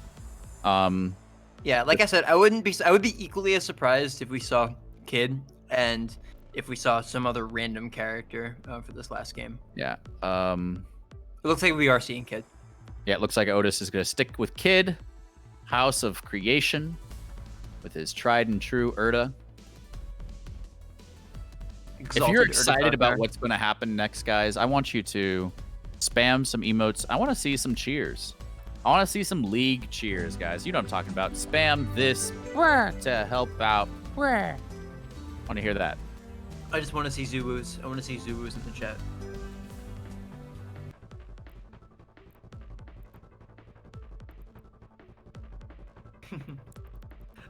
I see Otis talking in chat in between games. I wonder if he's listening to commentary. Otis better not be, because I've been going easy on him. As a House of Creation #1 fan, I have been going easy on Otis, but not any longer, because he's been laughing at my commentary. We're on Forbidden Shrine, and House is going Weishan? Wait, what? Okay. This is the first character switch that we've seen from him. You know what? He's lost 2 games to this kid, so I'm not gonna say that it's the worst decision he's made. You know what? I believe he's been labbing this Weishan out. I don't know if I agree with that EX up B, but yeah, that was a well placed back air from Otis. Yeah, definitely. Really quick first stock. Although House is making really good use of this up strike, I think like a good 70% of the damage that he's done so far has been from that move. 2 EX up specials. Up slap, easy clap. 30 damage being taken from him for his hubris, but he does manage to take that stock. I feel like for House Weishan is doing this for the people. I feel like House was like, you know what? We've seen a lot of Urda. He's not gonna gentleman to the Urda Ditto. We must bring it to the Weishan. Yeah, I know. For Weishan, these I really like. I think I said this earlier on, but I'll say it again. I really like the way that the EX changes have affected his playstyle. It makes it so that he has to be a lot more conservative with his health. That's the exact same way that we saw Brabdo die on this stage. Yeah. I believe it was against Otis. Funnily enough, Forbidden Shrine, which is Weishan's stage, is not really a great stage for Weishan. Yeah. No, I would disagree with you, actually. Maybe this matchup isn't that great, but Forbidden Shrine gives Weishan the ability to cover that entire platform with his forward strike, which is extremely beneficial for him. Which is the same thing you could say about other platforms. Like, Yeah, platform but stage. there's only one platform on the stage, so a lot of times gameplay kind of funnels up there onto it. Fair. That's my But analysis. a very of it. close game, actually. It's like, yeah, they're both at 2 stocks. They're both adapting to each other's style play against this character switch. Yeah, and I wouldn't be surprised if House took the stock right now in green, throwing out these moves. Lots of tech chases here. With the new stumble changes, that becomes a lot more doable. Oh, Ooh. man, he misses the dare. Yeah, House coming down with an errant down air. He's gonna get punished. And oh, you're nice down the follow last up fair. That's a bread and butter for Wei Shan. Like, no matter what patch happens or whatever, like, just throw super jump Wei Shan. Super jump fair is that's what they want to do, and just like that, Player Otis 1 wins. taking game 5. It looks like House of Creation, everybody's favorite player, has been eliminated from the tournament. We're going to turn off stream. Thank you guys so much for tuning in. That was our tournament. That was our stream for the whole tournament. We're going to let Otis and whoever the guy is waiting in winners, I don't even know him, just let it finish out off stream. Thank you guys so much. Really, really appreciate all of the work. We have our man, the European Brawlhalla sensation Paikor, reigning second place runner-up from the previous Arcadian, looking to get himself banned from the next one by winning this tournament. Yeah, shout out House to of Paikor. Creation. Paikor actually made- ran a tournament this morning. Did he? Yeah, he ran an Italian tournament this morning. Paikor's not Italian. No, it wasn't Paikor. No, it wasn't. No, I was thinking of another player. Never mind. You are. I'm thinking of there's Man thinks another all the Greek letter. Europeans look the same. All the Europeans. Well, you know what? All Europeans do look the same. All white people look the same. No, it was like it's like 3 letters and then an underscore and then a name, and I was like Imp Paikor, and that's not it. I think you're It was thinking. Oh yeah, you Iso something. Embio. That guy. Iso. What a man. What a TO. We love people putting together tournaments for this game. That's actually how Toggle himself ended up on Team Vortex by organizing an extremely well-run event, Rushdown Hawaii. Very fun to play in. I did pretty well in that tournament, so I'm also biased. But that was all the way back in Open Alpha week 1, and our lead dev Keiko Valek liked Toggle's tournament running so much and his commentary so much that he ended up as part of the team. So what that shows me is that even you, if you put enough time into this game and into making stuff happen, it's definitely a really good way to get recognition. And Even you. Yes, you in chat who sucks at this game. Toggle is one of the worst players on Team Vortex. If not the worst, he's like bottom 4 at this game. And even he is on Team Vortex because he cheated his way into a decent looking stream.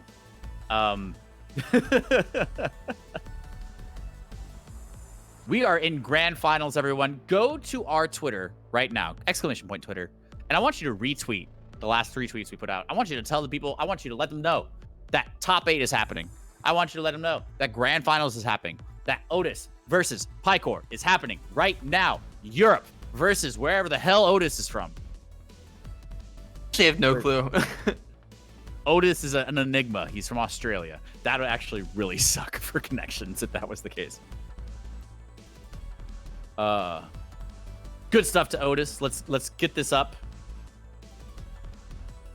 Let's keep this up. We're going So to. if any of our viewers are unaware of how a double elimination tournament works,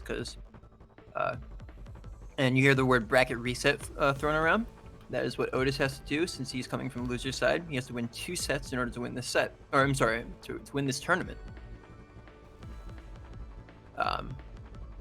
So Otis KP says Wisconsin Poggers. That means we have two pretty Wisconsin? good. Yeah, we've got two pretty good players in this game from Wisconsin. We've got Otis, and we also have Jay.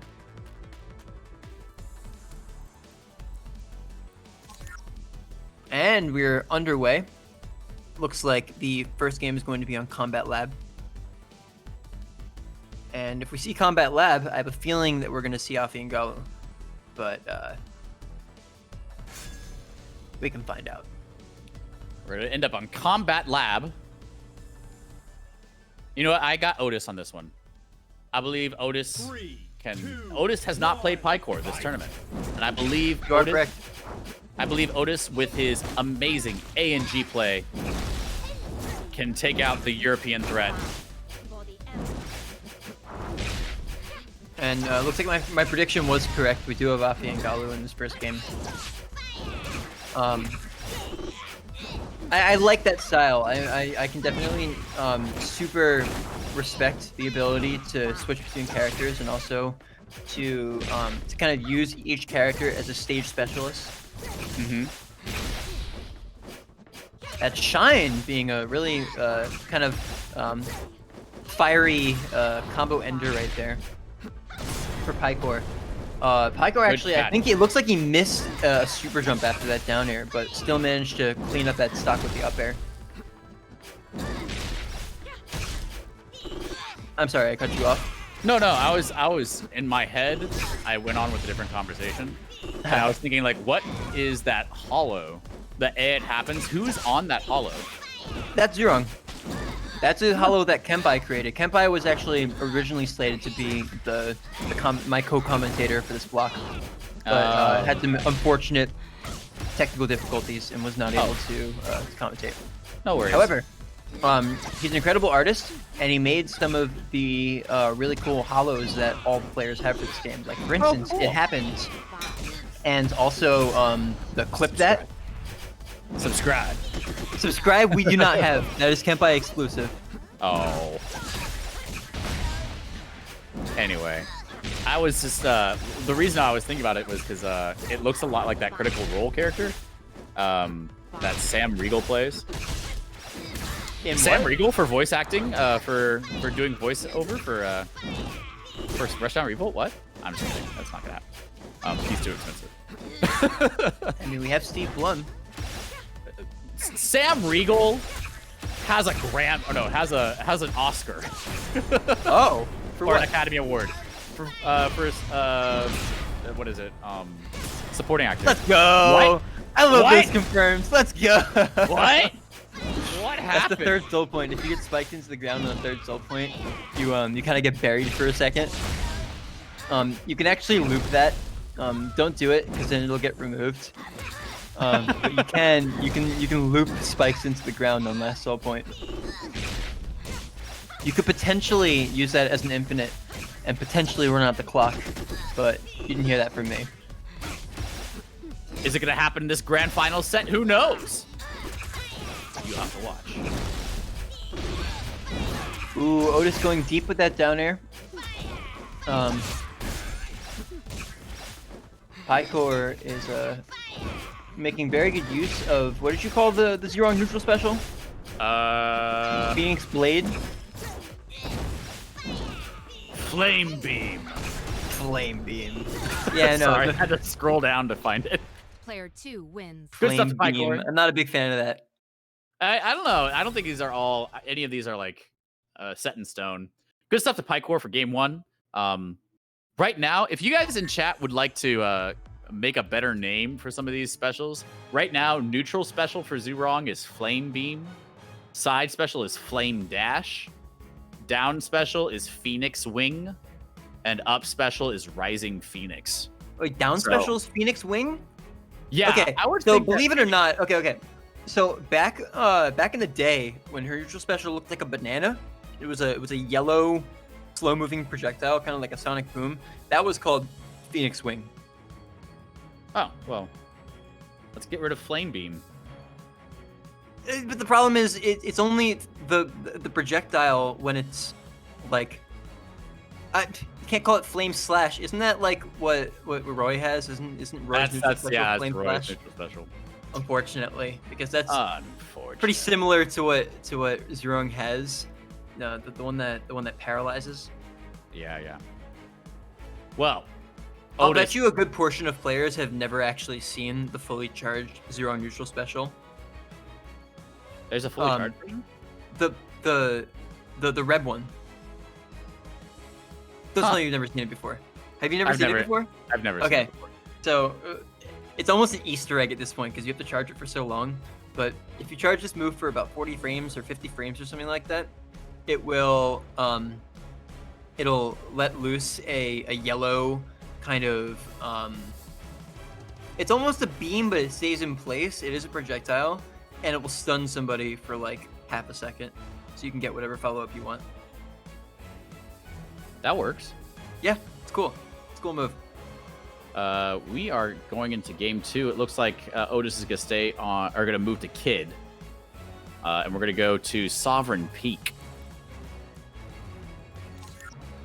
I think Wish was waiting for us to tell him what stage we're going to. And we're going to Sovereign Peak. Paikor was actually saying in chat before that he kind of feared the Kid. He did not want to play against this character. So I'm wondering what we're gonna get. This is actually the same counter pick that was able to get Otis ahead against House of Creation in the previous set as well. Kid on Sovereign Peak. All right, Otis gonna do his thing and get rid of that burst very early in the stock. Doesn't seem to hurt him that hard very often.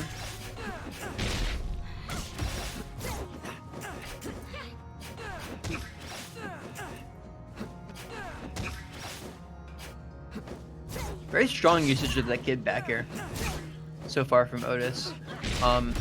Paikor does have options to beat it. He can use like the Zerong, for instance, her jab. It's a very fast move.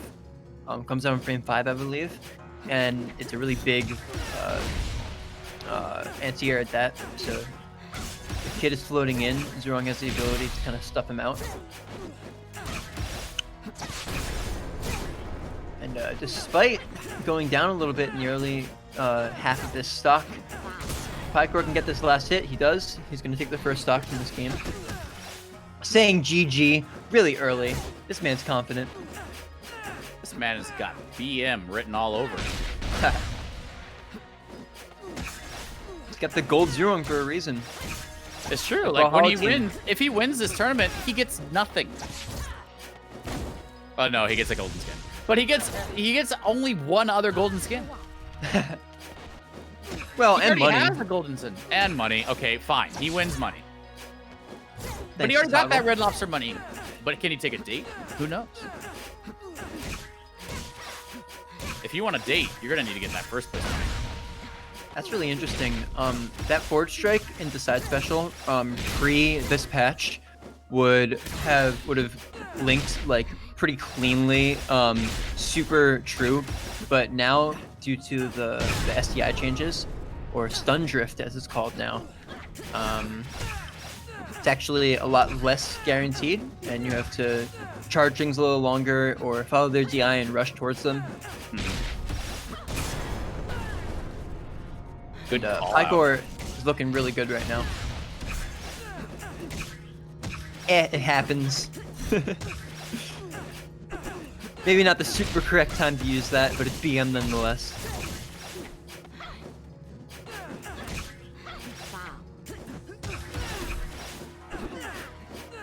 Yeah, Kid back throw would have actually, also before this patch, sent Zerong careening off the stage with the amount of knockback that it had before. Oh yeah. But now it actually serves as a really good super jump like starter, which is cool. I just noticed with Otis is that he often will spark out of. Like he'll always do grounded spark rushes. When wow. and that's something that like I Player feel two like he could wins. improve on to really catch Paikor off guard. Is hold on to his spark and Yeah, use it definitely. to super jump and close that gap between him and Paikor, because right now Paikor has the burst options, right? He has opportunities to get into Otis's space, and Otis doesn't have anything to really retaliate with. And it's because like every time he gets a successful hit, he just rushes into the ground. And it doesn't like to end his to end the animation of the hit he just did. But if Paikor's on the other side of the stage, like it's much better for him just to let that attack play out than super jump to follow up. Yeah, I think one of the worst things that you can do in this game is just kind of neutral rush to end your move and then not really follow up, because not only does that make you lose your spark, but it also, well, it makes you lose your spark. So you're not following up, but you're also not holding on to that resource. Mm-hmm. So I think that kind of hits the nail on the head for Otis. If you're watching this back, that's a good thing to improve on. 3, 2. Yeah, take advice from this guy with a mic who hasn't gotten higher than 17th in a Rushdown Revolt tournament. Have you entered a Rushdown Revolt tournament? I entered one. Okay. Sounds like you got 17th at that. I got 17th. I've got my fair share of those as well. I've run the gamut. I've definitely had a very wide range of results for this game. Sitting back here from my armchair is definitely a lot easier. It's where I excel, is this armchair, okay? This lazy boy has a butt cushion that is shaped to my butt. And I can say anything from this mic and this lazy boy I want to. Like, Otis is gonna take this with, whatever that character is. Erda. As he loses a stock. I don't know, Paikor's saying GG. This first game hollow GG spam, I don't know about it. I don't know about this guy. That was impeccable spacing on that that down cargo rush throw. That was actually really, really good. Yeah, That was, like, Paikor's perfectly- excited. He sees himself winning this thing. This would technically be his second tournament win if you count the crew battle tournament. He was part of the Brawlhalla team that was able to take that away. Brawl who? I've never heard of that. Yeah, Who's that game It's a game? Oh. definitely does its thing. Sorry, I know Pugsy's in chat, and he's talking mad shit in the chat, and I was just like, oh yeah, let me it's like, oh, Brawlhalla, oh, crazy. That mobile game? No, I'm just kidding. I would not be. Wait, is Brawlhalla on mobile? I think it's on mobile. Yeah, Otis trying his hand at these hollows now. Otis sitting in the lead. Not if Paikor is able to hit this final hit. Yeah.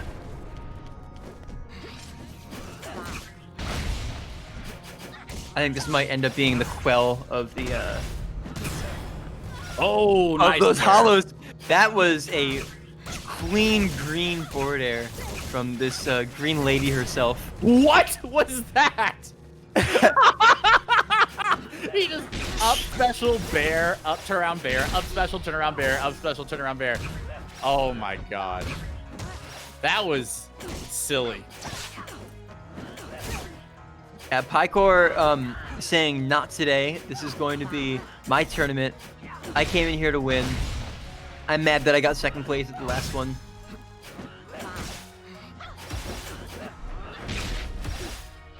Ooh, down air almost setting up a kill confirm with the up air.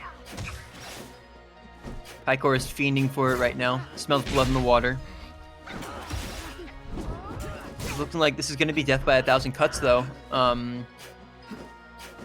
If Otis can't find this last hit, that charge forward air could have killed. Oh, but That it's was the it. double jump Player up two air that wins. really takes it. Yes, sir. Super jump up air with Zerong, especially from a down air. That's going to be a way that Paikor is going to take a lot of these stocks, and that's all she wrote. Yeah, the 3-0 from Paikor. I honestly thought Otis had that. you know how I feel about interviews, but if we want to bring Paikor in, that's something our homies at the Discord will have to do while we. Yeah, why don't we get just Paikor in for just a moment?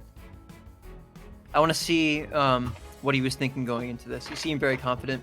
Paikor, let's see. Paikor lost a single game the entire tournament. It was in winners finals to HouseOfCreation. So Otis, I agree. Otis is saying Zoo dare top 1 move in the game. Yeah. You are not wrong. But we got Paikor.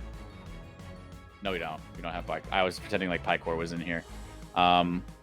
If we can't get Paikor in the chat in the next maybe 2 minutes, I'm just going to tell you guys about how much we appreciate you. All the amazing... We got a lot of follows today. That's actually really, really cool. If you are in chat and you aren't currently following the stream, please give us a follow. We would love to let you know when we're streaming next. We have a tournament tomorrow at 4 p.m. Eastern time. There's still time to sign up for that. You can go to smash.gg/SSTJ or exclamation tournaments in the chat. Follow us on our socials to get more updates about our patches, about our upcoming events, about all the great news about our game. Exclamation point Twitter, exclamation point Facebook, exclamation point YouTube, all the exclamation points. And then, there's also trying to think of, and join our Discord. We have amazing community there. Rush Rev kindness pervades that Discord. And we would love to show you guys around the game because we really love this game. We really want you guys to all participate. It sounded like somebody was getting on. That was not the case. Let's do we're going to go there. Where is that? Nobody's there. We're all here now. We're all here. Okay. We're just waiting on Paikor right now.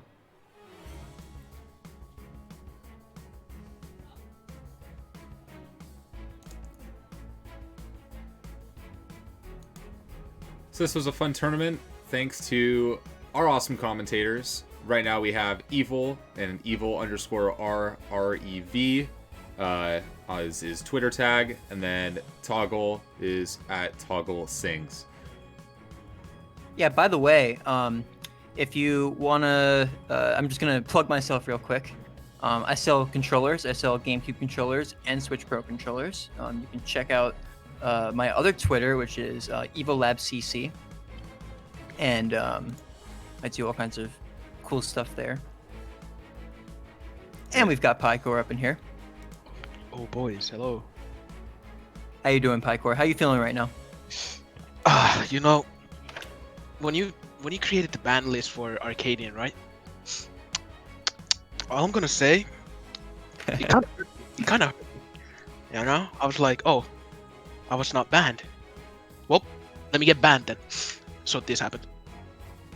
So yeah, you know what? My philosophy for that was I wanted to give people who didn't win the previous tournament a chance to come in and win a tournament. I think you did an excellent job, and it was pretty exciting to watch. Yep, Paikor is definitely banned now, guys. Banned yeah, that's all I wanted. Thank you.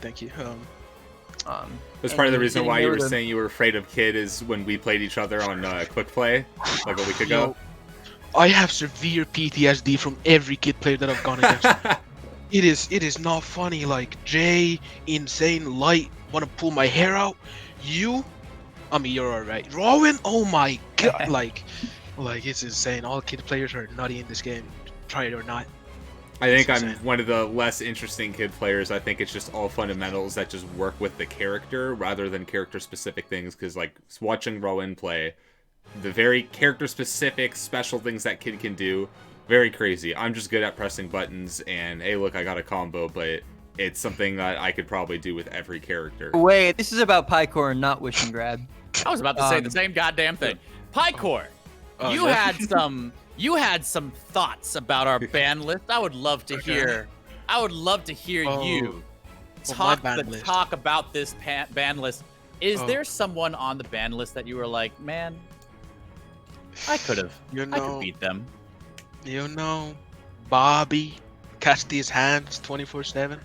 I wanted to body SSTJ all day, all night. He could have been unbanned. Why not? Toothless is the Izzy wire. I'm not sure why, but hey, get him in. Who else? Who else can catch the smoke? I think Pugsy could catch any smoke, even though he's my homeboy. He could catch all the smoke in the world. Who else?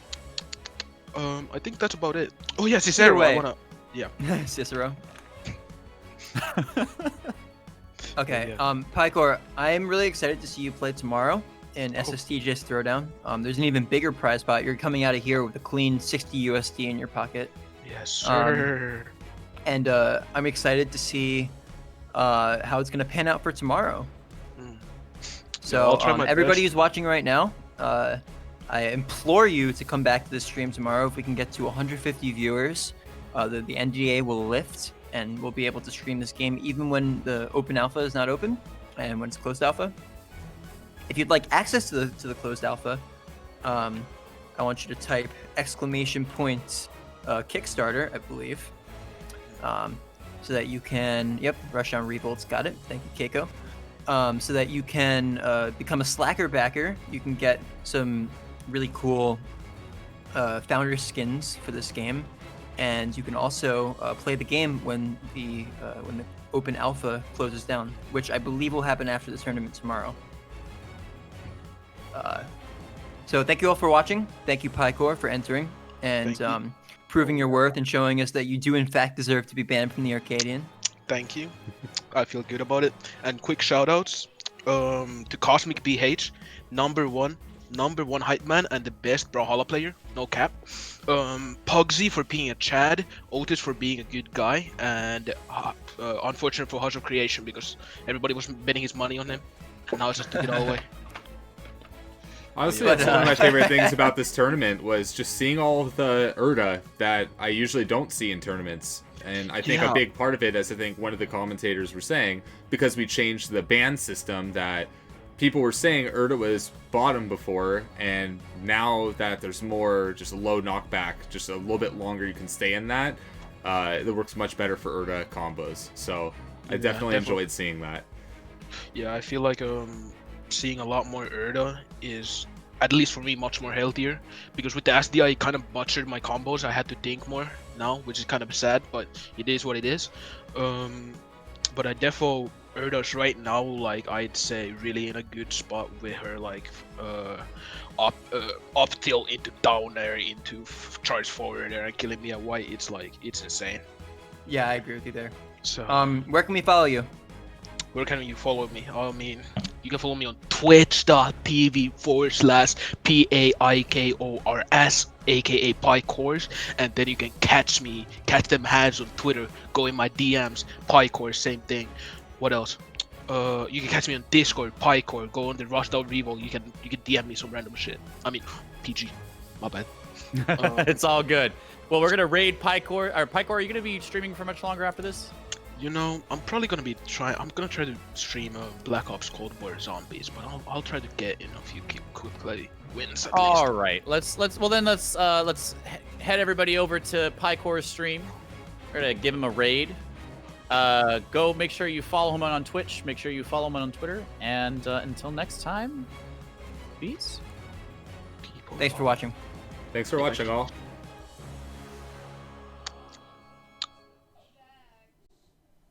Okay. All right.